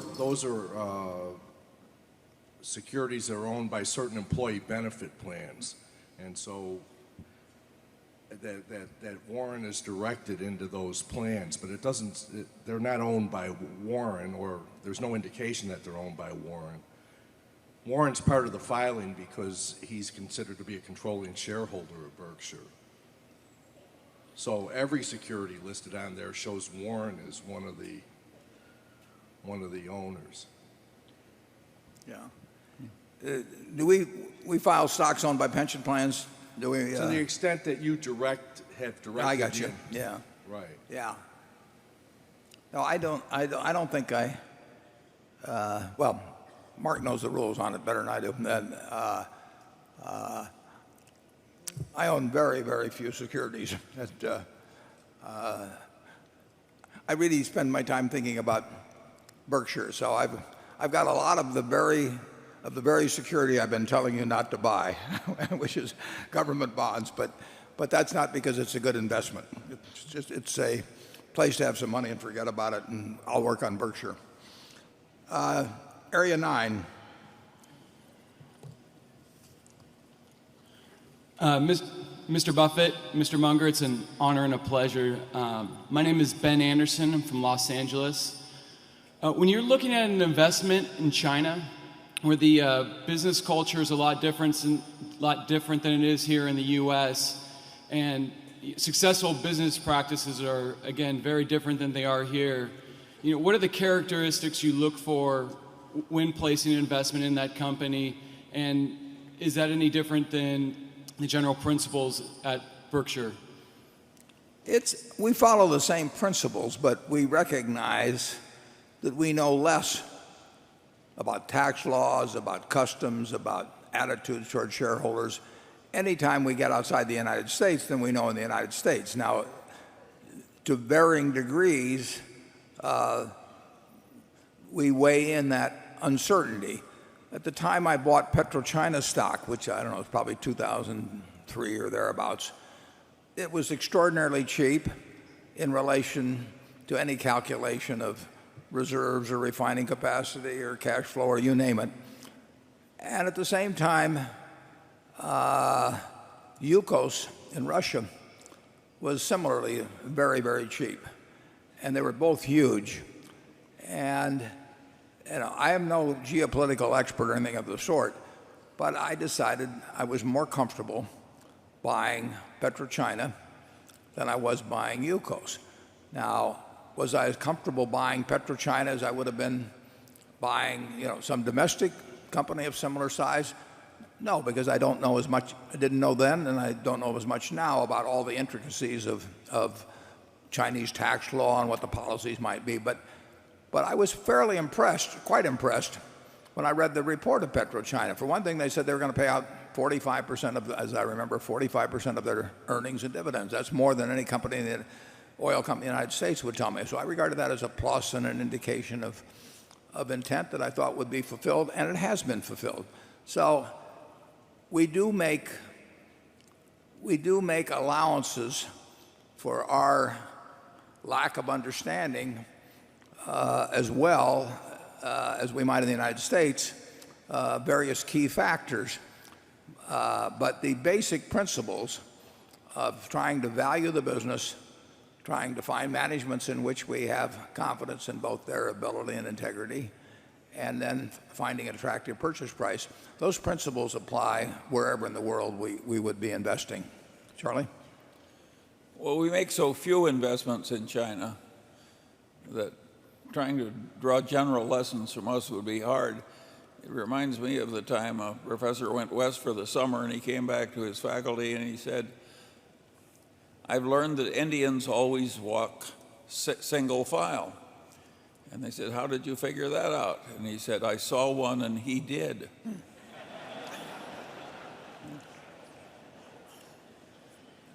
How do we get from there to China? Well, we only had a couple of things in China that were like the one Indian. You can't draw general lessons from our... But we're willing to look tomorrow. I mean, obviously, if we had a call on some, it'd have to be a significant size investment because it just doesn't make any sense for us to look at things we can just put a couple $100 million in. But I love the idea of looking at various ideas. I mean, I find it a fascinating game to hear about companies or businesses that are new to me. And the problem now is that the universe has gotten much smaller because of our size. But we welcome a call from a lot of countries. There's some countries that are just too small. They're not going to have businesses that could move the needle at a place like Berkshire, and so those are off the list. But China has at least one private company that makes over $3 billion a year after taxes. There's some big things out there. I'll get the name from him later, but I don't want you to hear. Becky? This question comes from Ed Schmidt in Alaska. He's asking about Berkshire's cash. He writes, "Where is that money held? All in treasury bills or notes? If so, what will happen in June when the biggest buyer, the Fed, quits buying? Where is all that money on the sidelines? Is it under the mattress we saw 2 years ago? I don't see how any significant amount of money can be in banks that aren't paying interest, corporate bonds that are risky and not paying much interest, or government bonds that seem less and less sound as each day passes." Well, he's certainly right that all the choices are lousy for short-term money now. But we don't play around with short-term money. So we did not own commercial paper in 2008 before problems occurred. We did not own money market funds. When I say we didn't own them, there may be small amounts at various subsidiaries, but in terms of the big money, which we run out of Berkshire, we basically keep it in treasuries. And we get paid virtually nothing now for it, and that's irritating. But the last thing in the world we would do at Berkshire is to try and get 5 or 10 or 20 or 30 basis points more by going into some other things with our short-term money. It is a parking place. It's an unattractive parking place, but it's a parking place where we know we'll get our car back when we want it. And when we need, certainly the case in September of 2008, we had committed for some time to put $6.5 billion in Wrigley when the Mars-Wrigley deal occurred. And we certainly didn't contemplate at the time we made that commitment, which was probably in the summer, that the events would take place like they did in September. But we had the money. I knew I had to show up with $6.5 billion. I think it was on October 6th. And I had to show up, and I couldn't show up with a money market fund or some commercial paper or anything of the sort. I had to show up with cash. And virtually the only thing I feel good about in terms of having large amounts of ready cash is Treasury bills. And that's where we've got, if you look at our March 31st statement, I think you'll see $38 billion. And overwhelmingly, that will be in treasuries. Charlie? Well, of course, I've watched a lot of people struggle who thought it was their duty in life to get an extra 10 basis points on the short-term money. I think it's really stupid to try and maximize returns on short-term money if you're in an opportunistic game the way we are, where we want to suddenly deploy money. Some of those pipelines we bought, they came for sale on Saturday and we had to close on Monday or something. Yeah. We don't want to fool around with some dubious instrument when we had sudden needs for money like that. We bought one pipeline where the seller was worried about going bankrupt the following week. And there's a Hart-Scott-Rodino clearance required for the FTC, and they needed the money right away. And I wrote a letter, as I remember, to the FTC, and I said that we will do whatever you tell us to do later on. You can look at this all you want. We'll give you all the data you want, and if you tell us, to unwind the deal, whatever you tell us, we will do. But these guys need the money, and so we closed it earlier, and our ability to come up with cash when people need it and when the rest of the world is petrified for some reason has enabled several deals to get done. Now, we don't know whether that could happen tomorrow. I mean, if Ben Bernanke runs off to South America with Paris Hilton or something, I mean, who knows what'll happen, and we want to be able at that moment to have our check clear. So we figure we never know what tomorrow will bring, although it won't bring that. I want to leave that off the transcribed part of the report. But when somebody comes to us and they say we need a deal right now, we can do it, and they know we can do it, and it can be big. It just has to be attractive. Okay, Area 10. Hi, Warren. Hi, Charlie. Thank you very much for taking the time to have a terrific shareholders meeting. 4 years ago, we announced that we're naming our son after you, so we're happy to say hi to both you and Charlie. Charlie, since Berkshire bought Wesco, we wanted to see if you can take some time to host a meeting of your own. It could be anywhere, anytime. We're going to do that. Great. We won't call it a Wesco meeting. We'll call it an afternoon with Charlie. Great. It's only for hardcore addicts.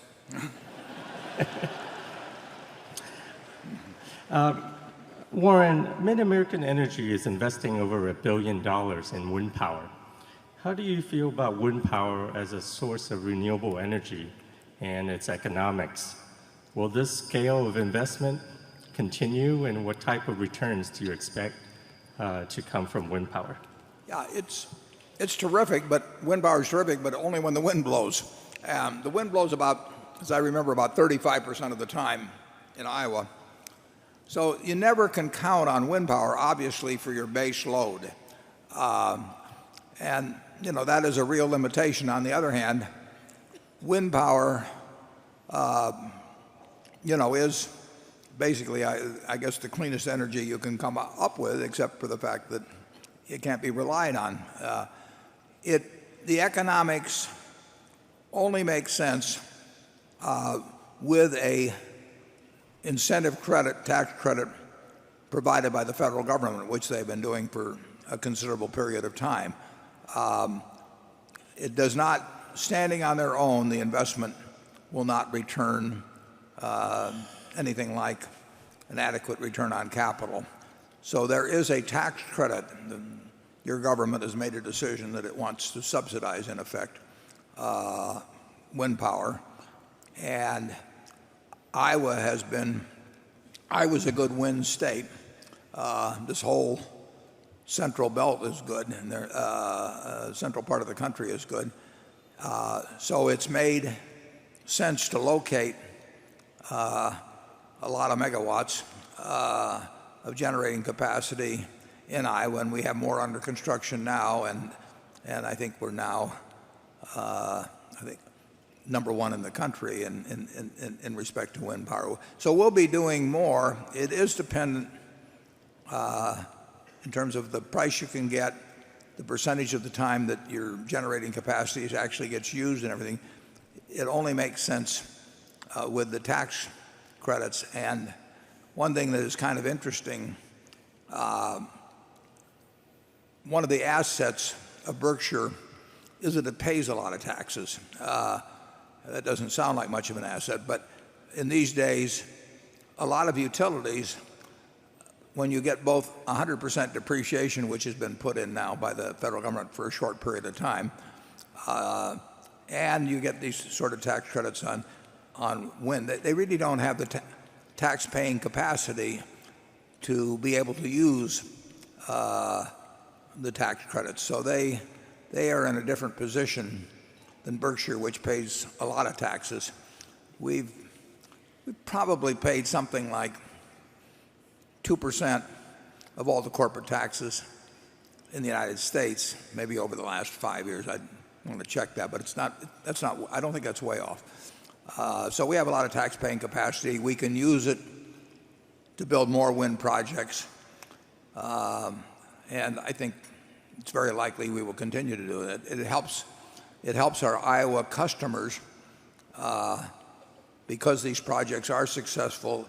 It's enabled us to keep rates, among other things, reasons. It's helped to keep rates absolutely unchanged now for more than a decade, which is very unusual among electric utilities in the United States. Charlie? No, I've got nothing to add. Andrew? Well, this is not a David Sokol question, but it relates to him. It's actually a NetJets question. This shareholder asks, I was struck by your statement when you praised Sokol for, quote, having resurrected an operation that was destined for bankruptcy. This really got my attention because I don't recall you or Berkshire Hathaway saying earlier that NetJets was on the verge of bankruptcy at the time that his predecessor, Richard Santulli, had stepped down. In fact, at the time, the company seemed to give the impression it was dealing with a few short-term problems, but that was fundamentally sound.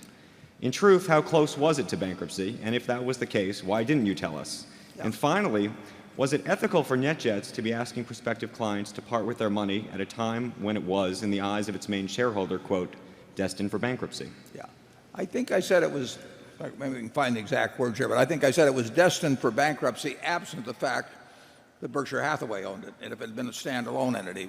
And Berkshire never had any intent, never would have had any intent of any kind to bankrupt NetJets. But if it had been owned as a standalone by somebody else, or the public, that's what would have happened to it.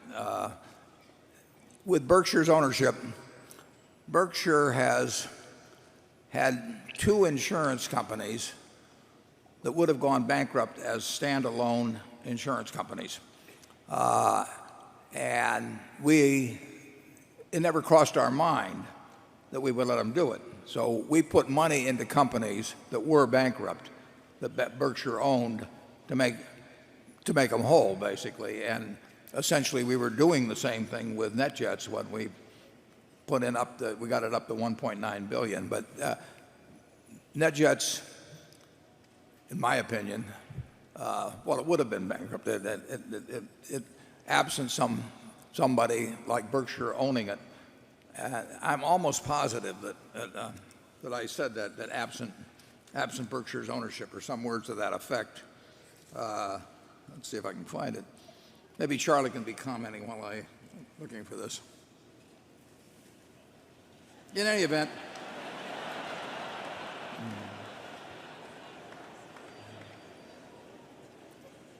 well, I'm not finding it immediately where I even discussed it, but I know I talked about it on the bankruptcy thing, but I also know that I conditioned it on not being owned by Berkshire. Charlie?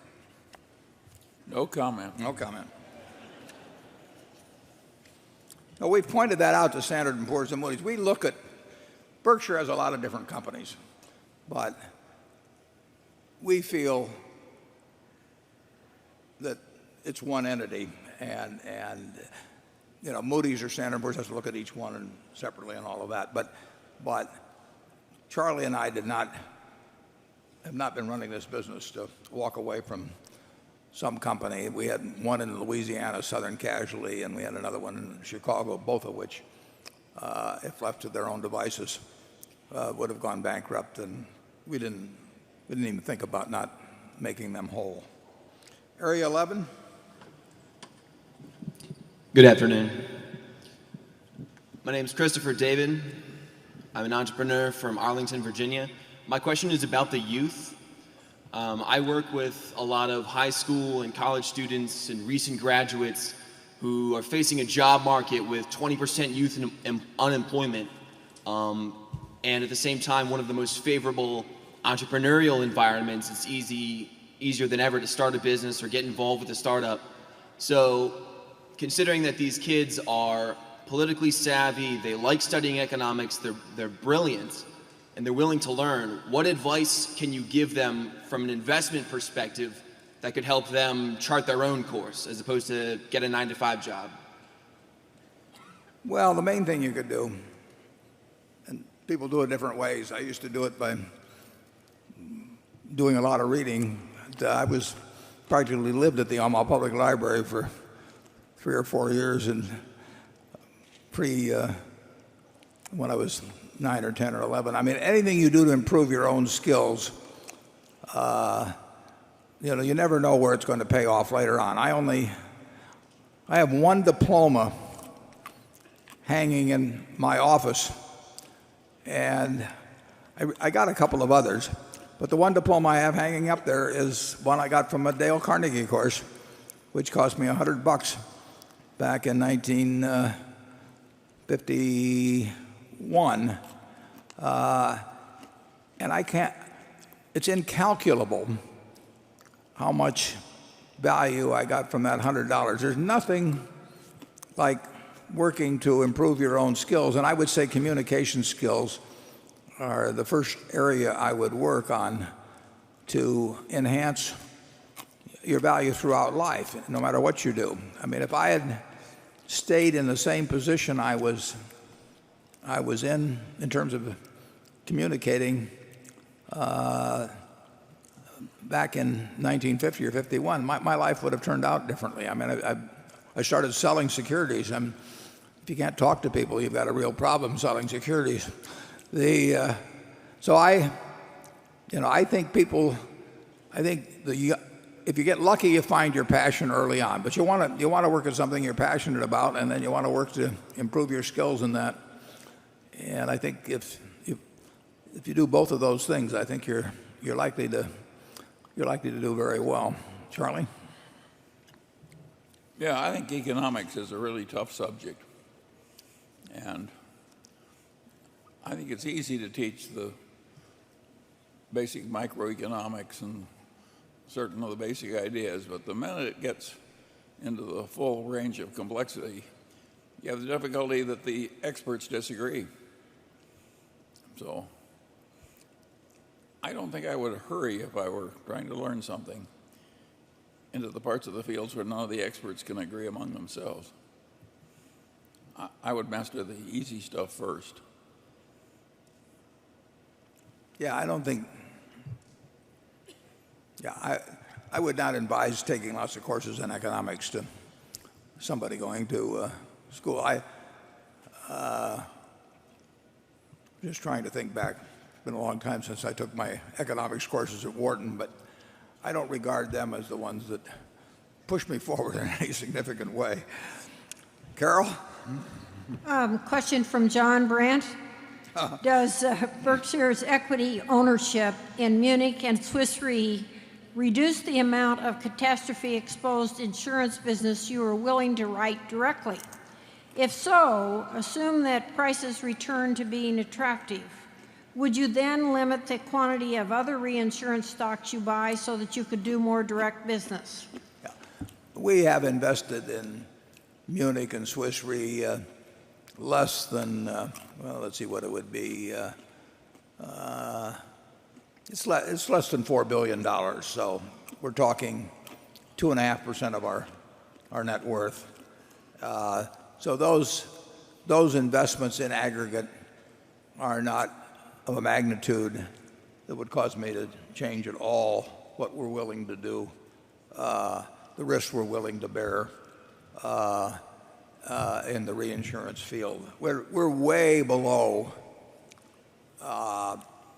sort of capacity in terms of risk that we will tolerate in insurance. I mean, I put in the report, I expect our normal earning power to be in the $17 billion something pre-tax range. Well, that's so unlike any other reinsurance company in the world. We went through the worst quarter in reinsurance history, except for Katrina's quarter, and we end up earning very substantial sums. So those investments are no constraint at all on our willingness to write insurance. We would love to have a lot more attractive in reinsurance business on the books. We just can't find it at prices that we think are commensurate with the risk. But it's not because of an aversion to risk overall. Charlie? Yeah, insurance and particularly reinsurance, it's not that easy a business. It's taken you a long time to do as well as you do, and if it weren't for Ajit, why, we wouldn't. It would be a lot smaller business. Well, it should be pointed out we really didn't succeed at all in the reinsurance business in the first 15 years. We started in reinsurance around 1970, and we had a fellow that I thought the world of running it, George Young, but net, counting the value of float, it was not a good business for us for 15 years until Ajit came along. It is not an easy business. It looks easy most of the time. I mean, that's the trouble with it. It looks easier than it is. It looks way easier than it is, and it's like having a pair of dice, and accepting bets on boxcars or something like that, and it's going to come up once 36 times, so you can win a lot of bets by giving the wrong odds, but if you keep doing it long enough, you lose a lot of money. And so these infrequent events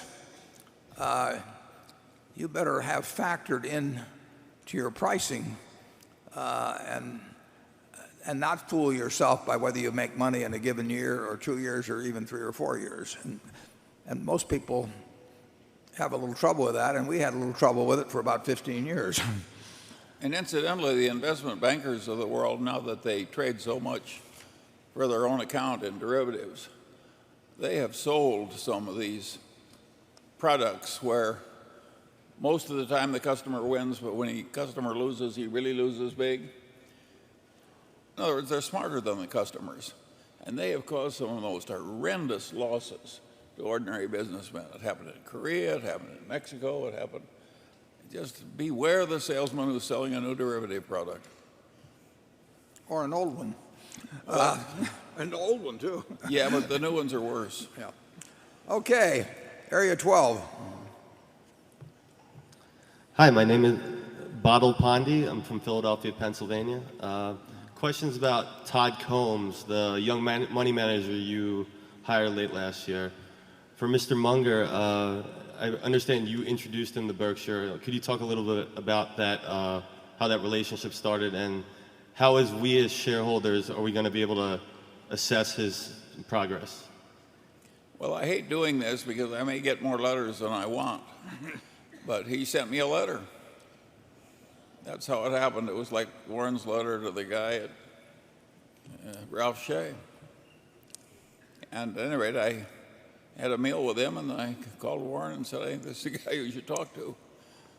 We have a very complicated business and very elaborate procedures, as you can tell.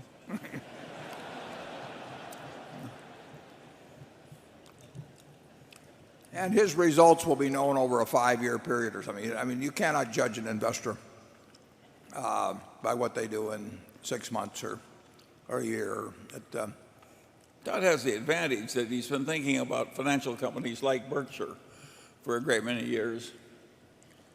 That's useful for us to have around.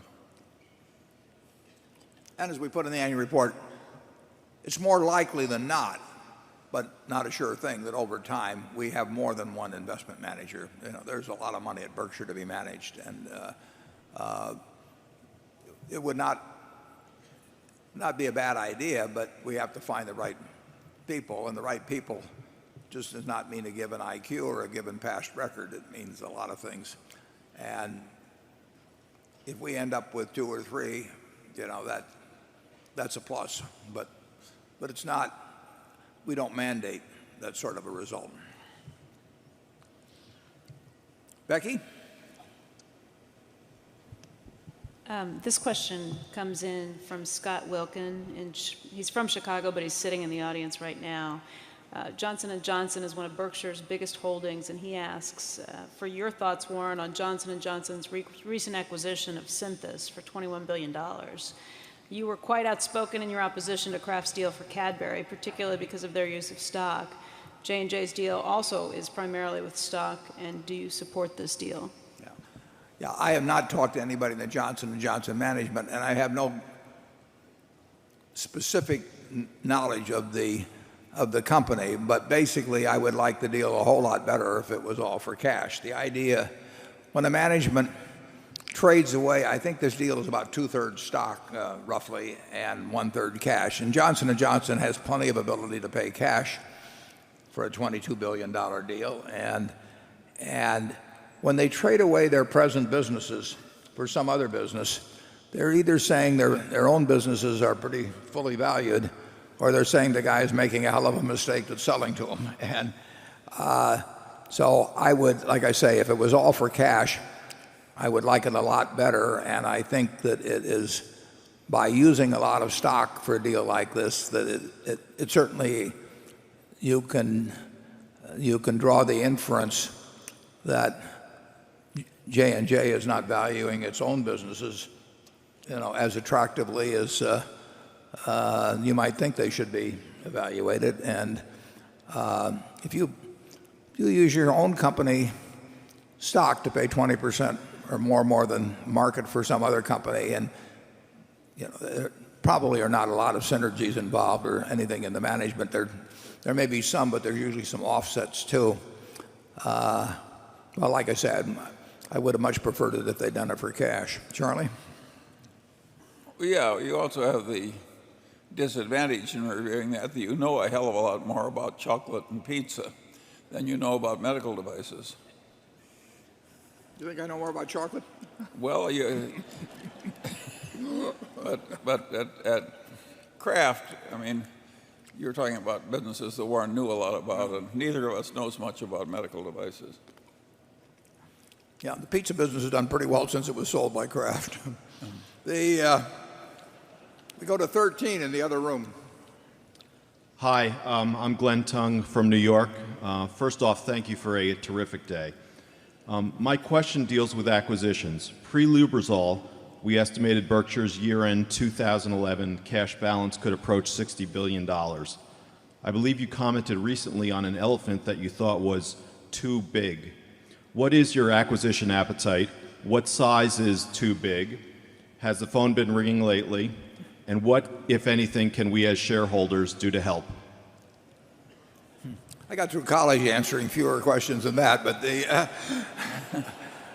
but anything you can do to help, I appreciate, Glenn. It's hard to name a precise figure. This one, was way too big, except unless we used a lot of stock, which, like I say, we wouldn't do. Our appetite is always there.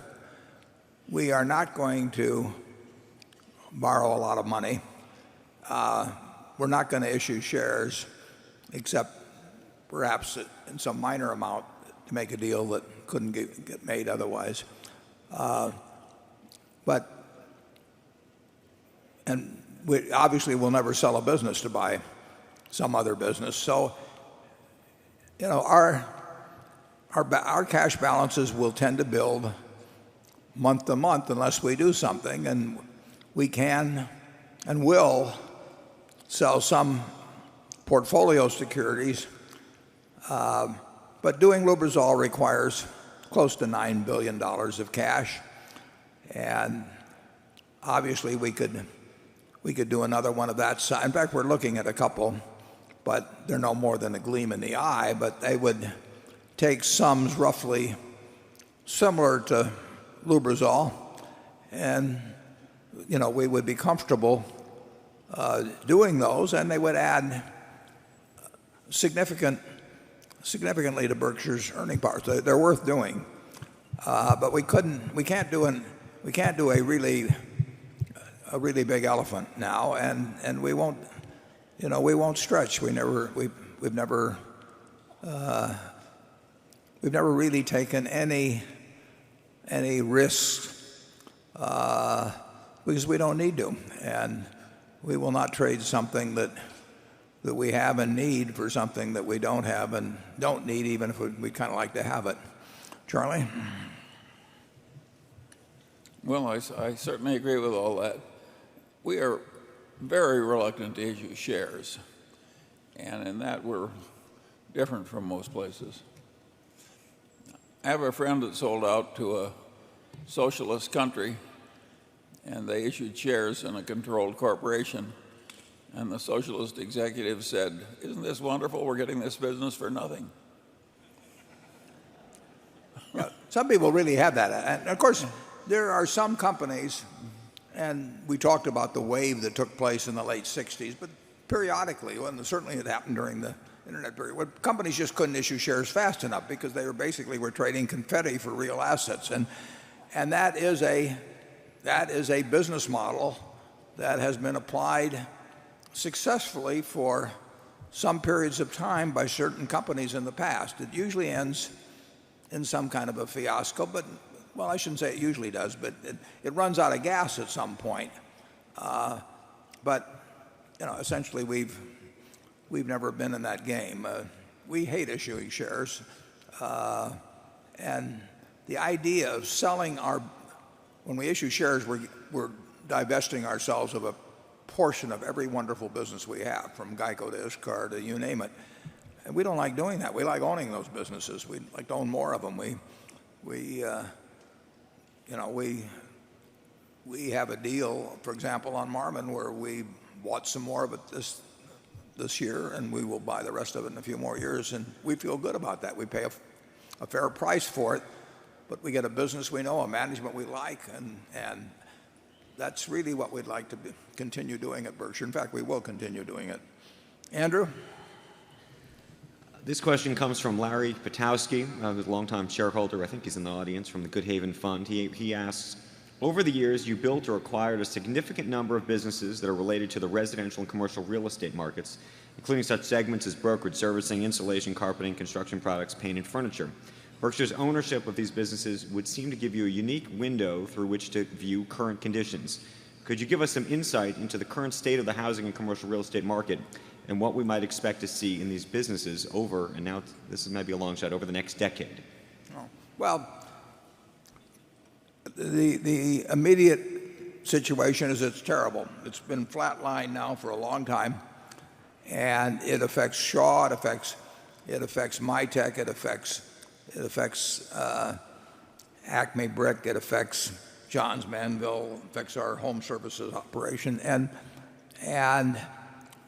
there has been no bounce at all.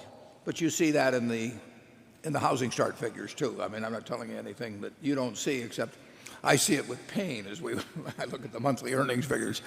But those are good businesses, and as I mentioned in the annual report, we bought the largest brick operation in Alabama, and I think Alabama uses more brick per capita than any state in the union, but that doesn't mean much currently because nobody's using any brick to speak of. But we bought it, we wrote a check for cash, and we like improving our position. Mytech has bought operations. Shaw is spending a couple $100 million this year, partly because of a change in the nature of the carpet business. This country, over time, will build houses at a rate that overall and in total commensurate with household growth. And I think we're going to see plenty of household growth in future decades, and I think that our companies are well positioned to make significant money when we get to a normalized level of home building. I said in the annual report I thought we would be seeing the upswing by year end. I've seen nothing since I wrote the annual report that makes it look like I'm certain to be correct or anything. There's been no movement that I've seen so far in the 2 months since I wrote the report. I would think it would start occurring by then, but if it doesn't, it may be a year later. I don't think anybody knows the answer on that.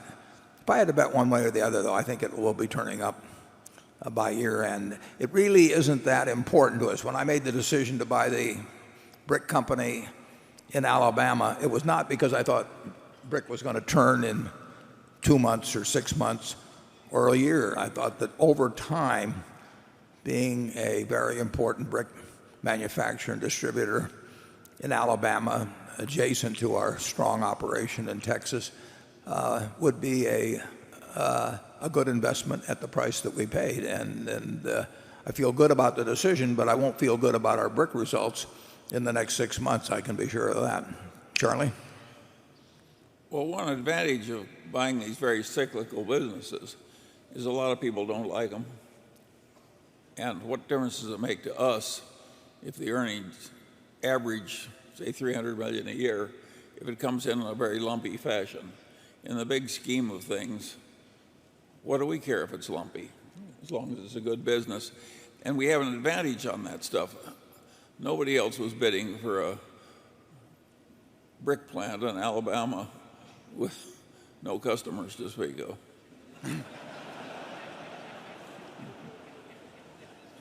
We'll be there if you need brick in Alabama. See's Candy, a wonderful business, loses money roughly 8 months of the year. Now it just so happens we know the seasonal pattern, so we don't worry in July that somehow Christmas won't come. We've got a couple thousand years on our side. So but that's easy to see. If you just looked at 1 month of See's earnings or looked at 1 quarter, you think, what are these guys doing in this business? Now, obviously, cyclical businesses, are not going to behave exactly the same as seasonal businesses. But why look at it any differently? I mean, if you take the next 20 years, there will be, 3 or 4 terrible years for residential housing, and there'll be a lot of them that are pretty good, and there'll be a few that are terrific. And I don't know the order in which they're going to appear, but I know if I can buy the assets cheap enough to participate in those 20 years, that we'll do okay over that time. So that's why we're in the brick business. Now let's see. Yeah, we're at 3:30, so we will adjourn for about 5 minutes, and then we will conduct the business meeting of Berkshire Hathaway, and we can turn the lights up, and we'll rejoin you in just a couple of minutes. All right.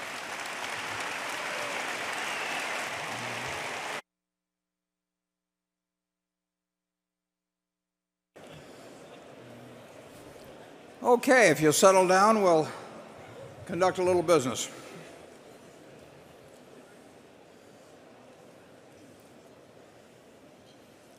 This morning I introduced the Berkshire Hathaway directors that are present.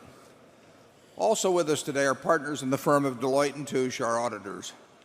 They are available to respond to appropriate questions you might have concerning their firm's audit of the accounts of Berkshire.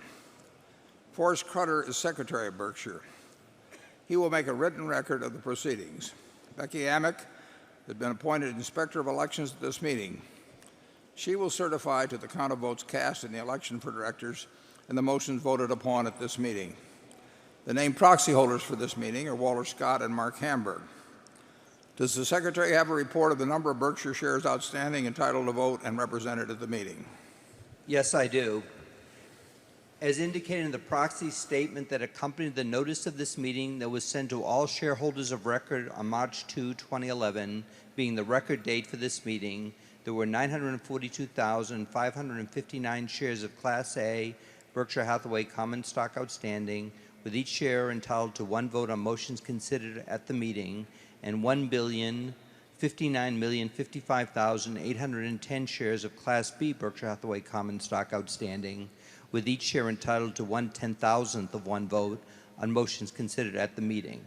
Of that number, 663,042 Class A shares and 659,697,109 Class B shares are represented at this meeting by proxies returned through Thursday evening, April 28th.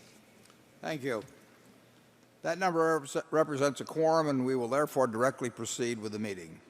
The first order of business will be a reading of the minutes of the last meeting of shareholders. I recognize Mr. Walter Scott, who will place a motion before the meeting.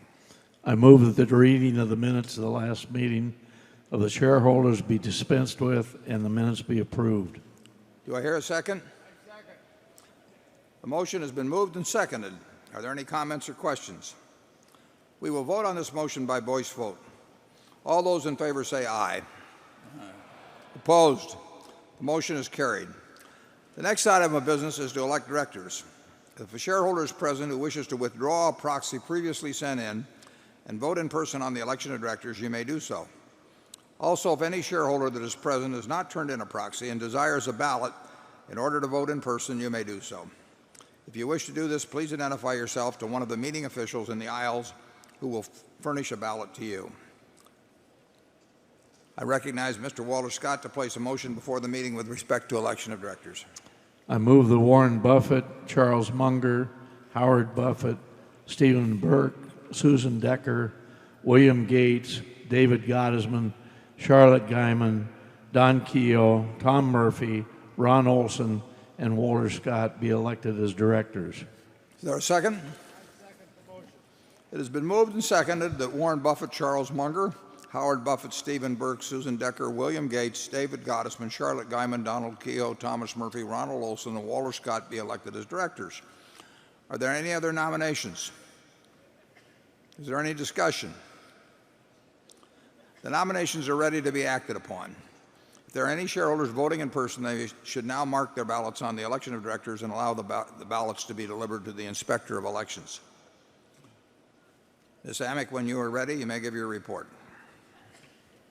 My report is ready. The ballot of the proxy holders in response to proxies that were received through last Thursday evening cast not less than 701,770 votes for each nominee. That number far exceeds a majority of the number of the total votes of all Class A and Class B shares outstanding. The certification required by Delaware law of the precise count of the votes will be given to the Secretary to be placed with the minutes of this meeting. Thank you, Ms. Amick. Warren Buffett, Charles Munger, Howard Buffett, Stephen Burke, Susan Decker, William Gates, David Gottesman, Charlotte Guyman, Donald Keogh, Thomas Murphy, Ronald Olson, and Walter Scott have been elected as directors. The next item on the agenda is an advisory vote on the compensation of Berkshire Hathaway's executive officers. I recognize Mr. Walter Scott to place a motion before the meeting on this item. I move that the shareholders of the company approve on an advisory basis the compensation paid to the company's named executive officers as disclosed pursuant to Item 402 of Regulation S-K, including compensation, discussion, and analysis, the accompanying compensation tables, and related narrative discussion in the company's 2011 annual meeting proxy statement. Is there a second? Second the motion. It has been moved and seconded that the shareholders of the company approve on an advisory basis the compensation paid to the company's named executive officers. Is there any discussion? The motion is ready to be acted upon. If there are any shareholders voting in person, they should now mark their ballots on the motion and allow the ballots to be delivered to the Inspector of Elections. Ms. Amick, when you are ready, you may give your report. My report is ready. The ballot of the proxy holders in response to proxies that were received through last Thursday evening cast not less than 720,883 votes to approve on an advisory basis the compensation paid to the company's named executive officers. That number far exceeds a majority of the number of the total votes of all Class A and Class B shares outstanding. The certification required by Delaware law of the precise count of the votes will be given to the Secretary to be placed with the minutes of this meeting. Thank you, Ms. Amick. The motion to approve on an advisory basis the compensation paid to the company's named executive officers is passed. The next item is an advisory vote on the frequency of a shareholder advisory vote on compensation of named executive officers. I recognize Mr. Walter Scott to place a motion before the meeting with respect to this item. I move that the shareholders of the company determine on an advisory basis the frequency, whether annual, biennial, or triennial, with which they shall have an advisory vote on the compensation of the company's named executive officers set forth in the company's proxy statement. Is there a second? Second the motion. It has been moved and seconded that the shareholders of the company determine the frequency with which they shall have an advisory vote on compensation of named executive officers, with the options being every 1, 2, or 3 years. Is there any discussion? The motion is ready to be acted upon. If there are any shareholders voting in person, they should now mark their ballots on the motion and allow the ballots to be delivered to the Inspector of Elections. Ms. Amick, when you are ready, you may give your report. My report is ready. The ballot of the proxy holders in response to proxies that were received through last Thursday evening cast 112,395 votes for a frequency of every year, 4,615 votes for a frequency of every 2 years, and 609,699 votes for a frequency of every 3 years of an advisory vote on the compensation of named executive officers. The certification required by Delaware law of the precise count of the votes will be given to the Secretary to be placed with the minutes of this meeting. Thank you, Ms. Amick. The shareholders of the company have determined on an advisory basis that they shall have an advisory vote on the compensation paid to the company's named executive officers every 3 years. The next item of business is a motion put forth by Ms. Coward, a Berkshire shareholder represented by Mr. Bruce Herbert and Mr. Larry Doors. The motion is set forth in the proxy statement. The motion requests Berkshire Hathaway to establish goals for the reduction of greenhouse gas at its subsidiaries' power plants and prepare a report for shareholders on how it will achieve these goals. The directors have recommended that the shareholders vote against the proposal. I will now recognize Mr. Herbert to present the motion. To allow all interested shareholders to present their views, I ask Mr. Herbert to limit his remarks to 5 minutes. The microphone at, well, let's have Mr. Herbert first. If you turn up the lights.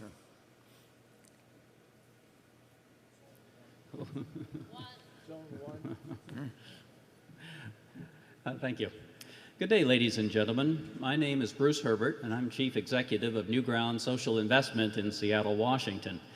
It is such a pleasure to be here today representing a lifelong owner of Berkshire Class A shares. And I stand to present the resolution found on page 12 of the proxy that asks our company to set goals for reducing greenhouse gas emissions at its energy holdings. This is because serious investors know, and studies show, that climate change creates financial liability.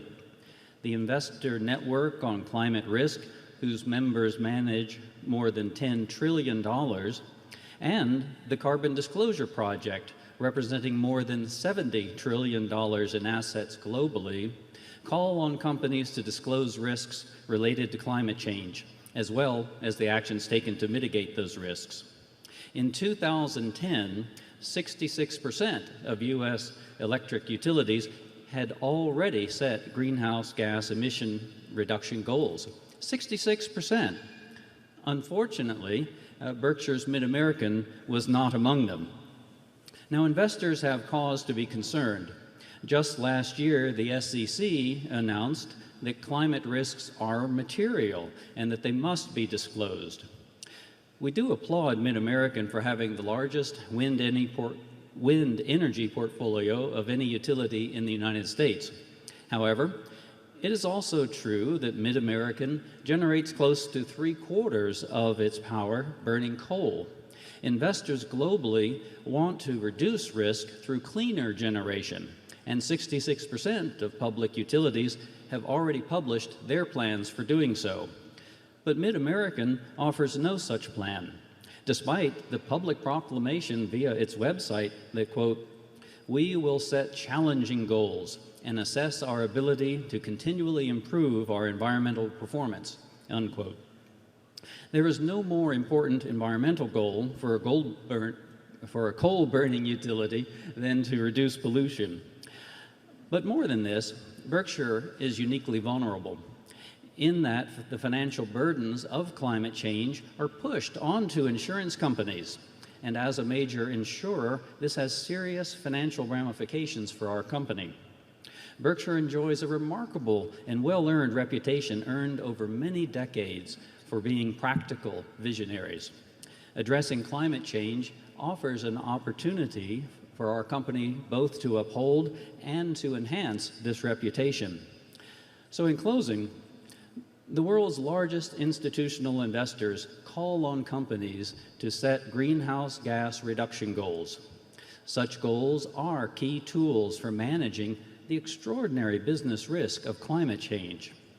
2/3 of utilities in the United States have already set these types of reduction goals. And this resolution, importantly, gives Berkshire managers the freedom to determine what those goals should be and to shape the process for meeting them. And the major proxy advisory firms have repeatedly recommended voting for similar resolutions. So I will close with a request and a question. The request is for all of you here to please join us in supporting this common sense proposal. And the question, gentlemen, is have you evaluated the business risk of climate change to our companies, and what did you find out? Thank you. Thank you, Mr. Herbert. Now, we have a microphone at Zone 1. It's available for anyone wishing to speak for or against the motion. You've seen where Zone 1 is there. I'll wait just a minute or two in case anybody would like. Is there an additional speaker there that's there? I'll ask that, for the benefit of those present, I ask that each speaker for or against the motion limit themselves to 2 minutes and confine your remarks solely to the motion. So go ahead. Hi, I'm Paul Herman, founder of HIP Investor. HIP stands for Human Impact and Profit. We're a registered investment advisor in the states of California, Illinois, and Washington. Climate change is obviously one of the risks to Berkshire Hathaway conglomerate companies, including Mid-America Energy and the Burlington Railway, which transports coal, much of which is getting exported to China.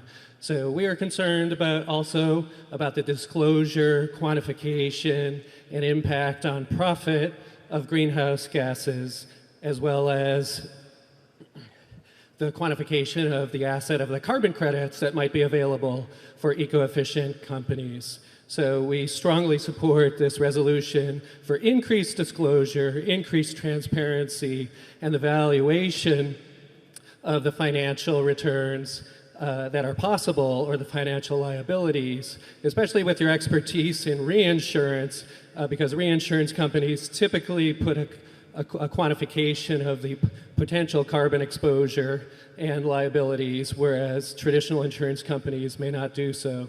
So we strongly advocate for the transparency, disclosure, and quantification as to the potential risks and liabilities. The SEC has encouraged this type of disclosure, though they have not mandated it. So Berkshire Hathaway would be a leader in doing this, as companies like GE with their Ecomagination initiative, the 10% of revenue that they generate from their Ecomagination products, and other leaders from Jeff Immel to leaders of Duke Power that take a positive position on the financial returns that are possible for addressing climate change and carbon efficiency.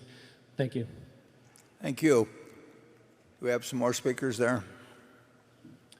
Mr. Buffett, Mr. Munger, my name's Jefferson Lilly, long-term Berkshire shareholder.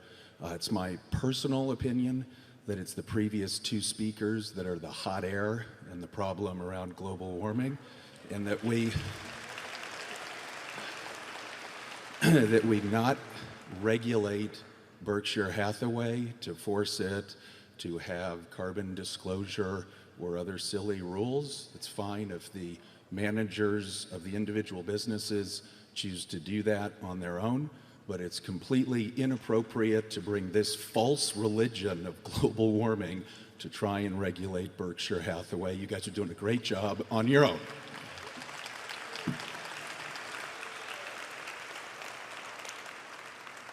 Are there any other speakers there that... Mr. Munger and Warren Buffett, I would just like to say one thing which I think is really important. Berkshire Hathaway can be a leader in the environment.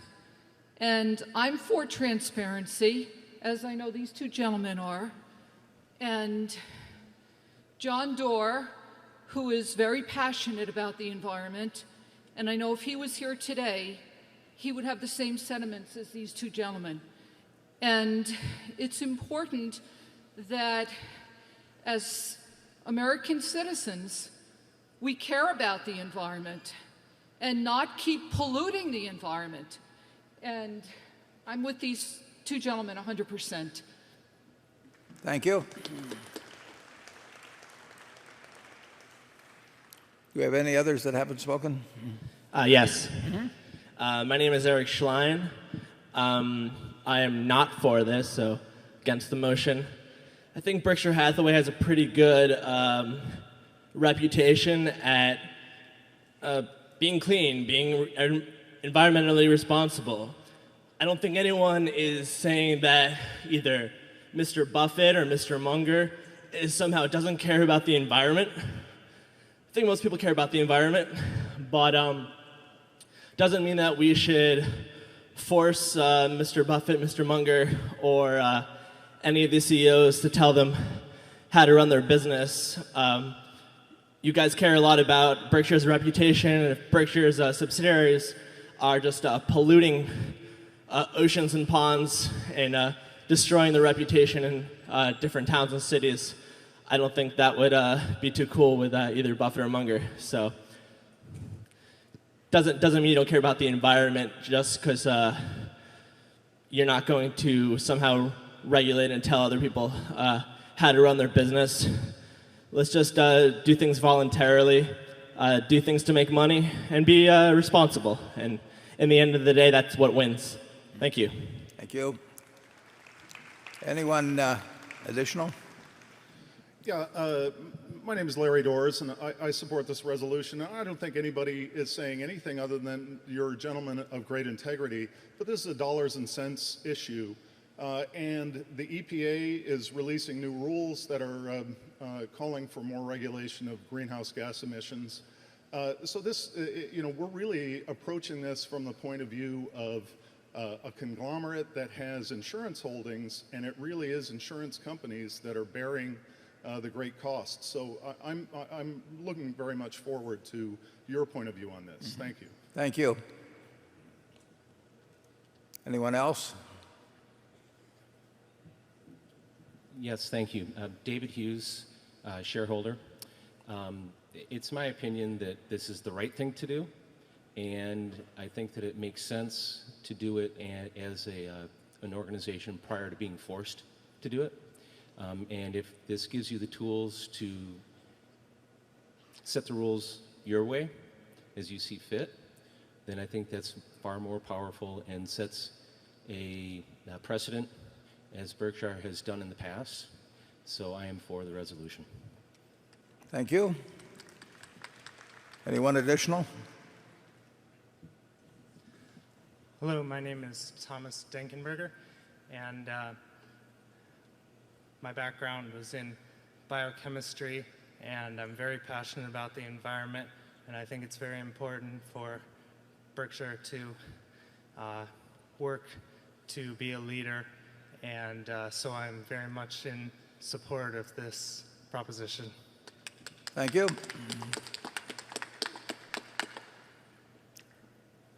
We got somebody else there? Hi, my name is Sarah Cleveland. I'm from Portland, Oregon. I wanted just to also put a voice in favor of this resolution, and I think it's not about rights or wrong. It's about a willingness to take a look at risks and opportunities, and also for Berkshire Hathaway to be a leader, and also work with the subsidiary companies on specific possibilities. Thank you.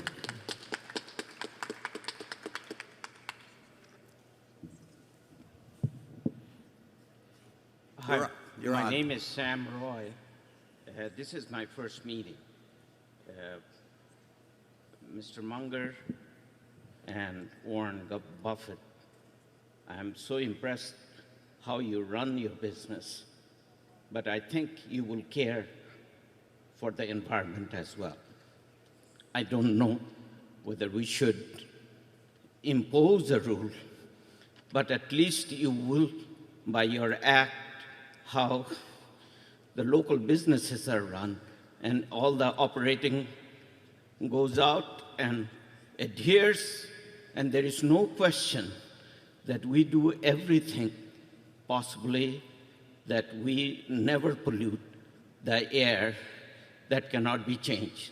It is not hot air, but it is something I'm very passionate about. You can do anything with your environmental, but if you are not taking charge right now, we don't know what the implications would be for our kids and grandkids. I request you give a thorough investigation, and I think you will do that. Thank you for this opportunity. Thank you.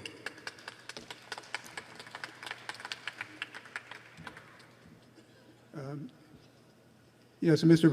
Buffett and Mr. Munger, my name is Bob Stein. I'm a registered professional engineer.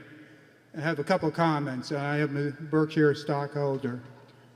One, I think we all support very sound environmental protection, but the science before this that's being used by the EPA for greenhouse gases is not necessarily sound and is not necessary in the best interest of Berkshire Hathaway shareholders.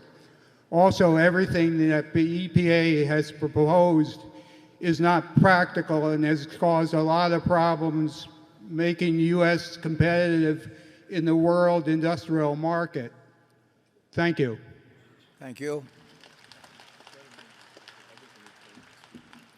Jason Fang, Palo Alto, California. For me, one thing that's really interesting about the issue is that it's something that deserves the passion that people bring to it. And I actually side with many of these people on the science of the issue. What concerns me is not necessarily that Berkshire agreed to the motion. I'm actually against it. but that the enterprises under Berkshire are able to help evangelize the true science behind what's actually going on and help the American public get a better understanding so that they can also bring about change rather than simply have it all occur from the executive level. Thank you.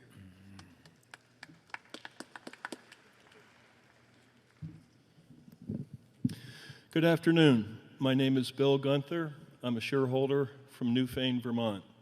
I work as a state forester back home, and I want to say for folks that don't believe global warming is a reality, I wish you would follow me around in the woods. It definitely is. I want to support this resolution, and I hope that the rest of the shareholders will feel important enough to see it through. Thank you. Thank you.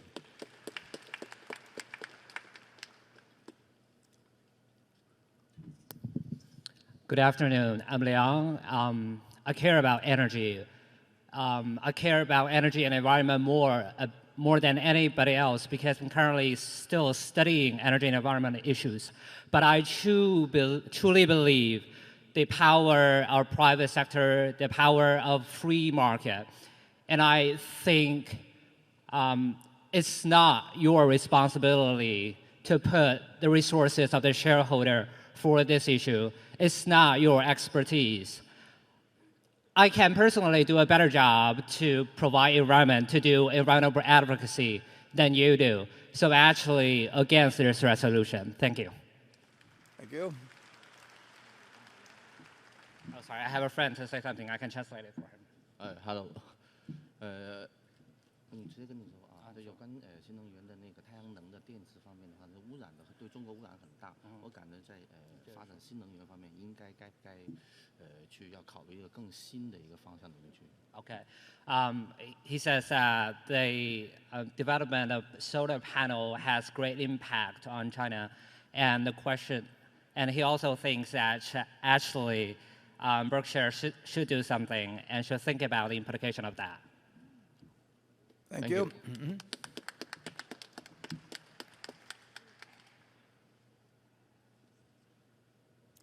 Okay. Whoops, we have one more. Hi, I'm Kevin Thompson. I'm a shareholder. I'm for the motion. I'm a career engineer that works with an oil company. And what we found when we started looking at greenhouse gas emissions was that what we thought was going to end up costing the company more money actually created more revenue for the company. And those are some of the stories that generally don't get told, but they are out there. And I would recommend that you take a look at it because in actuality, what you may be dismissing may actually be revenue for your shareholders. Thank you. Thank you. Hello, Mr. Buffett. I'm Mike from Walmart. And there's obviously a fine line between like cutting down the Amazon forest and like just burning some coal. So sometimes you could give up a little, but you can't really give up that much. So that's why I don't support the motion. Thank you.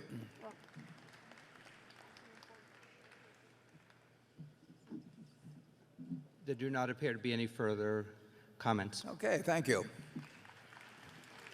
Democracy in action at Berkshire. The couple of questions that were raised in terms of material information or material risks in respect to Berkshire and specifically to our insurance operation, annually in the 10K, there's a recitation of risks. And in my own opinion, in terms of our insurance operation, this question does not pose material risk to Berkshire's insurance operations. The question, one gentleman toward the end mentioned the fact that it might even be more profitable for Berkshire in terms of what might happen if we followed the motion. Ironically,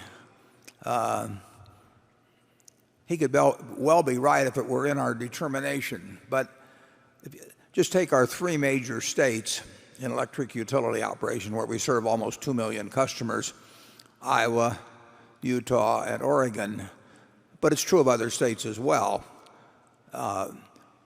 We operate under the dictates of the utility commissions in those three states, all of which, or each of which, sets their own rules regarding operation, and each of which we end up obeying. If we were to unilaterally, for example, decide to close down significant coal generation, we would be told to depreciate those plants over a shorter period, and that would translate not into cost to Berkshire, it would translate into higher rates for electricity. We are entitled to a return on our investment, and the faster the depreciation, the higher the rates have to be in order to achieve allowed returns. So there was a woman from Oregon speaking, for example, and the burden of any unilateral attempt by us, and we couldn't do it without the approval of the utility commissions, but the burden would fall on customers. And it is true, actually, that we would recoup accelerated depreciation, and we would probably have a much larger investment on which we would be allowed to return in other generating facilities. But this is a question, this is not something that the stockholders of Berkshire end up incurring the costs of. It's something that the rate or the users of electricity in these various states will pay for, and that judgment, quite properly, should be made by the public utility commissions of those various states. And whatever they decide, we will follow. And over time, there's no question, just like we've talked about our wind generation in Iowa, this country will move toward a different composition of electricity generation. And as I stated earlier, I personally favor more nuclear over time, but that will be determined by both at the state level and in some extent, in some ways, at the national level. So it's our recommendation that the motion be voted down, and I think the motion is now ready to be acted upon.